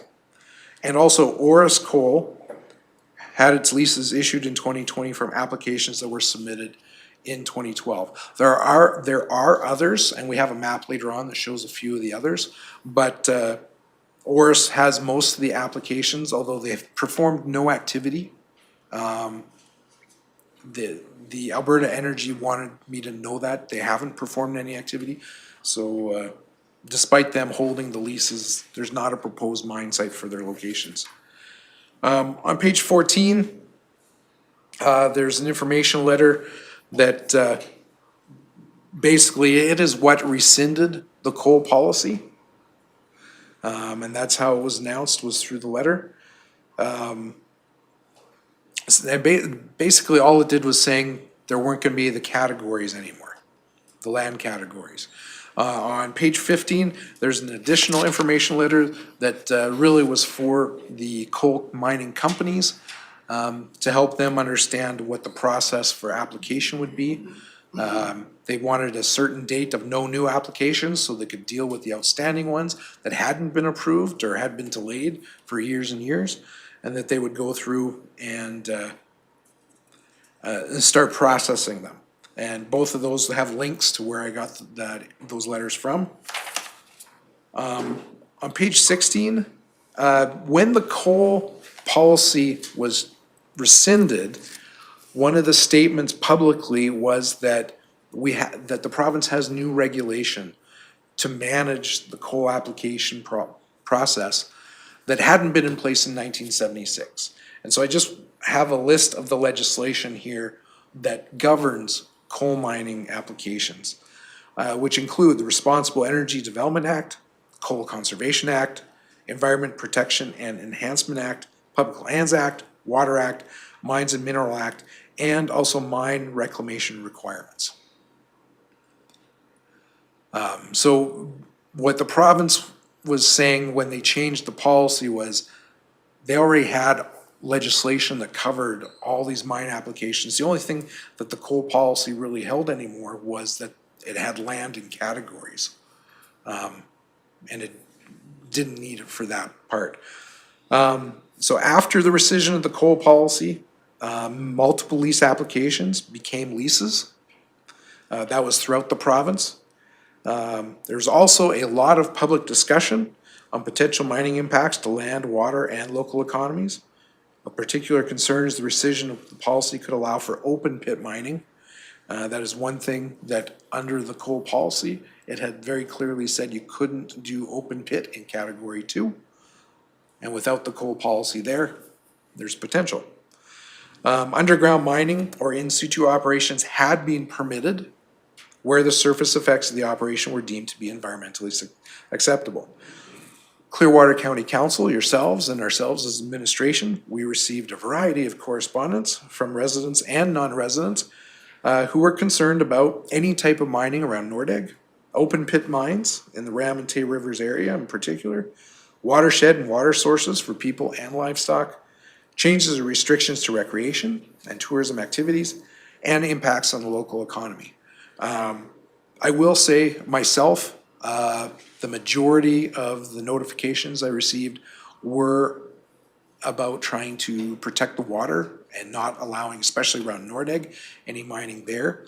I also did receive calls from people looking forward, asking how many jobs would be created and what are the potential positives for the area. Many municipalities announced they were desiring consultation on the change and a discussion of potential impacts could have on water, agriculture, tourism, local economy. The rescission came, and it was honestly a surprise to most people because there wasn't any consultation done with anyone. So when it happened, most municipalities, most businesses, residents, they were quite surprised. It felt sort of out of the blue to many. The Ochese First Nation locally has written a letter asking for consultation. Town of Edson is requesting the province allow old mines to be developed, but not to open, old mines be reopened, but not to open new ones. And Brazeau County just last week is requesting consultations as well. Locally, I was looking for Mountain View County because I had heard they were discussing it, but I didn't see the actual motion that they were doing. I do have a list of many other municipalities throughout Alberta and a few First Nations as well that I can share with council after, but it looks like I have a list of about 10 or 12 towns and cities that have come out asking for consultation, 7 other rural municipalities, counties or MDs, and it looks like 6 First Nations that have all requested consultation on any changes. So February 8th, the coal policy was reinstated by Minister Savage. I have the information letter there. I don't think I need to go into detail on it. I will go into just a couple of the quotes from Energy Minister Savage, who said on page 17, the bottom half, what we're doing today, this is about the reinstatement, keeping the 1976 coal policy in place and committing to consult on a modernized policy is what we should have done in the beginning. We didn't do it then, but we're going to do it now. We intended to manage coal on an equal footing with other mineral resources like oil and gas. We felt this would streamline regulatory matters and provide more certainty for governments and stakeholders. However, Albertans' views are clear. They expect us to manage coal differently. That means that the 1976 coal policy did not preclude coal lease exploration. And it also means that putting it back won't necessarily end exploration. Further, reinstating this policy does not affect current coal exploration and mining on any other categories of land. And that came from the Edmonton Journal as a quote. And basically, next one, quote came from the Canada Press, basically saying that March 29th, they would start consultation. I will say I haven't seen what that consultation is, and I think that's been a bit of an issue in the public, that the public are very interested in knowing what consultation will look like, and they just haven't seen any description of it yet. So where do coal leases stand today? I have a description, a little bit of activity here. Ram coal, again, I want to stress that those leases have been in place since before the coal policy even existed. There's been activity out there for a long time. From Coal and Mineral Development in Alberta, 2019 year in review. This is a very small newsletter, about a dozen pages or so, produced annually by Alberta Energy. They said in 2019, Ram Coal had not done any activity that year, did not report any activity on their Aries project. I do know Ram Coal did a presentation to council like 4 or 5 years ago. And basically it was just an update because they'd been going through this very slowly for a long time. Black Eagle Mining was acquired by Valerie Resources in 2019 with the intent of restarting work on the Blackstone metallurgical coal property south of Rocky Mountain House. The last major drilling on this property was completed in 2012. In 2018, Compliant Resource was conferred to a joint ore reserves committee, Compliant Resource, and they've been raising funds to do exploration. And I do know Valerie actually came to the town of Rocky Mountain House to do a report on their activity after the coal policy was changed. And they said that they were interested and they wanted to actually be up and doing something in 2 to 3 years. I haven't heard from them recently. I don't think there's been much more activity from them. I did speak with a representative from Ram River Coal, and he basically said, yeah, they still have interest, but they haven't really made any movement. So much of this depends on international market and demand and so on. On page 19 is the map that comes from this newsletter, annual newsletter that I was talking about. And you'll see there's 2 marks or 3 little pickaxes in the Blackstone area. 2 of those both belong to Ram Coal. They basically have 2 separate projects right next to each other. And that's the Aries projects. And then Valerie Resources is the other one. That's right. They're all right actually in the same area. There is a concentration of metallurgical coal over a fairly large area in the Baseline Mountain, South Ram, Tay River area. On page 20, this is a map I found online that just shows the number of leases that exists throughout Clearwater County. Again, just having a lease does not mean development is happening there. I do want to stress that because it looks like easily a quarter of the county could be dug up, and that is not the case. On page 21, this map comes from the Canadian Parks and Wilderness Society, and rather than just showing where the leases are, they actually show who owns the leases. And so we can see the gray, dark gray, almost brown, those are the Aries projects that are owned by Ram Coal. The dark blue is Valor Resources that bought out Black Eagle just a couple of years ago. Those are the 2 that actually are projects of interest. They've provided information about what their projects could look like. All the others, honestly, from what I've seen, and even the Alberta Energy Director told me, they're probably just companies that are holding the leases, waiting to see, on a speculative basis, not actually looking to develop themselves.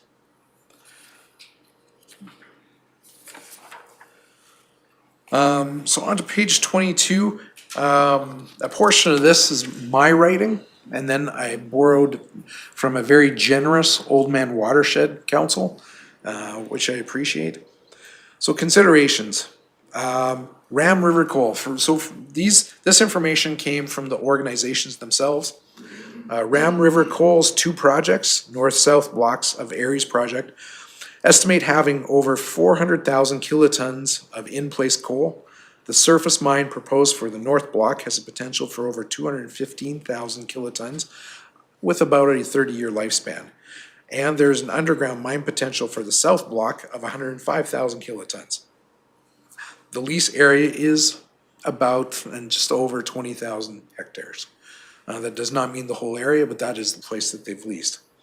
The report that comes from the Aries project estimates the mine will employ about 600 people with a peak workforce of about 800 during construction, which would be 2 to 3 years. This is separate. I did this estimate, but it's based on what the Banga mine was saying they would be paying. So estimated property taxes to the county would probably be about $1 million to $1.5 million per year for the life of that activity. Valerie Resources with the Blackstone Mine project, they estimate about 170,000 kilotons of in-place coal with an estimated 20-year lifespan. The lease is approximately 14,500 hectares. Mining methods include underground longwall and border pillar with potential for open cut or high wall mining. That came from their investor presentation they did just a couple of years ago. The estimated number of employees would probably be about 350 to 400 people, with property taxes being about 750,000 to $1 million per year to the county, when compared to other projects.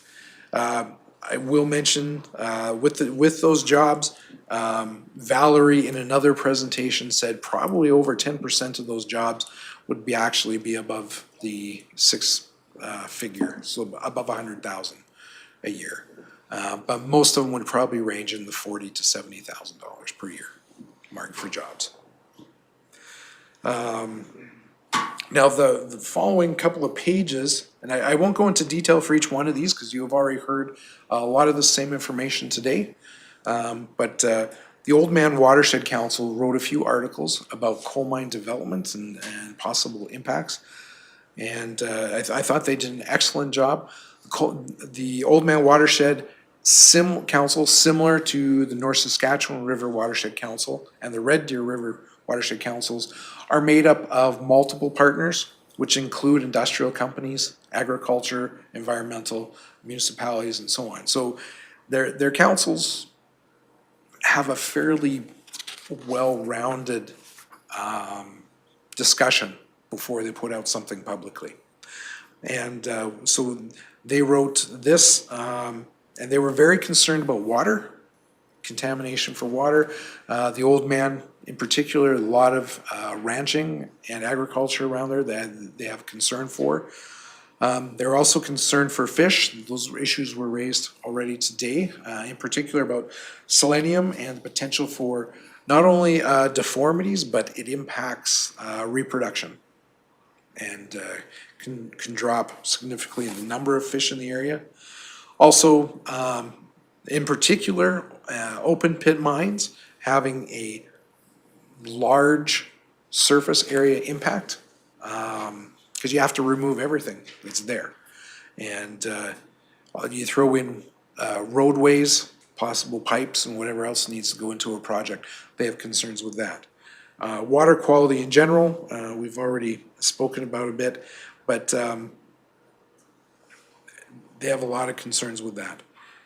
They did a good job in going through talking about, well, maybe I didn't include it, I thought I did. They talked, on municipalities, they talked about people. They did talk about how Teck Resources has spent a lot of money in BC trying to do cleanup, and that their technology has improved. It is improving. The regulations are also improving compared to the mines that were started in the 70s. Regulations today are quite a bit more stringent, but that even though the technology and the practices have improved significantly, it has not erased all of the problems. And selenium is the one that they bring up the most, as we've already heard today. And again, remembering this is the Old Man Watershed they're talking about specifically, but they talk about downstream agriculture regions, and North Saskatchewan rivers, same thing, going throughout Alberta into Saskatchewan. There's potential for concerns of impacts in agriculture all along there as well. The link is there at the end of the section that I borrowed from them. They were very generous in time and pointing out where the information is that I might need to borrow from them. The rest of this, I believe, is my own part. I talk about investment in Clearwater County, in particular on the tourism side, because that's something that was brought up by many of the emails that I received from the public. People were talking about, if you have a coal mine in Nordegg, you won't be able to have tourism. And that was probably 80% of the emails I received had that comment. Tourism is an important part of Clearwater County's economy, especially along the David Thompson Highway running from Rocky Mountain House out to the Banff National Park boundary. The government of Alberta completed the David Thompson Corridor Integrated Resource Plan in 1992 that identified 5 development nodes along the corridor, each with potential for a range of tourism recreational pursuits.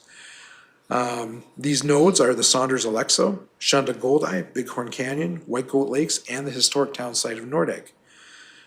Clearwater County has invested in Nordegg by building a new water supply system, wastewater system, roads, new municipal services building, upgrading the Nordegg Discovery Center, and the Brazeau Collieries mine site. Developing cottage and residential lots and industrial park, and improving the historic Main Street. Growth in visitors to the area has resulted in investment by individuals in the construction of many cottages and investment by businesses in new services and amenities, growing from 218 taxable properties in 2010 to 274 in 2020. And we continue to have sales out there this year too. Nordegg and Abraham Lake are known for their beautiful surroundings and wildlife, and people from all over the world travel here to enjoy hiking, camping, horseback, trail rides, canoeing, and OHV trails. The most common concern raised by Clearwater County residents and non-residents over any changes to the coal policy have been regarding potential impacts to nature and recreation in the Nordegg and Abraham Lake area. I just wanted to balance this out a little bit, what a coal mine could mean otherwise too. Now, a mine of any type would alter the economy in the county, especially around Nordegg. With an influx of over 400 jobs to the region, there'd likely be a need for multifamily housing developments and additional services in Nordegg, like grocery store, auto mechanic, and a school, even if only a fraction of the workers chose Nordegg as their home. And I'm not talking about a mine site at Nordegg, I'm talking south, along the Forestry Trunk Road. The reality is probably most would live closer to Rocky and Caroline as a choice, but even if a portion lived in Nordegg, that would change and increase the type of development that could happen there. Now, typically, from an economic point of view, industry jobs pay more in wages and property taxes than tourism sector jobs and businesses.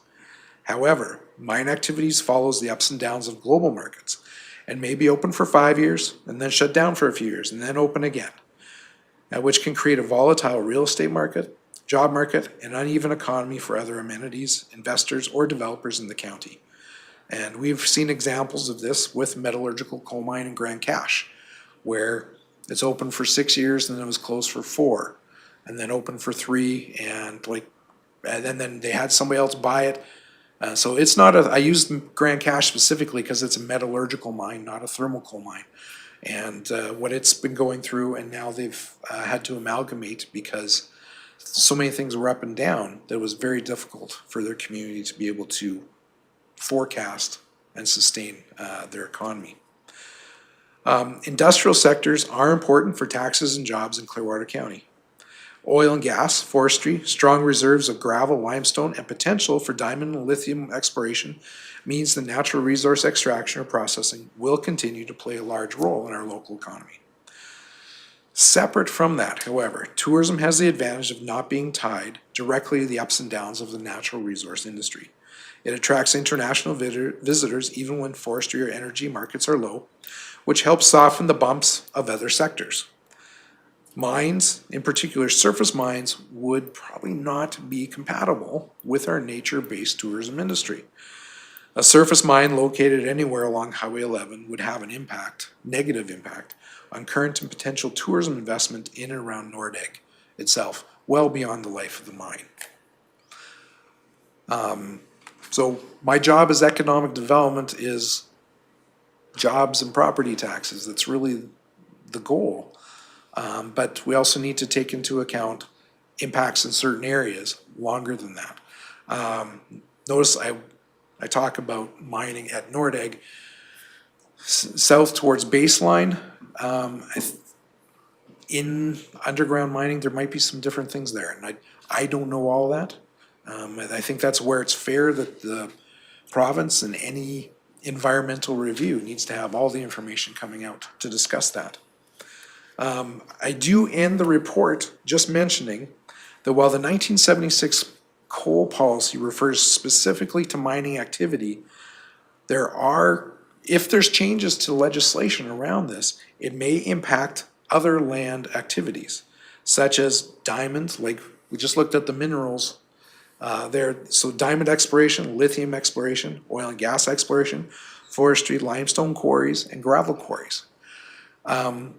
As I was going through all of this, and I know all the discussion is around coal because it was the coal policy that changed, really this is a discussion around surface land disturbance. And that covers all of these other areas as well. We have limestone, we have gravel quarries. We have potential for more of those because we need them and so do other people and industries. To me, there's almost no difference other than scale, potentially, about what land use disturbance means in Clearwater County and where it goes. So I'm hoping, as the province goes through the consultation process, that they actually are not just thinking of one single thing, but they're thinking about resource development in general and land disturbance in general.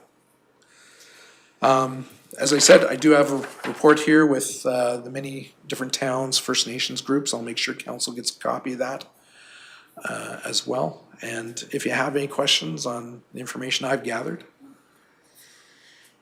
All right, we've had a few hours of information about coal, mines, water.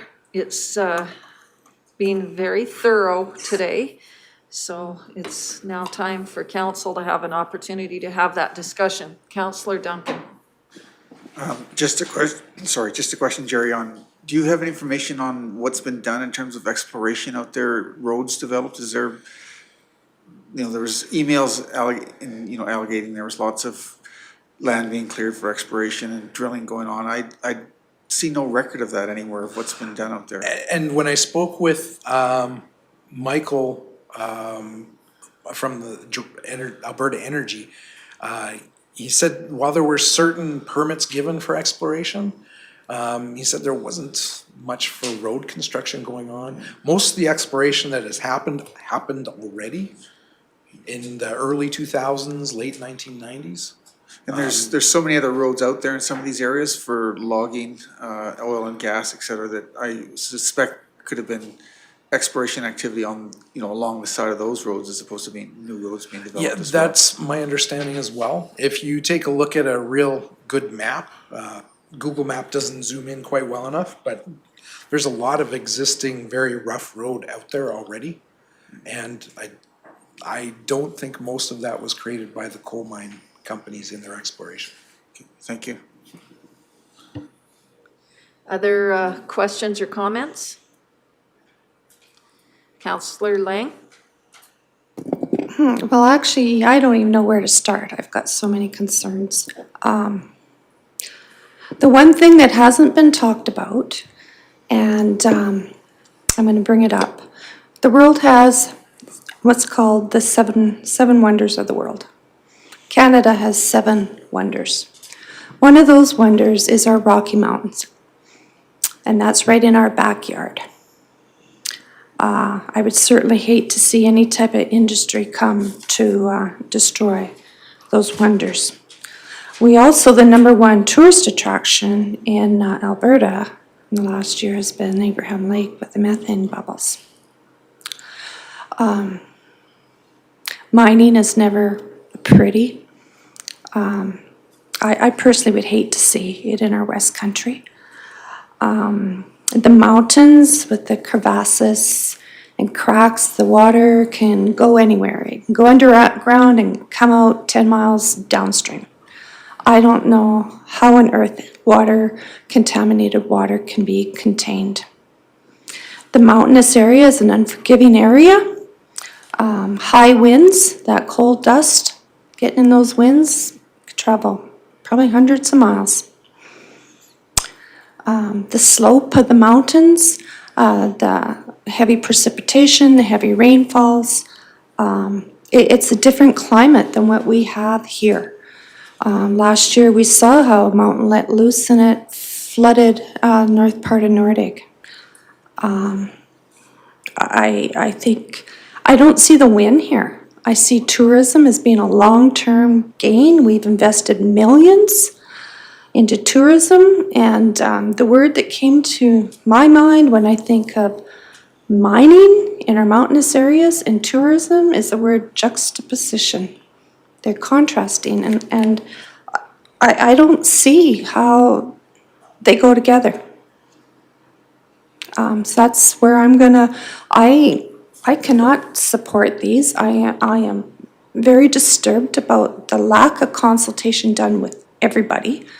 Jerry, I don't know how many letters you have from the First Nations. I contacted the CAO of Treaty 6, First Nations, who oversees 17 First Nations.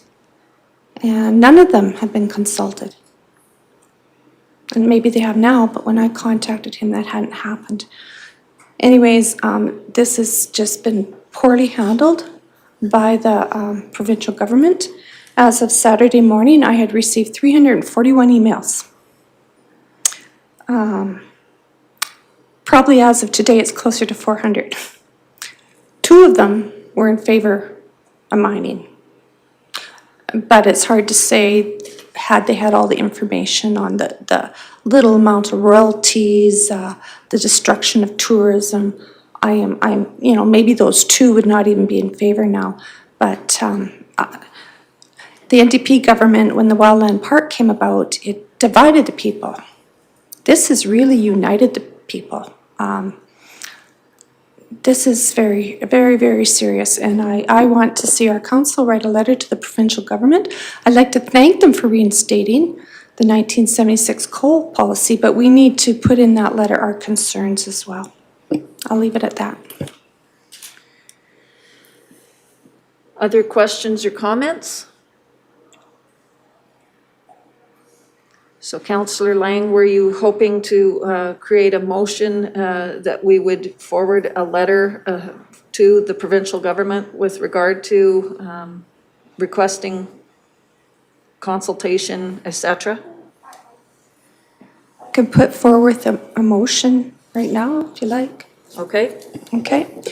I'd like to put forward a motion that Clearwater County send a letter to Premier Kenney and Minister of Alberta Environment and Parks, Honorable Jason Nixon, thanking them for reinstating the 1976 coal policy, but also advising them of the many concerns we have revolving around lack of consultation, lack of an environmental impact analysis, lack of a benefit versus risk analysis, lack of an economic impact assessment, and concerns of the ruination of a growing tourism industry within our eastern slopes. Okay, that was a very thorough motion. So it might be easier if you happen to have it on an electronic, that maybe you could email it to Tracy then on, and that way maybe she can put it up so we can read it and see it again, if you don't mind.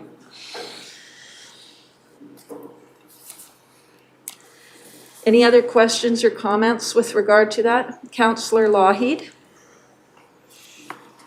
I might add that maybe a copy should be sent to the Alberta Energy Minister as well.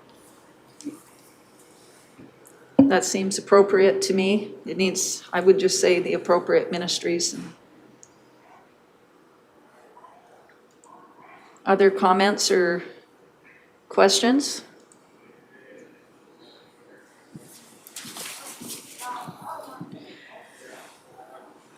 I would go ahead, Councillor Swanson.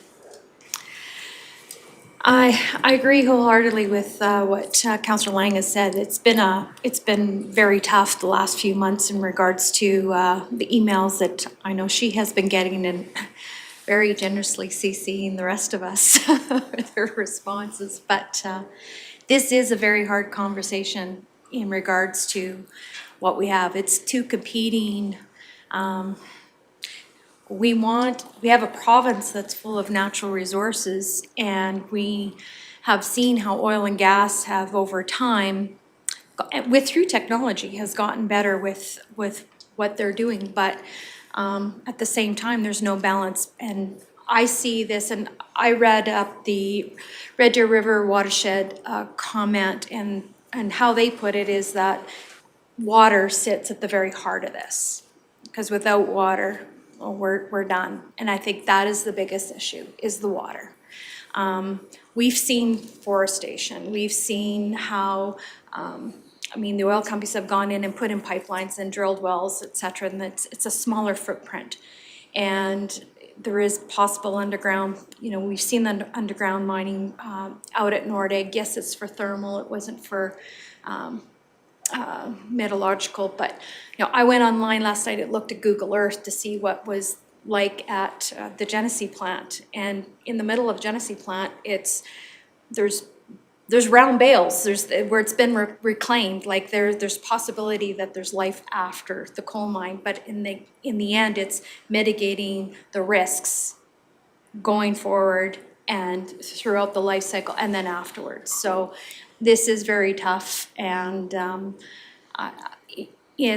we need more consultation, and this Kenny government needs to consult with Albertans. So I agree with Councillor Lang's motion that we need to put out our letter to them right away. Councillor Duncan. So from the motion, I think should maybe be more along the lines just that we send the letter to the people we've named here, expressing our views on the coal mine on these slopes. I think what we're getting into now is the content of that letter, and which is what Councillor Lang has started with here and Councillor Swanson and hopefully we can capture that through the discussion in the minutes here today. And I would just add that and Clearwater County has heard from a lot of people over this, and a lot of people that are very knowledgeable about these processes. Yes. And about the potential risks that are involved with coal mining, and particularly the open pit mining that's out there. We didn't really hear much about underground mining. It didn't really come to the surface here because the assumption was that these would be open pit mines or strip mines. I think Clearwater County recognizes that tourism is not going to be compatible in close proximity to any mines, and that there needs to be, consultations that maybe pushes along the path of some more land use framework discussions and land use planning, so that these issues can be resolved for once and for all, just to make some decisions that are more written in stone about what cannot occur in certain areas out there. Because Minister Nixon told us when we had that meeting that he did not see any way that a coal mine could be approved in the Nordegg area because of the effects on the environment and on the Nordegg itself. Well, if that's the case, then why was these leases set in place out there, or at least moved from the application to the lease stage, if that would have been the thought? Like, your companies are maybe allowed to go through the process, but why even start them down that path of that long process if in the end land use planning says, no, that's not going to be compatible with what else is in that area, whether it's wildlife or tourism or water resources that could be impacted. All right, Councillor Lang. I didn't share with council, I've had some emails and phone calls from individuals that live in Nordegg, and actually I went out for a visit to visit one of the business owners. They are very concerned about these coal mines. There's people talking about trying to sell their homes. There's been other emails come in of individuals that have been looking to buy, but now they're stepping away from that. Yesterday I got an email, there's individuals putting out signs, no coal mines. A lady that runs the Shunda Creek campground, someone phoned her wanting to book for this summer, but they're wondering if they should bring a gas mask. It goes on and on and on. People are very, very concerned. Okay, so we do have a motion up there. I might remind you, Mr. Pratt also indicated that the discussion needs to be a larger discussion about surface land disturbance. It's not just about coal mines. That is the one that's predominant in the discussion now, but there are other minerals and natural occurring substances that are resources in our community that we need to think about. And we need to address the potential negative effect on quality of life through land use planning to ensure that is what I'm hearing so far as part of the discussion. So the motion that you put forward, are we comfortable, are you good with that motion at this moment? Or is it something that we want to wordsmith a little bit? I'm fine. If anyone has any suggestions about wordsmithing, I'm concerned about any mining. When they're talking about the coal deposits out there, Jerry, I thought, well, I can live without diamonds, but I can't live without water is what popped into my head. So, anyways, I think our letter has to do with all types of mining. I think our letter also has to talk about consultation with all the communities that are downstream from our headwaters. It's very important to everybody. Yeah, so anyone, jump in if you want to wordsmith this. Anyone, please.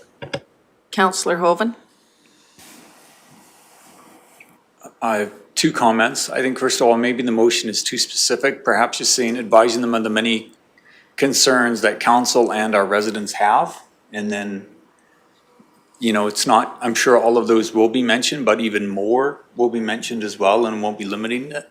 The other thing I'd like to ask the provincial government in this letter is what is the status of the North Saskatchewan Regional Plan? And that's been a topic that's been around this council chamber this entire term. And as far as I know, there's been no progress in 3 years. And to have a long-term vision, long-term plan for the whole North Saskatchewan watershed, I think is of the utmost importance now. Well, very good points.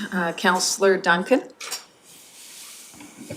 I think the motion could also say thanking them for the reinstating the coal policy and also committing to further consultation with Albertans.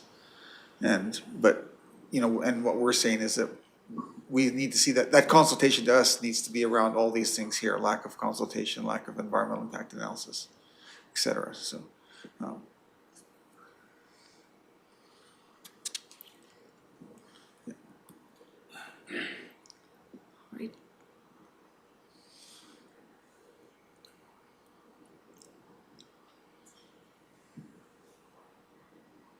Okay.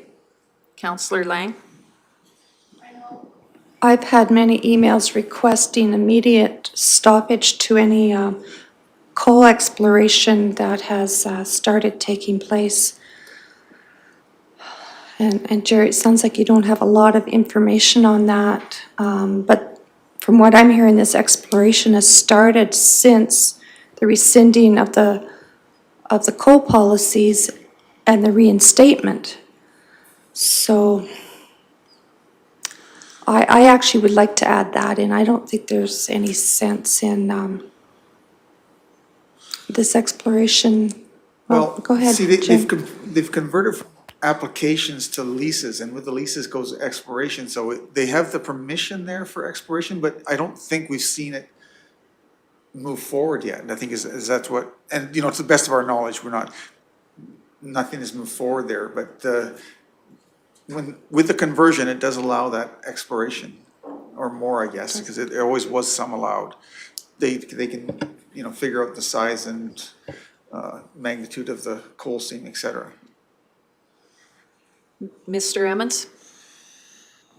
Thank you, Reeve Laird. If I may make a suggestion to help maybe guide council's decision-making here, I think it's prudent to remind council this is not our authority. We're not the planning authority. We're not the approving authority. So perhaps keeping it at a level where council's comfortable, it represents the voice of our constituents and what we're hearing for concerns would be more appropriate, because we truly can only suggest and make recommendations to the approving authorities. Thank you for that clarification. So I know we also need to be forwarding this to the appropriate ministries. I believe that's Minister Savage as well, who's making a lot of this, doing a lot of this work. And I would suggest that we need to ensure that that ministry gets this as well as any others that are appropriate and applicable.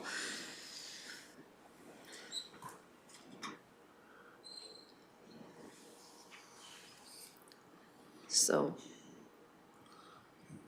So, see if I might, after the 1976 coal policy, but I also thanking them for committing to further consultation with Albertans as opposed to that. Because I think the rest of that is part of the letter, not part of the motion for me anyway. It's, That's where I anticipated the council is going, that these other parts in the second half of this is more what we hope to have in this letter.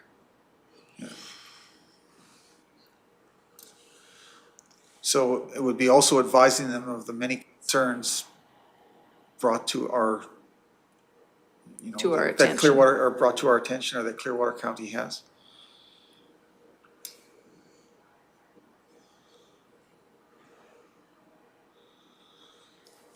So then, Councillor Lang? The one thing that's not in that letter, and I don't know if it should be, or in this motion, or maybe it can just be in our letter, but there is a concern about the liabilities. Like right now, the province is looking at a $250 billion liability because of, you know, our oil and gas orphan wells, and this could become a liability. And I have an article here on the mines in Australia and the huge liability. So that is a concern too. We don't need to add any more liability because of projects that go bankrupt.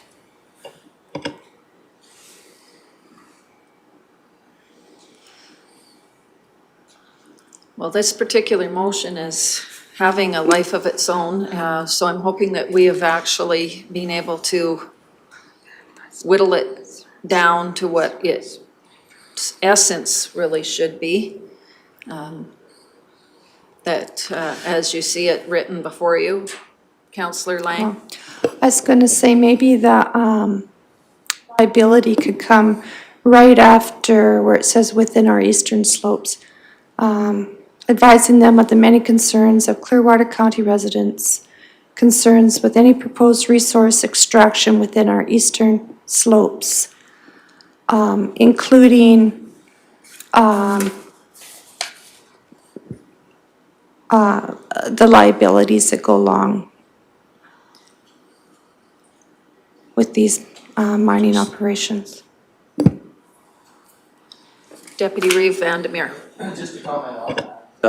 I like it down to the point of within our eastern slopes and stopping there, because as soon as you start listing some things, which I agree should be included in the letter, you can't list them all here. So I think you need to list the items of concern in more detail in the letter. So are you saying end it at the end of where it says eastern slopes, period? Yes. Okay, and we can simply move that comment into with the listing of things of concern. So it currently reads that Clearwater County sent a letter to Premier Kenney and Minister of Alberta Environment and Parks, Honorable Jason Nixon, and appropriate provincial ministries, thanking them for reinstating the 1976 coal policy and committing to further consultations with Albertans, and also advising them of Clearwater County residents' concerns with any proposed resource extraction within our eastern slopes. I might remind you that the reinstating was Minister Savage.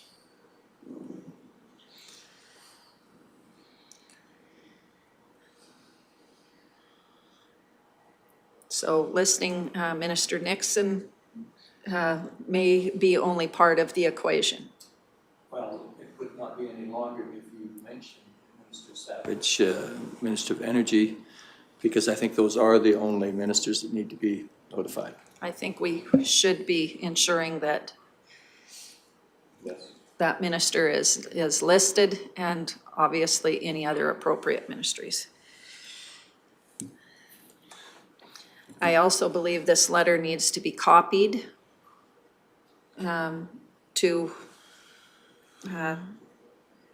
other, I guess, municipalities in the province, recognizing that we have been receiving their letters.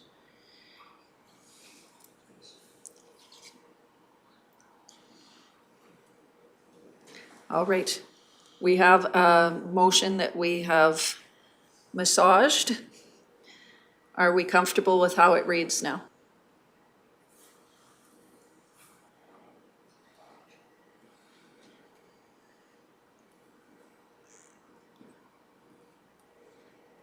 Okay.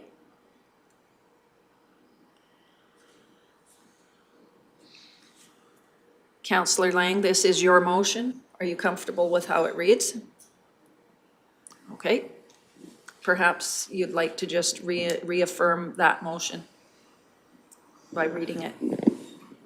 Okay, I'll reread this motion. Thank you.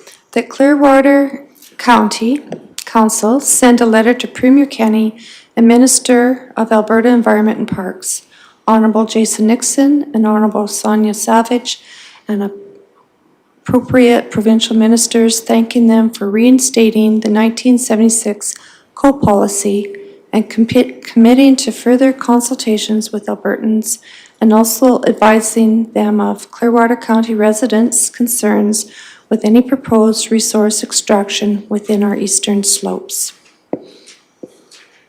Any other questions or comments? I think Tracy's just about to add Minister of Energy there. That's appropriate. Okay. Thank you for that clarification. Those in favor? That is carried. Thank you, Councillor Lang, for allowing us to help massage this important motion. Are there other motions that would come from this discussion point? Not other motions. I Discussions? just wondering if staff has enough information to write the letter. We need to provide more points, or do you want to do this through email? We do have, timing's a little bit tight because consultations are supposed to start the 29th, so it's very close to the next time we meet as well. Great. And I'm not sure who's going to be doing the actual writing of this. Mr. Emmons, do you feel that you have enough information from us to work on a letter for the provincial government? I think administration's very comfortable. We have plenty of information on this subject matter. And on that, I would truly like to thank Mr. Pratt for the tremendous amount of work he put forward in bringing this forward. Councillor Lang? I also want to thank administration for everything that's been brought forward. I've had a little bit of pushback that it's taken us a while to bring this forward, and it was at my request actually to have it put off so we can get more information, and we did get plenty of information. So I'd like to thank you, Jerry and Mr. Emmons, everyone involved, planning for allowing these delegations to come forth and all the information that's been brought. I think it provided us with a lot more factual detail than what we would have had if we would have came out a month prior. Councillor Duncan? No, I'm okay. All right. Once again, thank you very much to staff. Councillor Hoven? One thing I was wanting to ask admin, the report that Mr. Pratt put together, I thought was an excellent summary of a lot of different information sources, and I'm wondering if it's possible, can this be made into its own PDF and released to our residents through Facebook? It's got really good information, it's simple to understand, and it takes a pretty complicated topic and makes it in bite size for people. And I'm wondering if we could just release that separately instead of tucked into the middle of the agenda that no one's gonna find. I can work with Michael in communication clarifications on that. All right. Mr. Emmons? Okay. Again, thank you again for putting a very comprehensive package together, bringing other individuals to present their in-depth packages together today. It's an important topic, not just for us, but for Canada, and for the quality of life we've all come to know and enjoy and depend upon. The provincial and federal governments have much to think about, and I'm grateful it's at their level. Councillor Swanson. So I'll just make the motion that we'll accept the coal mining in Clearwater County report for information as presented. Thank you. You read my mind. Those in favor? That is carried.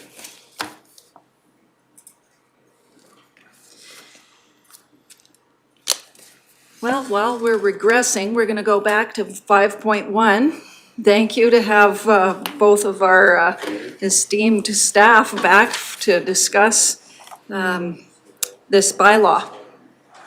And now that we've had the hearing this morning, we look forward to how 5.1 will go. Thank you. We're all ears. Thank you, Madam Chair. We are going to propose some amendments, minor amendments to the definition of solar farm. And I believe Charmin has prepared something.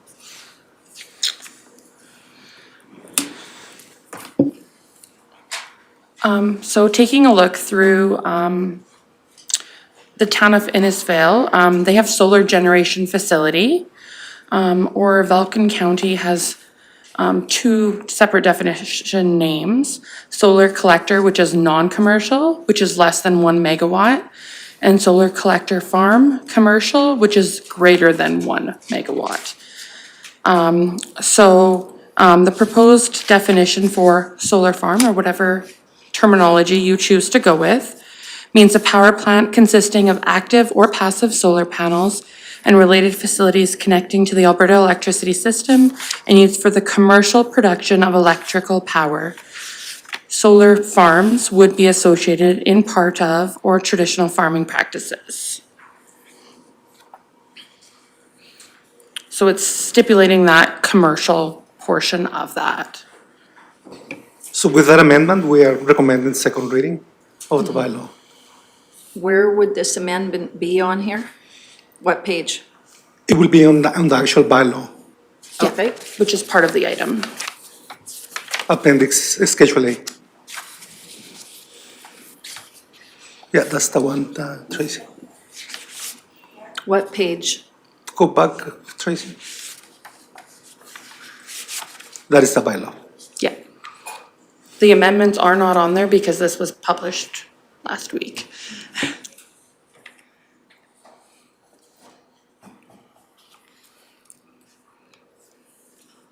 So what are we changing it to again? So we would be adding the commercial term after the Alberta electrical system used for the commercial production.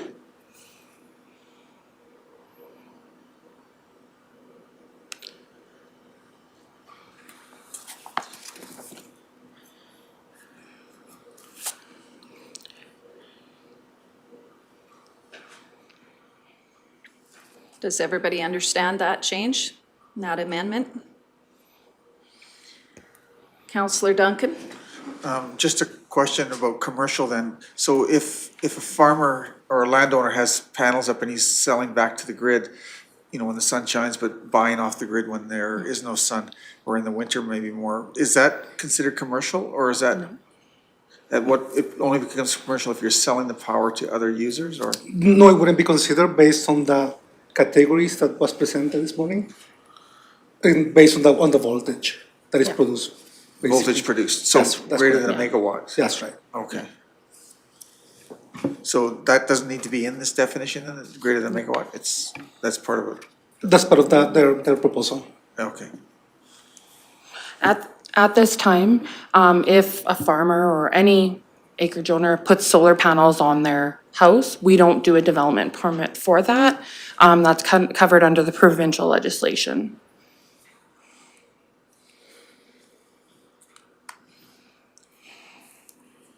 Any other questions or comments?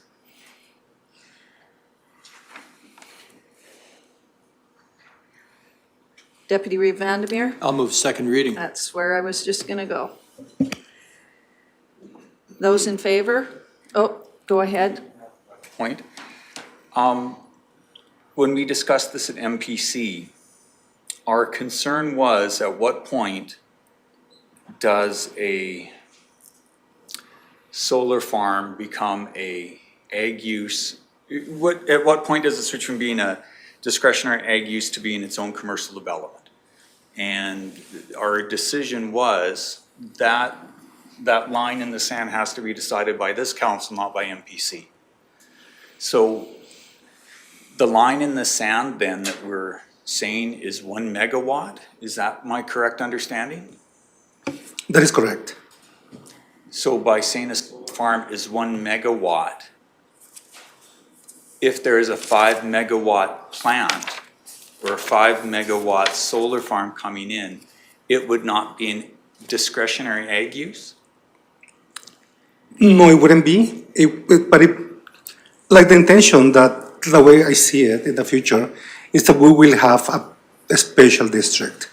And based on the comments that we got from Councillor Swanson last time, and when we review the land use bylaw, that will be a consideration. And we have that in the work plan for next year. Okay, but that then does leave some kind of a gap until those proposed changes come back, correct? It will leave some gaps, yeah. I guess I'm just wondering,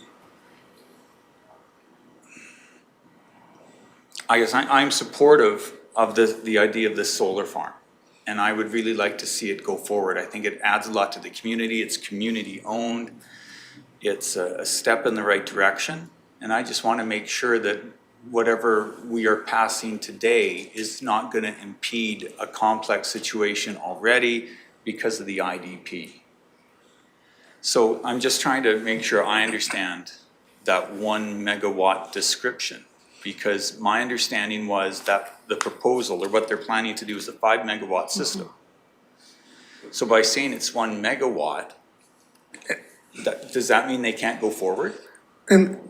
So if it was greater than 1 megawatt, it would be considered commercial, which would then fall under this definition. So then it would fall under this. We would like to stay away, and that's the reason why we like to stay away from having a specific number in there. Okay. So, and then just remember as well that we will be processing a development permit application, and that's where more information will be submitted to the Municipal Planning Commission, and then we can get more details. Okay. Thank you. Did you have any supplemental comments or questions? Well, I could ask a lot of different questions. I don't know if it would be beneficial, though. I guess, building back on that MPC discussion, I would see a solar farm as a discretionary ag use. If it's below, let's just pick a number, 5 megawatts, there are no permanent structures. Like the proposal we saw today was for pilings in the ground. There's not going to be tons and tons of cement poured on the ground. It's pilings and panels. And to me, that's not permanent infrastructure. That's easily replaced. But if we had a situation where someone is coming in and pouring tons of cement and making more permanent structures, then I see that's crossing the line from an ag use to a commercial use. I don't know how that fits, but those are my thoughts. Well, they're good comments as we consider this. Councillor Lougheed? I'll give some of my thoughts as well. Nobody's more excited than me about the future and distributed generation of our power, whether that's through solar or perhaps wind farm or hydrothermal or geothermal energy. There's all sorts of emerging. So I'm excited by there being some discussion of us setting a policy around these alternative energies. One of the concerns I have here is the scale of this is not something we've seen before within our county. this is not a small application. We are looking at what I hear could be 25 acres of panels. That's not small. That, to me, that's a commercial endeavor, and I think commercial endeavors are best involved with an industrial development, and I think that should go through the process of creating an industrial zoning for those kinds of facilities. And there has to be an envelope. You have to decide of where you cross over the edges of that envelope and go from what would be a farm subsidiary type thing or some sort of project that a farm or an agricultural operation might do to subsidize their farm income, as opposed to what could be considered a power generation facility, which I believe is more appropriately managed by an industrial zoning. Just my thoughts. Okay. Deputy Reeve Vandermeer? Yeah, when I am looking at this, you know, we're trying to describe the presentation we received this morning as commercial power development, I believe. So this solar farm designation is a commercial development. And as outlined here, it would be within the agricultural district, available to do it without industrial rezoning or designation. As Councillor Lougheed has pointed out, this is something, this distributed power concept is something that needs to be encouraged. And in this case, it's being proposed by a local cooperative, basically. And I agree with the comments made this morning that that is perhaps the best way of managing these types of what are essential services ultimately. So, and I'm also concerned about, you know, trying to put some arbitrary limit on whether it's 1 megawatt or 5 megawatts. We don't want to, I think at this stage, get into that. This is something that could be changed over time. But I guess I'm concerned that we want to make this relatively straightforward and easy to do for this scale. You don't have a cutoff on size at this point in time, and I like that. So, bottom line, I'm okay with this, and maybe the word commercial, production of commercial electric power, just the second last line there in item 1. The word commercial could be put in there, and I'm okay with it, basically as is, if you want to put that one word in there. And as I say, I would be concerned about restricting it to 1 or 5 or 10. We're not going to get a lot of these, but we need to start somewhere. And my inclination is to keep it simple, so my motion initially to move second reading, if the word commercial could be put in ahead of electrical, I'm good with that. That little modification to keep it simple here. Councillor Hoven?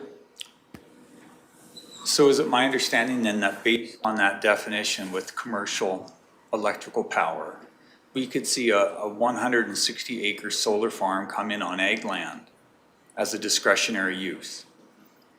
See, and in my thinking, 160 acres of solar panels is not an ag use, that's industrial.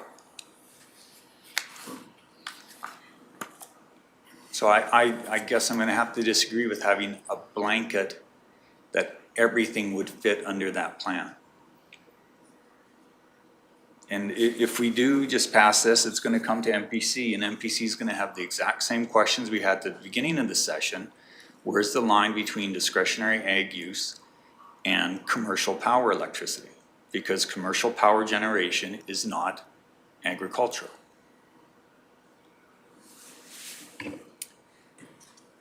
I seen some of the folks from staff wanted to say something there or assist. Go ahead. If I could add something to that comment, Councillor Homan. By being a discretionary use, you have the authority to refuse the application as well, or put additional conditions. So given the magnitude, you will consider the magnitude, the location, neighbors' comments, previous approvals, open houses. So you still have that control to refuse that application. Councillor Lougheed. I guess I sense from the discussion here that we're trying to create something that we already have a method forward, that we're actually asking council to make this decision. So I would suggest this maybe would be one of the times that you would use the direct control district for this kind of development. That puts the decision-making process directly on this council, and they can move forward with the public feedback that the public wants, and not be creating something that's going to create a lot of not in my backyard comments as we move forward with similar applications. Something to think about. Councillor Duncan. From the talk this morning, I think from what I understand, this definition would allow this to go forward in the IDP without amending the IDP. Whereas if a definition goes forward that, or if we stay with it had to be rezoned industrial, it would mean amending the IDP. So we're sort of, and I agree, I think that there is a point where it becomes industrial and then we should be rezoning these things industrial. Amending the IDP is not a simple process, but you can make minor adjustments to an IDP. You don't have to make a whole out, revision of an IDP. But it does, once you open the door to an IDP, you can get questions being asked about other things in there as well as just solar farms. So it kind of opens a back door to forcing us to do more in-depth review of an IDP. We did hear from our partner of the town that they did not have any concerns with this happening in the IDP area. Their view being that it was, you could say, not a permanent because there's not tons of concrete and stuff being poured there. I would tend to disagree a little bit, and we don't have enough background here because we don't know where this is going to be proposed. I'm not sure if it falls into a residential part of the IDP or what, because that would have fairly, and there could be conditions on this where it has to be reviewed, or it can be terminated with a change with a review of the IDP, or with an annexation or something, if it's needed for residential. But I agree, I would rather put a line here. If we want to have something in here that makes it discretionary, then we should put a line in the sand at 1 megawatt or something. And other than that, we have to live with rezoning it industrial and potentially looking at the IDP.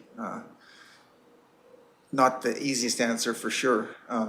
You can, as you say, with the putting it back in MPC to put conditions on it, but there's no guidance there to MPC on the conditions on what the lines in the sand are for denying the project because it's too big or because the risk or the impacts on local residences are too high. So I think it's not, we need to be more clear for MPC to be able to move forward with this.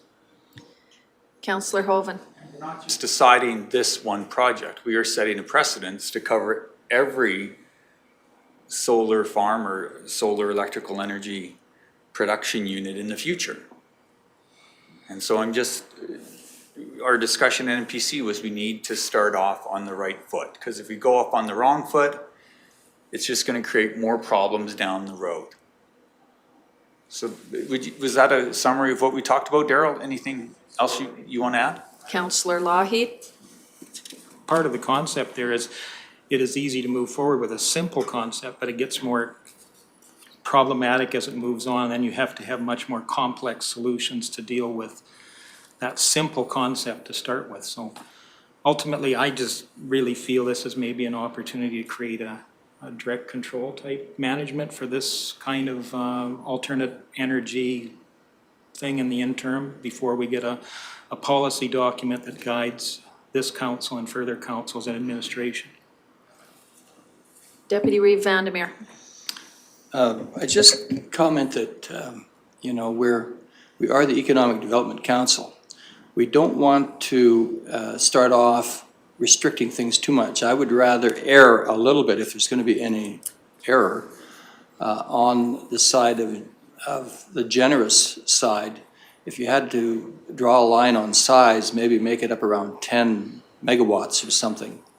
I think that would provide a fair amount of room, but making a small restriction, you know, it does not come off as inviting. We're not going to get a long lineup of proposals here. You have to be near where there are power lines that can take the load, and that's usually near a area of population like Rocky Mountain House. They might be able to do something near Caroline. You can't do this just anywhere. So I would suggest, you know, we don't need to make it particularly restrictive. I guess I would be okay at a 10 megawatt level if we had to set a line someplace. But to the extent that we could leave it to be, you know, to have the conditions discretionarily put on and leave it wide open. Leaving it wide open with this type of description makes it look more inviting to me. And you can add some restrictions if they, in the conditions that are put on the project. Councillor Lang. I'm trying to recall what, did they mention how many acres this would take up this morning? 25. So I'm just kind of thinking out loud, rather than putting a restriction on the amount of megawatts produced, maybe we should put a restriction on the size that would be allowed on a farm, like acreage. Because then it would still be, you know, it would be a subsidiary. If it's a farm, it's a full 160 acres, and we allow 25 acres. It's not taking up all the ag land. Just a thought. Councillor Duncan. Well, Councillor Lang, in theory, it's not taking up ag land anyway because it would be discretionary use under ag. You know, situating this on a quarter section, if there's a long road across the quarter section to get to the area where the solar panels are going to be, would eat up a bunch of acres as well.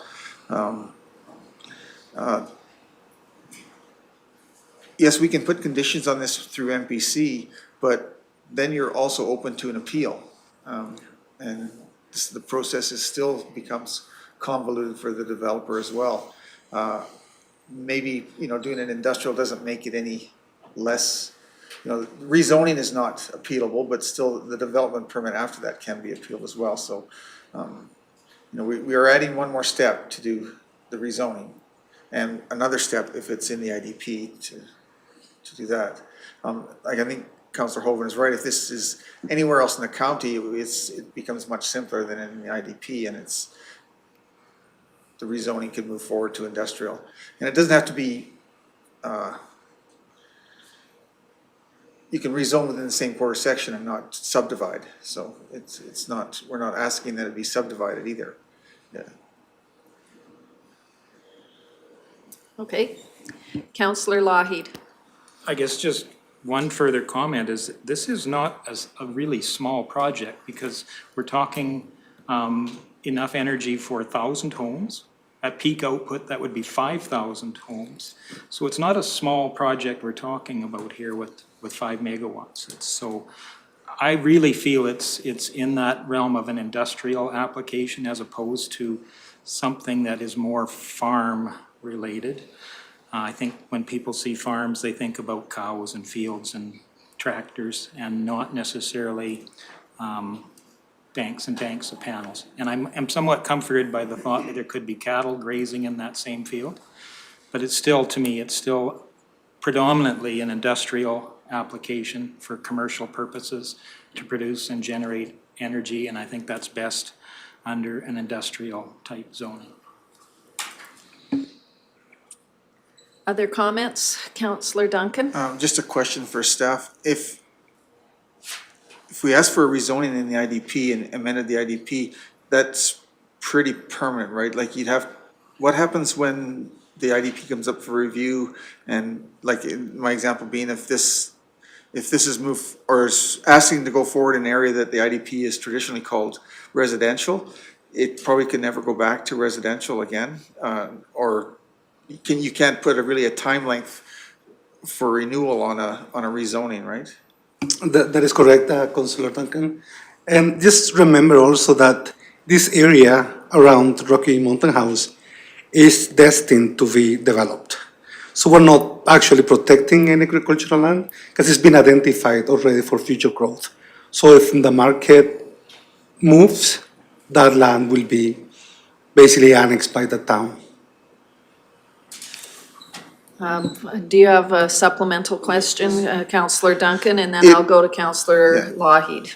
Yes, you're right, it would, but if the application were not in the IDP, we still have to consider that one as well, because is that, is this how we would want to move forward in anywhere else but the IDP? And then right now, this is the only way forward for any solar that comes in, whether it's IDP or outside the IDP.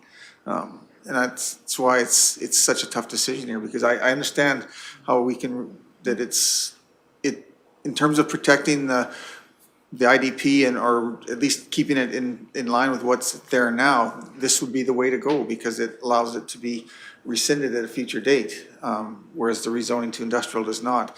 But this may occur somewhere else in the county as well, and we have to consider that. I don't think it'll be the only solar farm we ever see here. You're probably correct that it's close to to those larger power lines, but there's a number of those connections out in the county as well. That's why I hesitate to make this work just for the sake of the IDP. It's not, I don't know what else to do on that, other than they could find another spot outside the IDP if we ask them to rezone industrial. Councillor Lougheed. Just another comment. Again, that's one of the reasons I suggested the direct control district, and please correct me if I'm wrong, but that allows council to, in the future, control all development that happens there and the types of development. So it would be in council's purview to turn it back to agriculture or turn it back to whatever land use they choose at a later date. If I'm wrong, well, please correct me if I'm wrong. You probably should have Councillor Duncan? You probably should have staff reply to this one. Direct control district is just another rezoning, and once it goes to direct control, it's direct control forever there too. But council would set what kind of development that happens on that direct control district. Yes. It would mean that council has to come back and make that decision.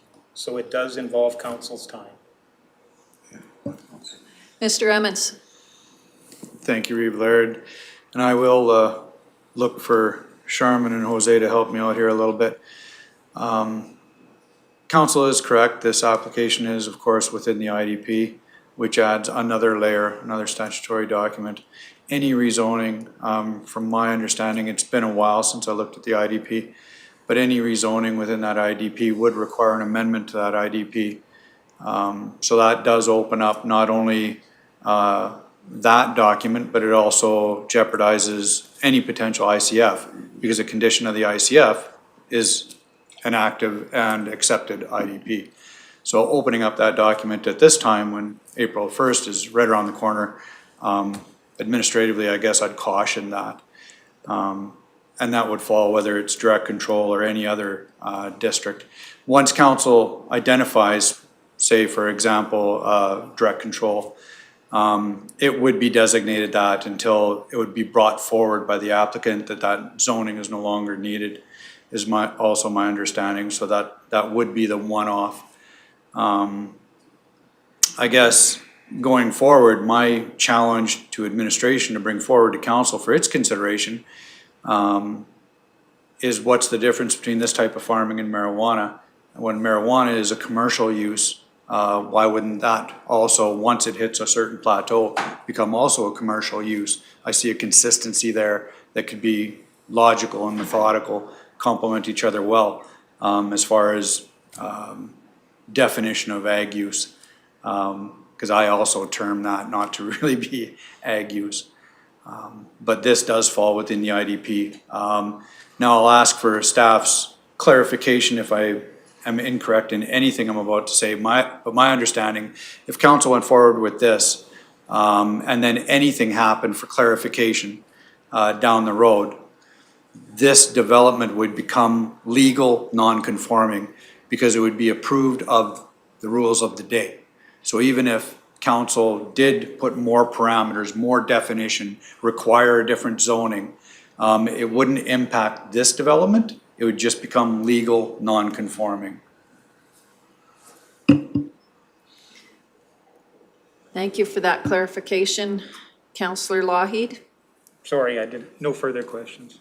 All right, so we have a motion for a second reading from Deputy Reeve Vandermeer. Any other comments or questions? Councillor Swanson. Just for clarification, that is with the amendment with the word commercial included in the bylaw? Okay. All right, seeing no other comments or questions, those in favor? 1, 2, 3. Those opposed? Can you leave it up just a moment? That is 4. It is defeated.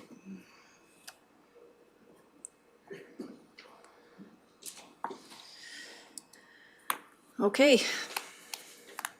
I myself was struggling with solar farms should be associated as part of traditional farming practices. I struggle with that terminology myself. All right, thank you very much. Any other comments or concerns? Thank you to the planning staff for putting everything together for us and allowing us to try to dive into this. That then brings us to, you know what, we've been in the seats for a while. Let's take a 10-minute break.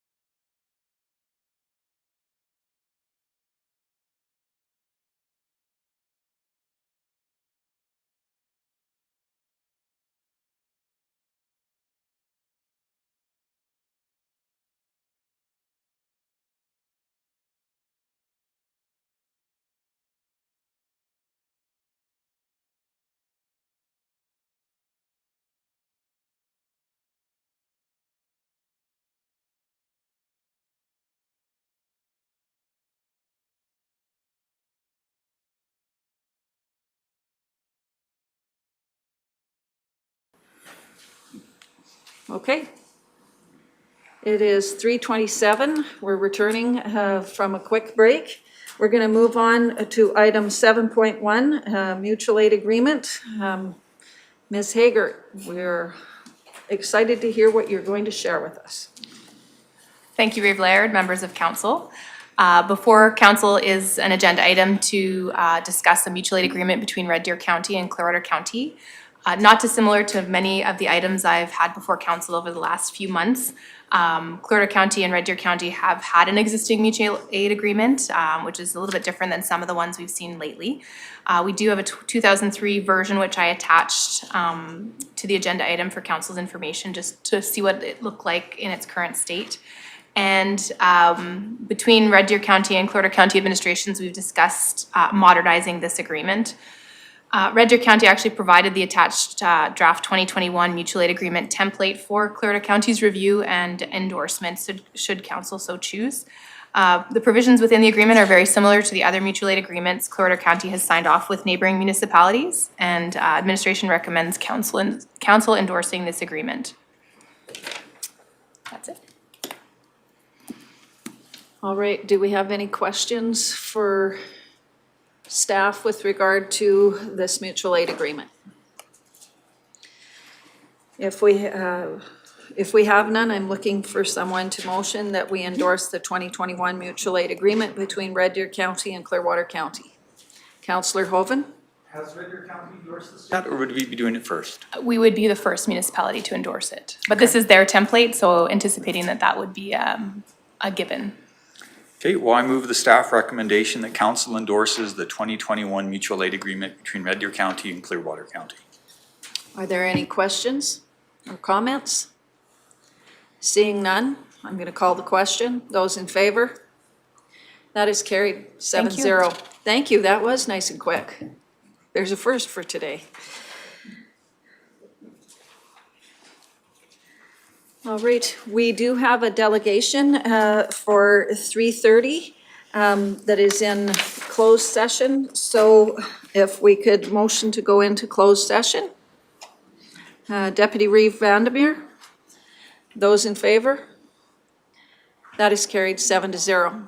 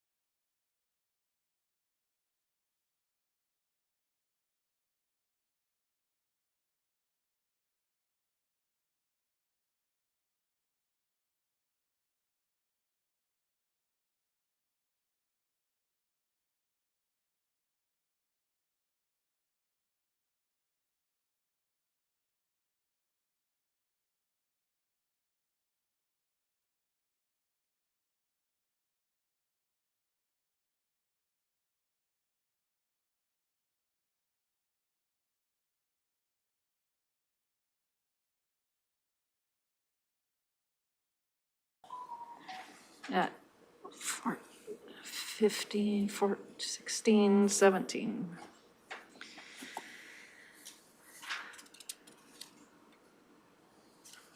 You'll let me know when we're ready?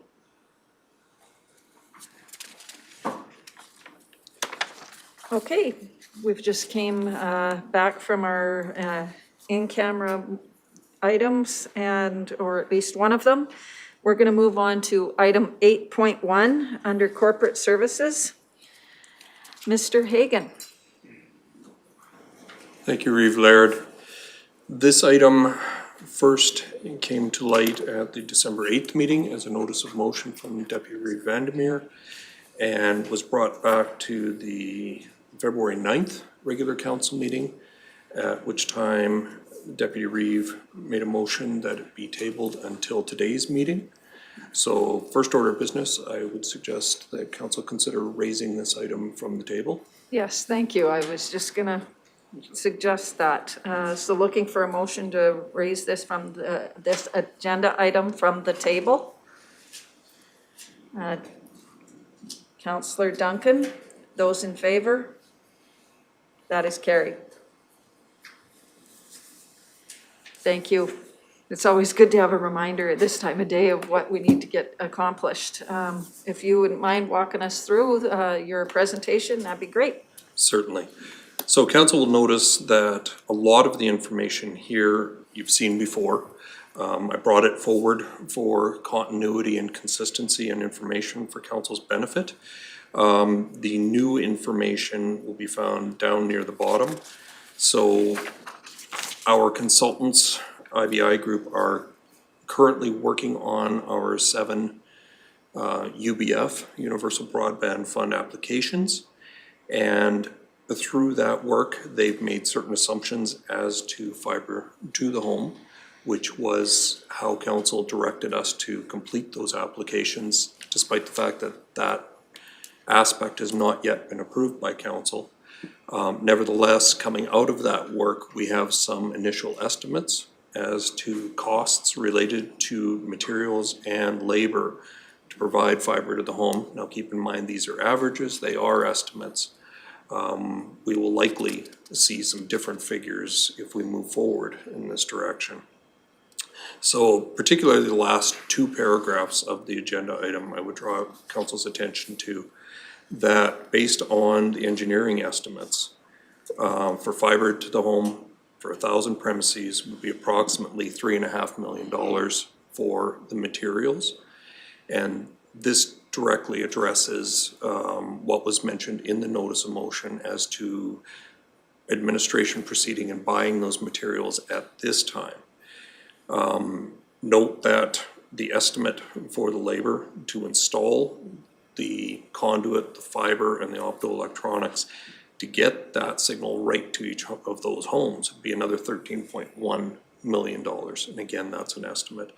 So that brings that total cost up to $16.6 million. That's for 1,000 premises. Our engineers are currently estimating something in the neighborhood of 6,000 to 6,500 premises within the county itself. So if you take that $16 million figure, roughly multiply by 6, you can see that to do the entire county would be in that $100 million range. Again, these are ballpark figures. These are very preliminary estimates at this point. So again, I'd like to point out that administration certainly can go ahead and purchase these materials at this time, but I would encourage some discussion amongst council, knowing that if we proceed at this time, we will be looking for a budget adjustment because we don't have budget available for that at this time. And that would likely make $3.5 million ineligible for UBF funding if we've already bought the materials ahead of time. So with that, council has our recommendation at this point, and I will turn it back to you, Reeve, for discussion. Okay. Looking to the council members for comment or questions. I know for me, I was always, when I read the sentence, second last sentence that said it would make it ineligible for grant funding, that I found that a little bit disheartening and alarming as well, all in one. Other comments? Councillor Duncan? Just a question. For along the main or the backbone, if there's people along the backbone that want to be hooked up, like I'm talking individual homes or businesses, are we able to, or would we be looking to accommodate those at this time, or is that waiting for an ISP to accommodate those? That would be waiting for an ISP to accommodate them. And clarification, Councillor Reeve-Laird, it's likely to become ineligible. We're not 100%, but likely. Well, it caught my attention. Yeah, oh, it would. It would. I actually have a bit of a question with regard to building on, sorry, that might be clearer. Building on Councillor Duncan's comments, would we not need to have a council motion that says we're going to connect all of these as well before we moved on with, yes, we're going to connect them, or we're going to get an ISP? Because I believe that particular motion hasn't been made yet. Mr. Hagan? Thank you, Reeve-Laird. You're correct. To date, the approval that we've received from council is to construct a core fiber backbone. And 2021 budget has been approved by council for phase 2 of that project. And at this point, we are also rolling out the new policy in terms of open access for the ISPs to gain feedback, to bring that back to council for consideration. So at this point, we would be looking for an ISP to come forward and show an interest in connecting to our backbone. We anticipate that by this summer, we will have some functionality available coming out of the Farrier pilot project. And then again, with the construction on phase 2, as that develops and we are able to start providing that service through the ISPs, at this point, we'd be looking at partnering with an ISP to connect to the county's backbone and then take that service to the home. I guess for me, that then creates the supplemental question of how is the process going with reaching out to the ISPs? I know that we said we'd do that in the first quarter or January, February, we're into March. Yeah, how's it going? Absolutely, it's going well. We've held off a little bit to after the UBF grant applications because everybody's working on those. All the ISPs are working on them quite heavily, and we are too. So we've got a limited amount of manpower just to get to them. So after that, on the 16th, we're going to start pushing out to for asking for interviews and stuff like that. So that's where we are on that for sure. And we did push it out past the grant. We would have probably moved it up a little bit if the grant had stayed regular where it was supposed to be in February 15th. But we know that a lot of them are working just as hard as we are on the UBF grant system right now. Because it takes quite a lot of time to do this. So I guess just. And IBI will be doing the interviews and, sorry, the engineering firm will be doing the interviews on our behalf. Okay, and they would then reach out to the various ISPs. Yeah, and we're also going to put out in, like on Facebook, on multimedia, we're gonna introduce so that we don't miss any ISPs. And time-wise, about how long before that would be coming back then to council then? It depends on the responses we get and how quick people interview and respond. We're hoping fairly quickly, like I'd say a month with 30 days. That would be probably pretty good because of the amount of information we gather. But if we have a whole bull run of 50 ISPs or something, it may change the way we get it. But if there's just what we know is here, but if there's some surprises, it may take a little longer. But we'll certainly keep you updated. I do have a broadband update on the March 23rd one. So if I've got anything to bring for that, I will. Okay. I know that Deputy Reeve Vandermeer has had his light on longer. I'm trying to come to you kind of last. Councillor Lang. Sorry, Cam, I just wanted you, Yeah. I missed it. Why, what was the reason for not reaching out to the ISPs yet? Well, the UBF grants really held us off because of just manpower, just to go out and with our engineering firms, and a couple ISPs did just request that we don't talk to them yet because they're so busy. I don't know if I can say their names, but if I'm allowed to, just two. Okay, I don't know if I'm allowed to say their names. So I'll It's just bear okay, I with don't me. think we need to know their names. But not a lot did. Like, I'm sure there's people that want to be interviewed, but we're just not there yet, quite frankly. Okay. Any other questions or comments before I go to Deputy Reeve Vandermeer? Seeing none, you're up, sir. Oh, thank you.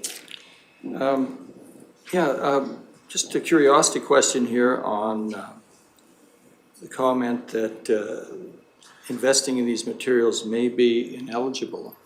We have, and it's maybe or probably will be. Well, we put likely because from whatever I've read, Deputy Reeve, is that it won't likely be eligible, or it will be likely eligible at a reduced rate if we've already gone and done the job, if we get it. So it's a little bit of a contrary statement on that UBF grant. So that's why we put likely, because it's hard to read how they're gonna take it. Now, is it right that we have 7 UBF applications Yes. in? How many of those are for backbone and how many of those are for fiber to the premise with backbone? They're all for fiber to the home, because we already have approved grant or approved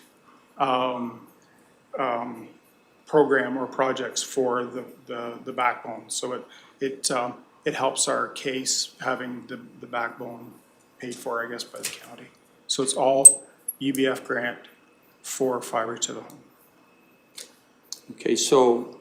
Oh, sorry, and the one that, for the CRTC grants, sorry, Councillor Vandermeer, the CRTC grant that we did previously is for backbone to Nordegg.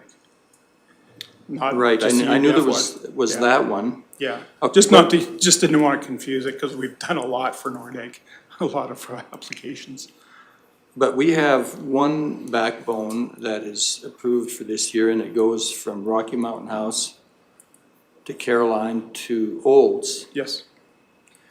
Now, that one I know has a few components of fiber to the premise south of Rocky Mountain House, is that right? There's no fiber to the premise for In that anywhere at that's all? been approved, no. We haven't been approved any fiber to the premise. No, but in terms of the application, is there any any part of that application that goes from Rocky Mountain House to Oh, Olds? just for the UBF grant For UBF. itself. It is entirely for fiber to the home grants. That's what we put out, and that's what we presented.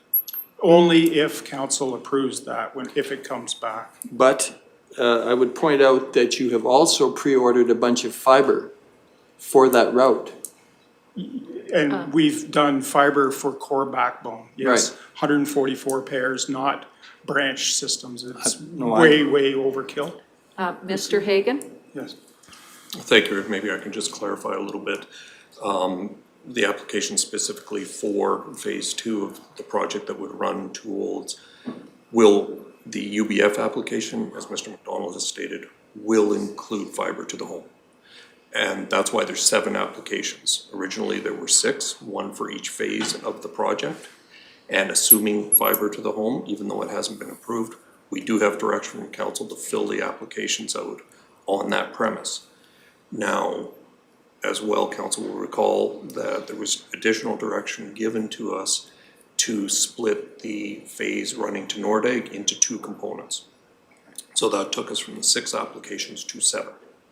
And that included the Chicken Ranch Road and so forth. So every one of those applications is looking at a segment of the overall project that will complement the already approved backbone project but speaks to running the connector lines, the distribution route lines, and putting fiber right to the home.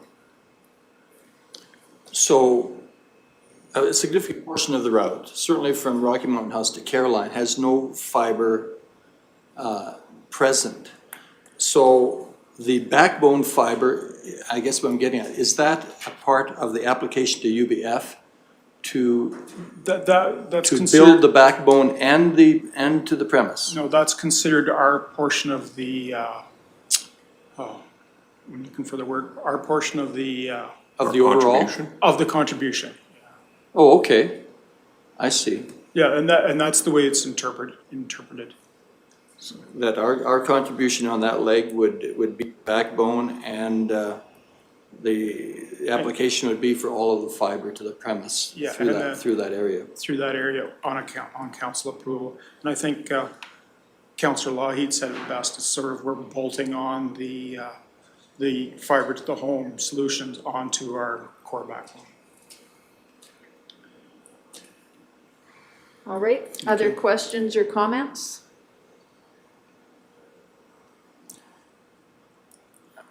Yes, supplement. Supplementary, okay.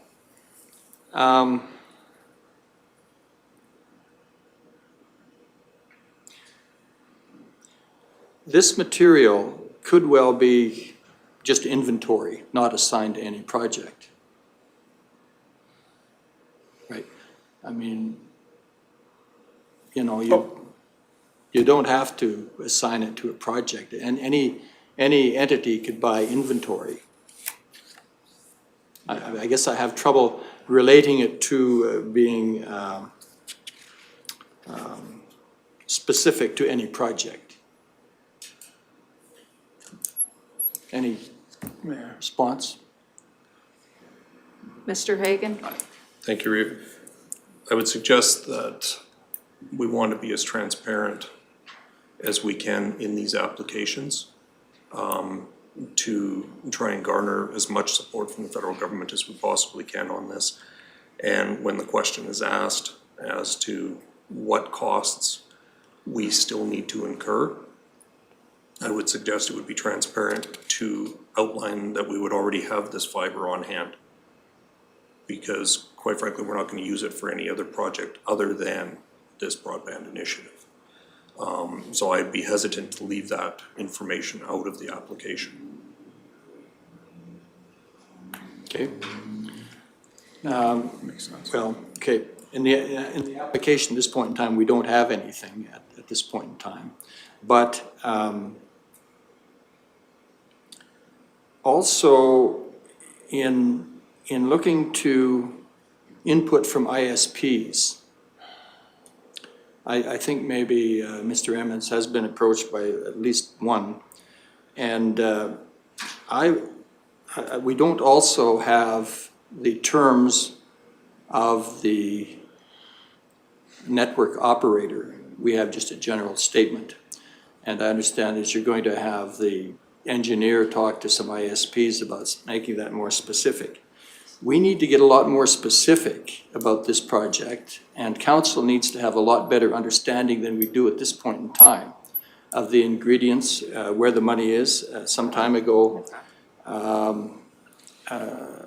Reeve Laird mentioned also in relation to, you know, what is the cost per megabit of service?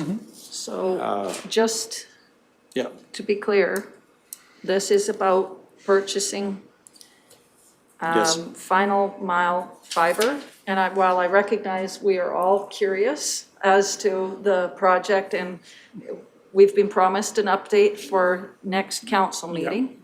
That gives staff time to put that together.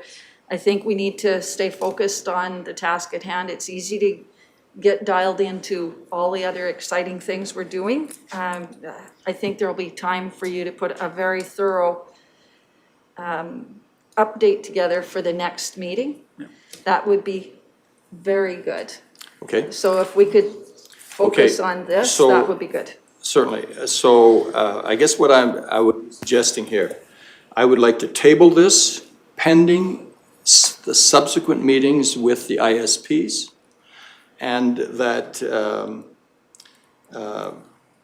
that council would have a joint meeting with administration and at least the smaller ISPs, together with our engineer, to go over this in more detail at a future date before this decision is made.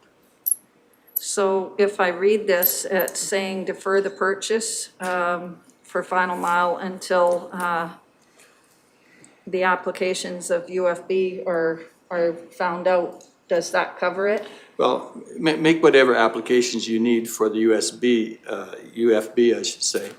And then also, we would gain understanding of the direction that we need to take as a council and as a county relative to this fiber to the premise.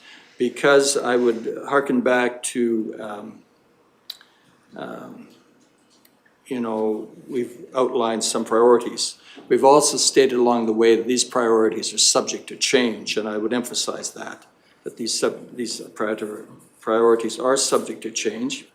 And I would reference a comment made by the president of RMA at the last session here a week or so ago. Paul McLaughlin said, we need to put fiber everywhere, and we do.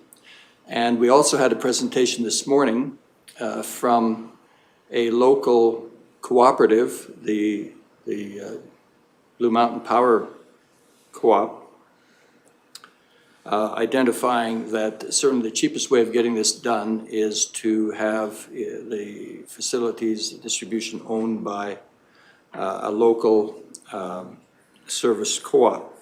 So it still seems apparent to me that the most economically viable route is for the county to own these facilities and have the ISPs run over top of them to provide the service. And I think we should defer this if you're concerned about it impacting the UBF applications. Let's defer it. Let's get the ISPs in. Let's get the network operator in and solve this so that we can place this order at a later date. Councillor Swanson.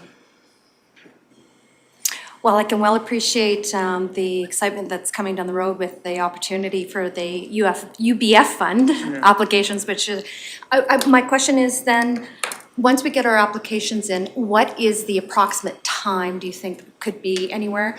I know you have heard in regards to the January 15th applications that there have been, has that been totally funded? No. Oh, okay. Oh, sorry. Go ahead. Swanson. I don't think it's been totally sponsored, and I hope they're going to say it, they're going to announce it quite shortly this week before they announce the other ones, because it'd be just a mishmash to try and sort out who won what. And it really puts the burden on whoever's building it to build it even faster because of the November date. I think they may even push that back.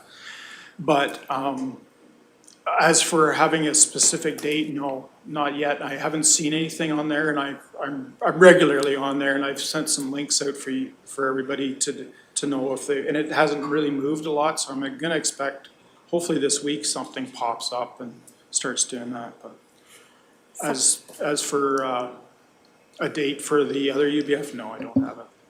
Subsequent? Please do. Okay. I was on a ministerial webinar last week in regards with the digital government, in regards of the push in that regards, and some of the questions that were being brought up were from the rural portions of Canada and how the government is now trying to eliminate paper and putting GST online, for example. That's the only way to, to try and eliminate in their thinking to make it easier for people to be able to do these applications. So while I do understand the push for that digital government to expedite that portion, it was brought up that until they do some necessary infrastructure support to rural Canada that is just a pipe dream. It is very much, they need to, I mean, the incumbents, the big three, we know have been lobbying twice a day, all last year in regards for this. And they, when I look at the small update, they have been the big winners in all this UBF fund. It has not been our smaller center, or smaller ISPs and stuff in all this. It has been like the Bells, the Shaws, the Rogers. Yeah, it's the incumbents that have been Yeah. winning. The big ones anyways, the smaller ones, I think, have been given to the smaller Very small. companies a little bit. Yeah, thank you. Thanks. All right, so we have a motion that council table 8 point, I assume this is your motion, Deputy Reeve Vandermeer? That you table 8.1 pending outcome of meetings with the prospective ISPs and network operator and presentation of administrative report on broadband project to council. Is that your motion? I would like to see a workshop at the end of it, culminating in a workshop.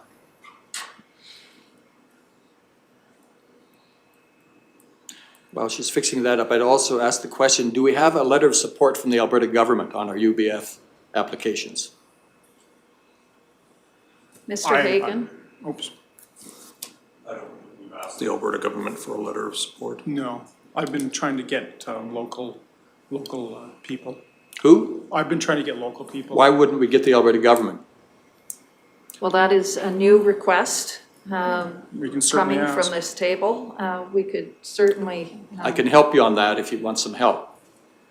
Given the short timelines to our application, being next week, Yeah, Um, we could use some help with that. Okay? That would be helpful. We'll or- talk absolutely. tomorrow. Or maybe even Cape themselves could provide that. Service Alberta has in the past offered through me to give support to any municipality that wants a letter of support. Oh, that's fantastic helpful. news. That's great. Been nice with you. Okay.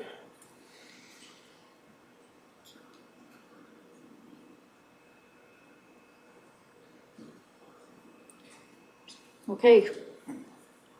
Is that That'll do it. capture your motion? That'll do it.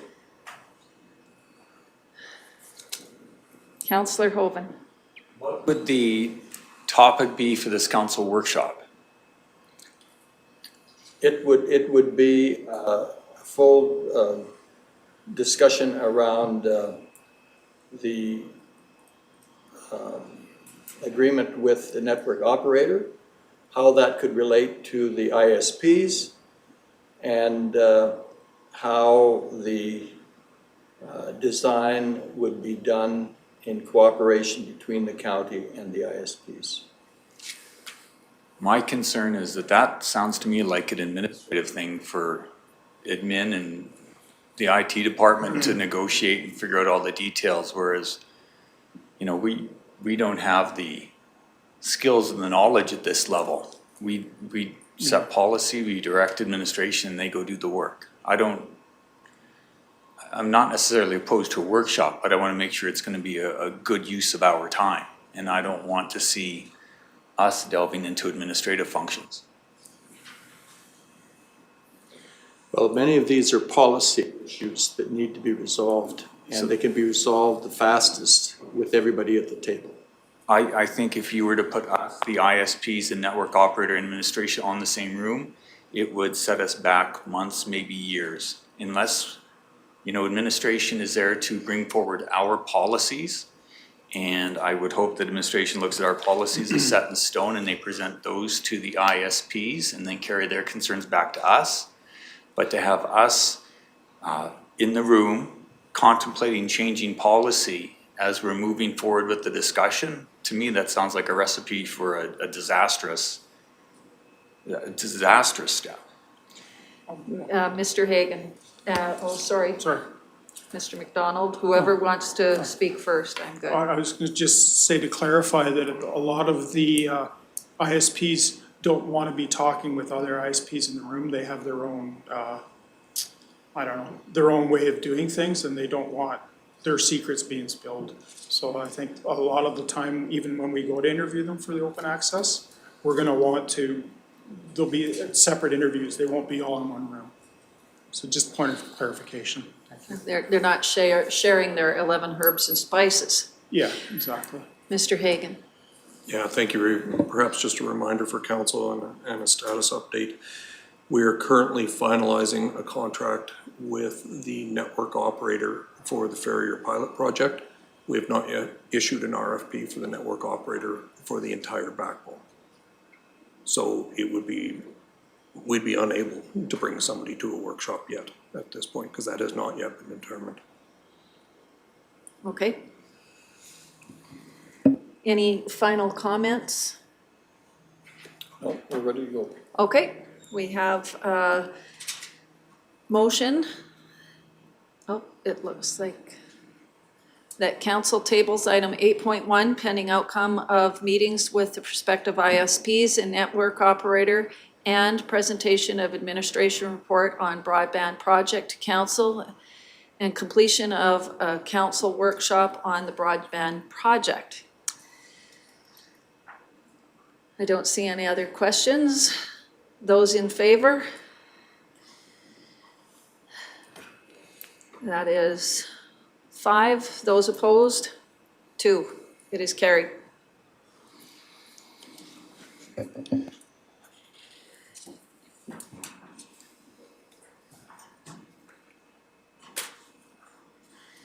All right. That then takes us to 9.1, the CAO office.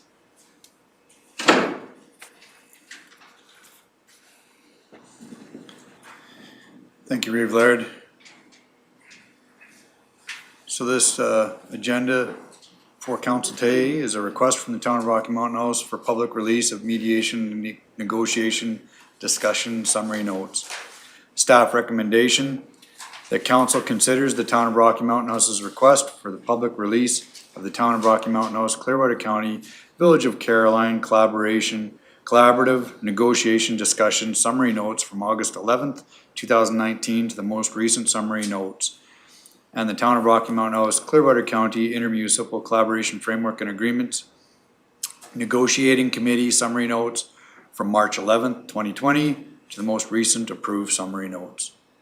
So the background for council's consideration, the attached correspondence is a request from the town of Rocky Mountain House for the public release of summary notes from the town, county, and village collaborative discussion negotiations and the town and county ICF agreements and discussion, mediation and negotiation discussions that took place from October 11th, 2019 to the present day. As per the protocol section referenced in the letter of request, mutual consent from all parties involved is required before public release of any summary notes. At the time of writing, the Village of Caroline administration informed the county that the village will consider the town's request at their March 5th, 2021 regular meeting and will notify administration of their decision on or before March 9th.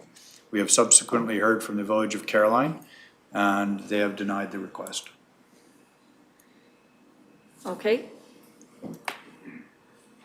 Any other comments or questions with regard to this request from the town?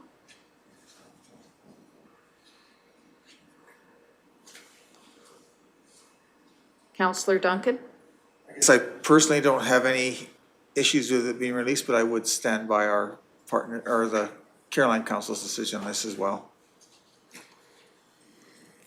All right. Other questions or comments? Councillor Lang? Yeah, I was just gonna say that I don't want to split this between Caroline and the town, and I think we should just go with what was originally decided on. All right. Other comments?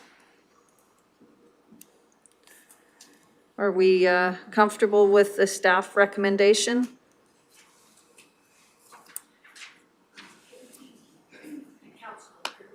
Yes. So instead of considers, it would be approves.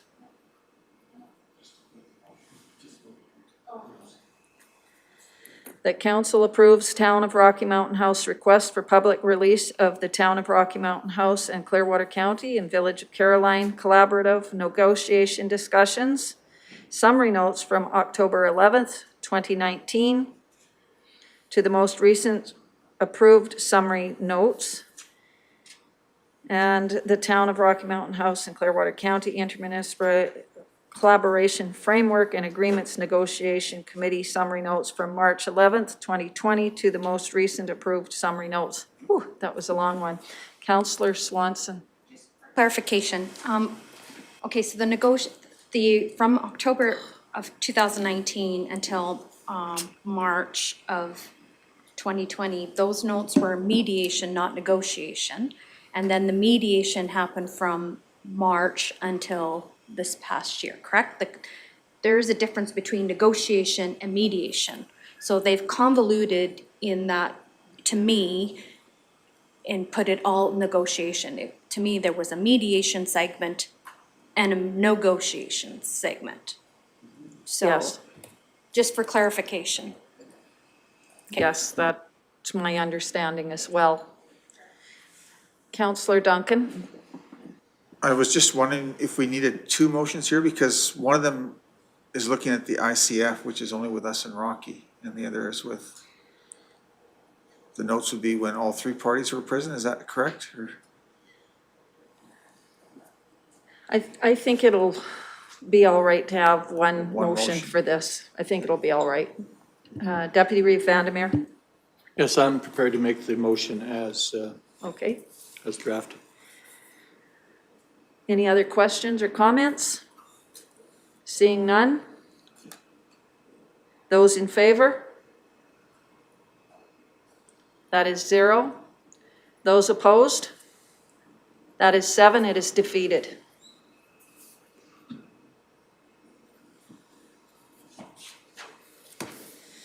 That then takes us to 9.2.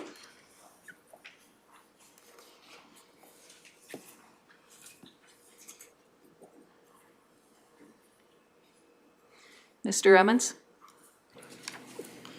Thank you, Reeve Laird.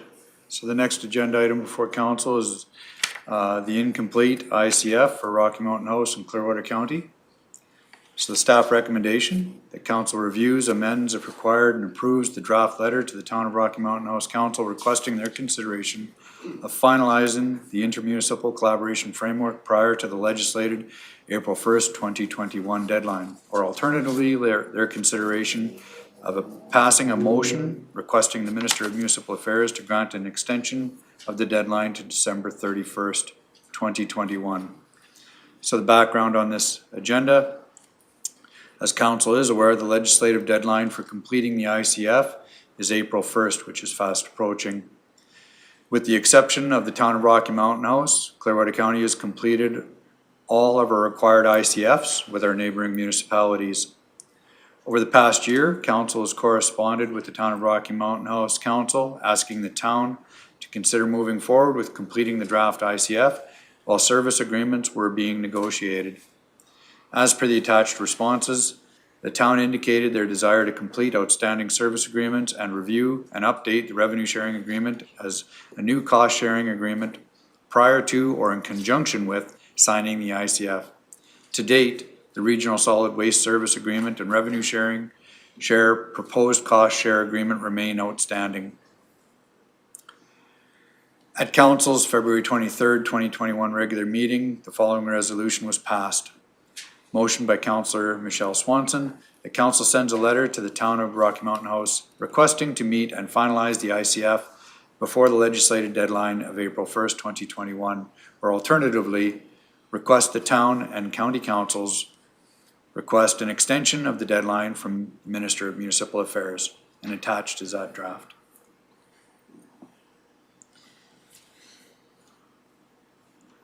All right. If you look on page 255 of 310, you will find a copy of the draft letter. The only thing that I would suggest we add is about halfway through the letter, it indicates requesting the Minister of Municipal Affairs to grant an extension of the deadline, I would say to December 31st, 2021. I would add when.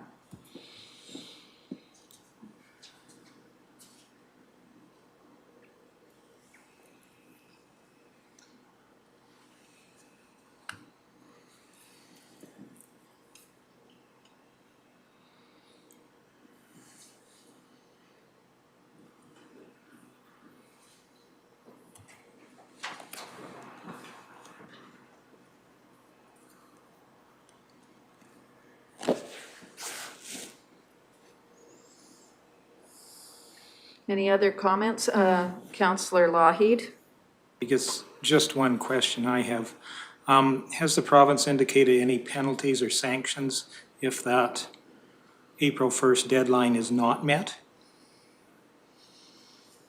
Mr. Emmons? I'm sorry, Councillor Lougheed, could I trouble you to repeat? Sure. I was just wondering if the province has indicated if there would be any sanctions or penalties if that April 1st deadline is not met. Just looking to the potential for an extension. So I actually had conversations with administration from Municipal Affairs even this morning. And sanctions, no, but mandatory arbitration, yes. They actually went on to, we wouldn't meet the second deadline, which is April 1st, 2022, in the arbitration line if we didn't have an arbitrator picked by the third week of March. So it will be a upcoming conversation with council, and it should involve the town as well, because the conversation should focus around whether or not we truly want to mutually pick an arbitrator or just go into arbitration. Clearwater County has always felt that this was the end game for the town of Rocky Mountain House, and if we could perhaps mutually pick an arbitrator, it would go better. Our next ICF meeting for March 29th would not serve any purpose, in my opinion. It's too late.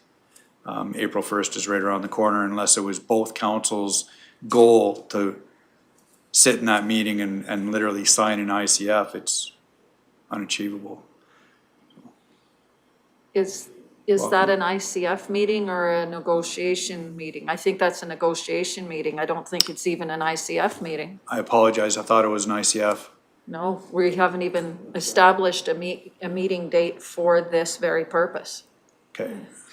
Again, going back to what Municipal Affairs passed on, to even make the second deadline, we need to have an arbitrator picked by the third week of March.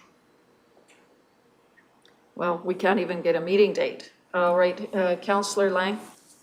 I think my question has been answered. I know we were asked of dates that were available, and I believe we've all put out a whack of dates. Have we had any correspondence back from the town if any of those dates we put out will work for them? No? Well, we've made an effort. Well, that is unfortunate. So we have the letter before us.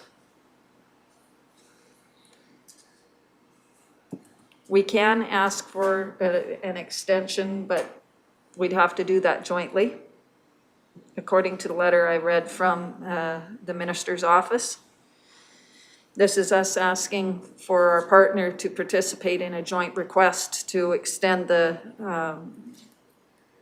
deadline date to December 31st, 2021. And if I may, to build on that, the administration from Municipal Affairs said it would be special circumstances to extend it for a month or two. I would propose a mutual ask would, of course, go more favorably. They wouldn't even entertain only one motion regardless.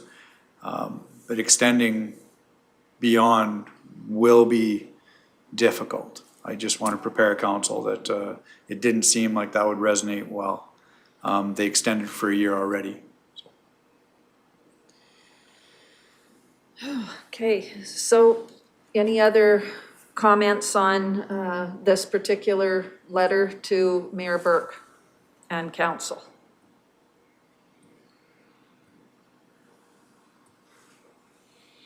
Councillor Hoven. Include a request in this letter to pick an arbitrator then? I believe we probably need to. Like it's either let's go for an extension or we get in the same room and pick a mutual arbitrator. Yes, I think probably both. Mr. Emmons?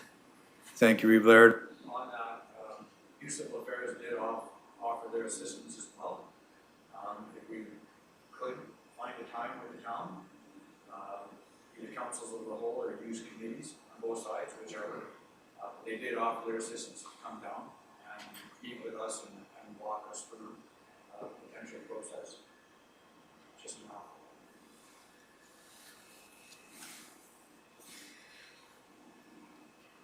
So where on this letter would we just inject a mutual arbitrator?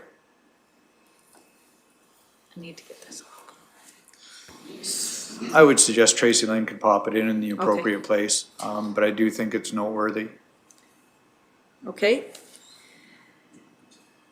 With it, regarding to the CCs, I think we need to copy to our MLA so that he is made aware, as well as our MA.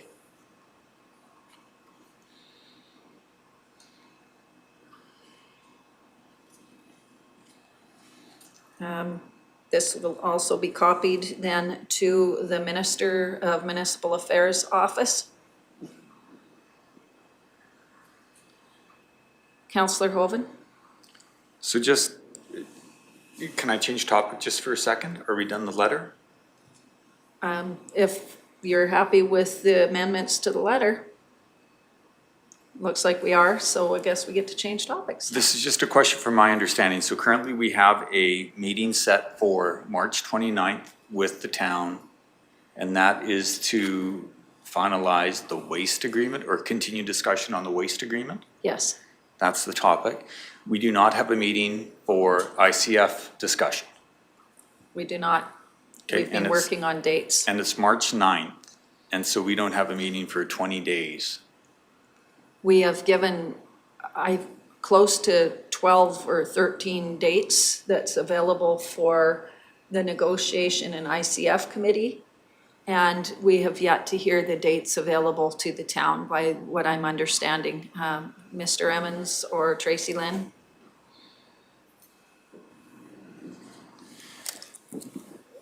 So Clearwater County has forwarded the available dates. We are, from the response, the last one I've got, the earliest available date would be March 29th.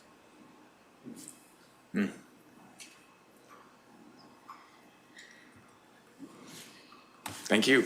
Have we offered up any weekends? Well, we can certainly offer up evenings or weekends. We're completely comfortable with that, I believe, is what I'm hearing from our ICF and negotiation team. Councillor Lang? I just want to say that when I put my available days, I also put my Saturdays in there. Mr. Emmons? If I may, I got a correspondence from the CAO of the town. He states that the town has not received any dates for an ICF meeting. So that might be something to follow up on. Sounds like some sort of IT glitch. Maybe a connectivity thing. We need better broadband. Councillor Swanson?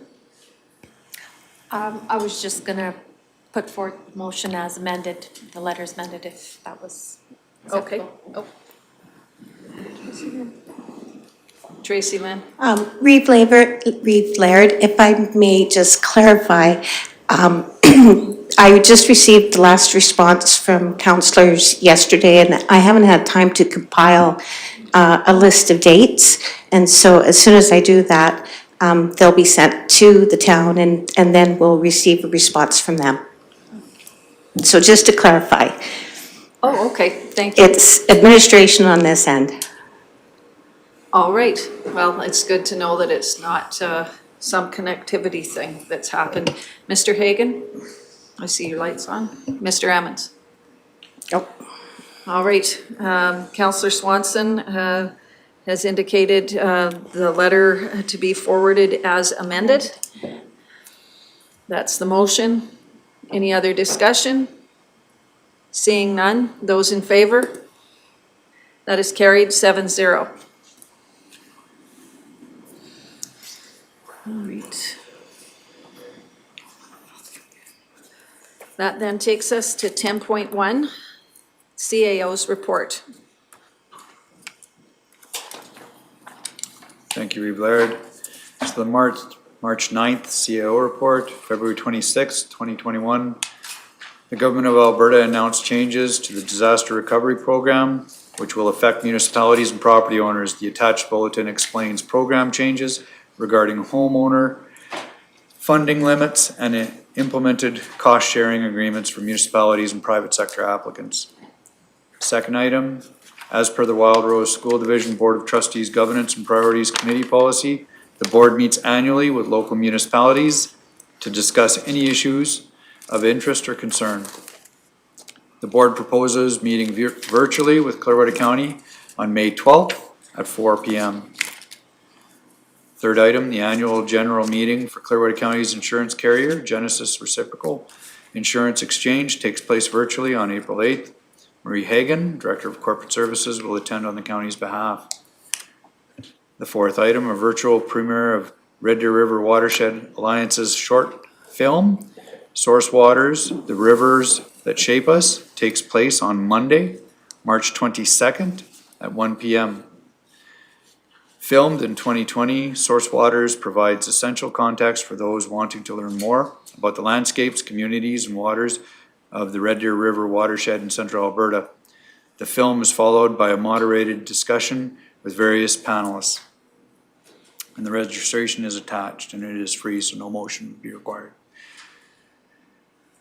Ty Lund, former Alberta Cabinet Minister and member of Legislature representing the Provincial Rocky Mountain House Electoral District, 1989 to 2012, passed away sadly on February 28th of 2021. Upon request from the Lund family, a link to a recorded memorial service in remembrance of Mr. Lund will be available on the county's website in the coming weeks. Mr. Lund served as a municipal councillor of the Municipal District of Clearwater, number 99, now known as Clearwater County, for 9 years, beginning in 1980. For the last 4 years, he served as Reeve.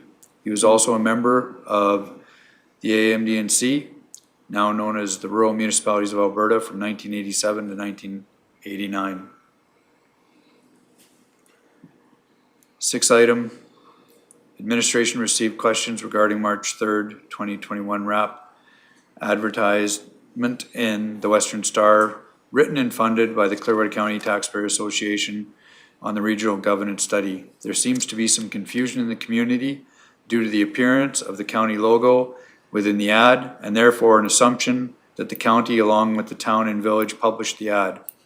In fact, the logo was included by the CCTA in reference to the survey currently being conducted by Nichols Management on behalf of the 3 municipalities. County administration contacted the CCTA to inform them of the misunderstanding and also state that permission must be granted in advance for use of the county logo by any third party. And that concludes the report. If there's any comments, I will say Ty Lund was an amazing community builder. And his legacy in our community and in Alberta is one to be desired by other community builders we know who have grown up here and who live here. We are fortunate to be a part of that legacy, and our heartfelt sorrow and thoughts and prayers go to the Lund family.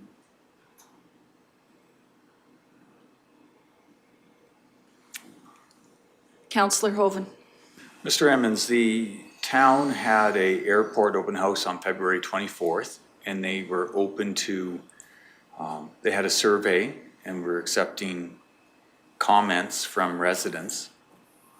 Do you have you had any communication with town administration on when we as a council will be seeing that information? Not as of yet. Thank you. You're welcome. All right. If there's no other questions with the CAO report, we'll move on to 10.2, the Public Works report. I know we are receiving reports with regard to Public Works and road bans that they are looking at being put on. Perhaps, Mr. Emmons, you could just highlight, I believe we're talking Friday already. Mr. Emmons? That is correct, Reeve Laird. I'm also getting those updates as they roll in. We are seeing a little bit of an earlier spring. Going back in history, council may find it interesting, we tend to average right around March 17th anyway. So this feels extra early, but truly it's maybe around a week. But the abnormally warm temperatures are bringing out some muddier conditions sooner than we normally do. So Public Works is being proactive in putting those on to protect our infrastructure.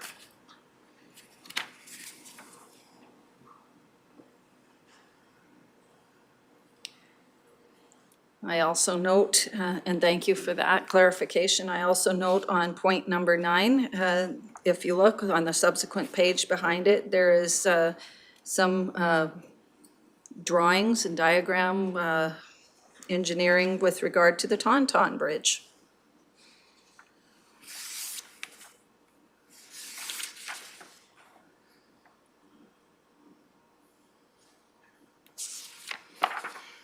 Any other questions or comments?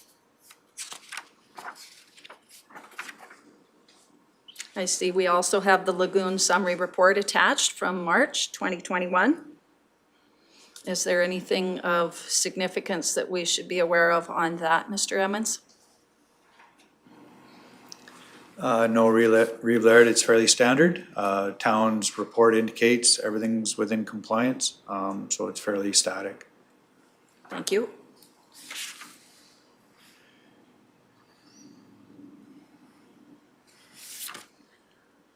Okay, if there's no questions with regard to the Public Works report, we'll move on to council reports. I am going to start at the other side of the room for a change. Councillor Swanson. All right, short and sweet. The North Saskatchewan Rec Board met last week with some grant applications, and 2 were funded. And the next intake for that will be June 1st, or the deadline for applications will be June 1st. So that was kind of exciting to get that ball rolling. And other than that, I participated in the RMA budget review last Friday. That's it. All right, thank you. Councillor Hoban. I had a few meetings to go to. Crime Watch met last night. I think the biggest news there is they are planning to have an AGM, and it is our hope that restrictions continue to loosen up before the AGM, and hopefully we can have some public meetings with people in the same room by May or June. Councillor Lang. I don't have any reports. I took the liberty for myself, putting together what I've been doing and emailing that out to you as of last night. The only thing of significance, again, I apologize, I know that it's hard to hear, is that Westview Lodge currently has 20 vacancies out of the 72 room or accommodations. A lot of it has to do with what's going on with COVID. So that's creating quite a bit of a challenge. That was interesting to find out, so we're trying to work through that process as well. Beyond that, I sat on a town hall conference with mayors and reeves with Premier Kenny and the Minister of Municipal Affairs, Rick McIver.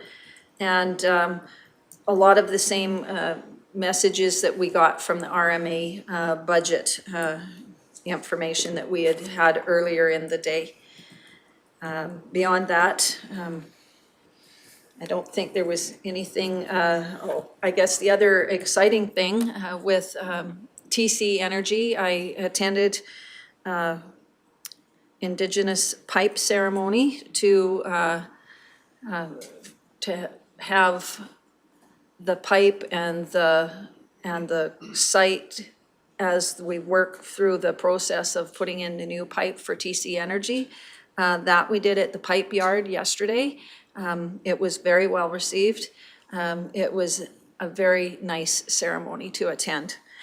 Lastly, I just want to remind council that our Member of Parliament, Gerald Soroka, sent around a little leaflet flyer asking us to participate in what do we want to see in the budget for 2021 at a federal level.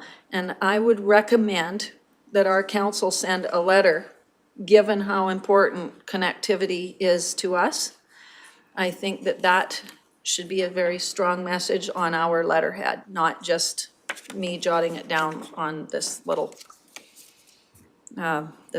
flyer thing. So that is my report.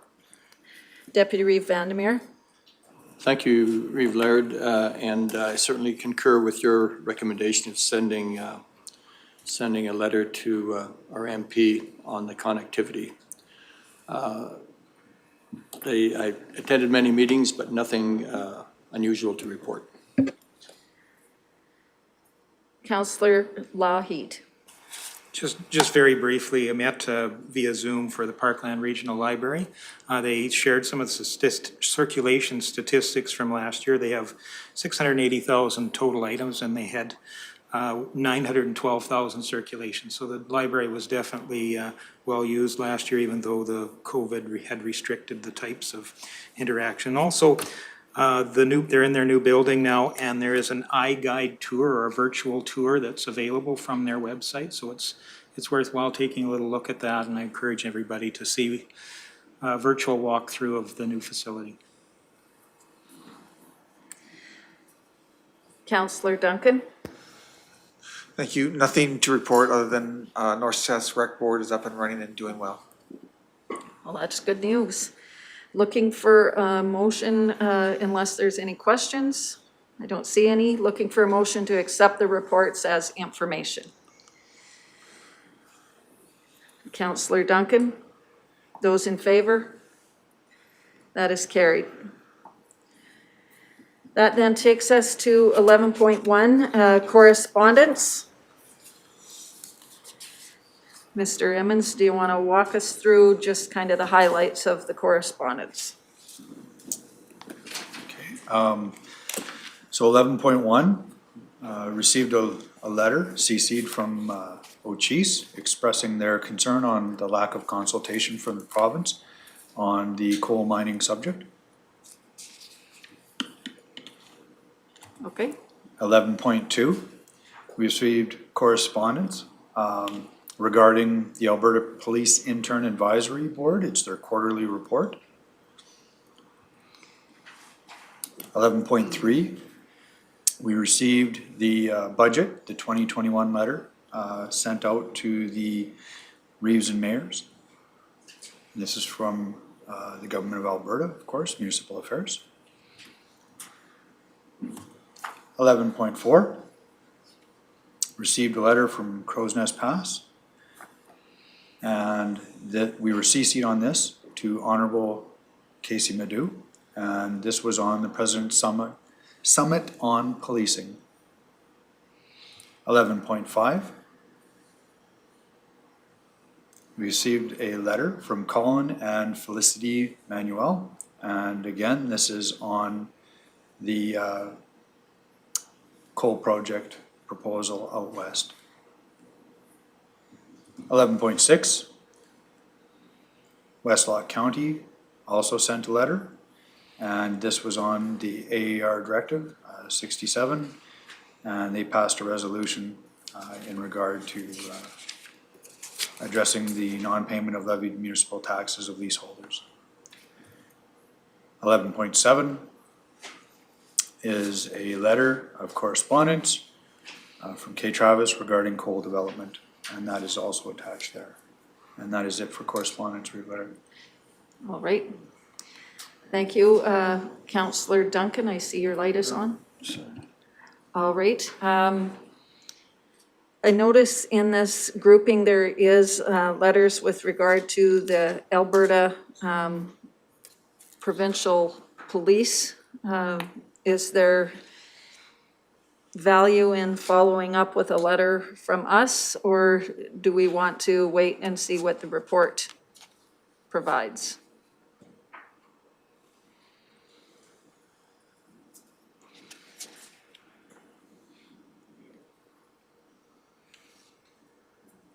All right. Looks like we'll wait to see. So I'm looking for a motion to accept correspondence as information. Councillor Swanson, those in favor? That is carried. That then takes us to notices of motion.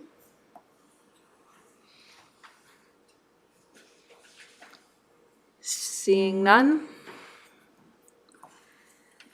we'll move on then back into, we have 13.2 and 13.3 in the closed session, so we'll be looking to move to go back in camera. Deputy Reeve Vandermeer, those in favor? That is carried.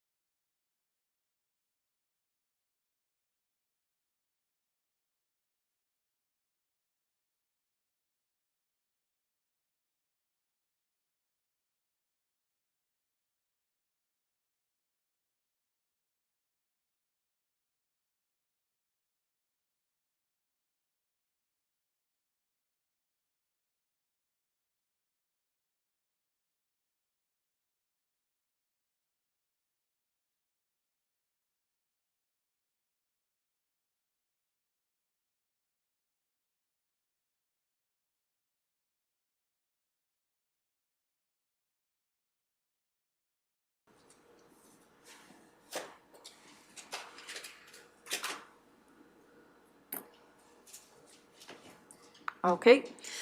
Well, that concludes our closed session discussions, 13.2 and 13.3. My understanding is that we do have one motion coming out of in camera. Councillor Swanson? Yes, make a motion that council approves reallocation of $50,000 from the 2021 contingency budget to the fire services budget to adjust for deduction errors. Okay. Any other questions or comments? Seeing none, those in favor? That is carried 6-0.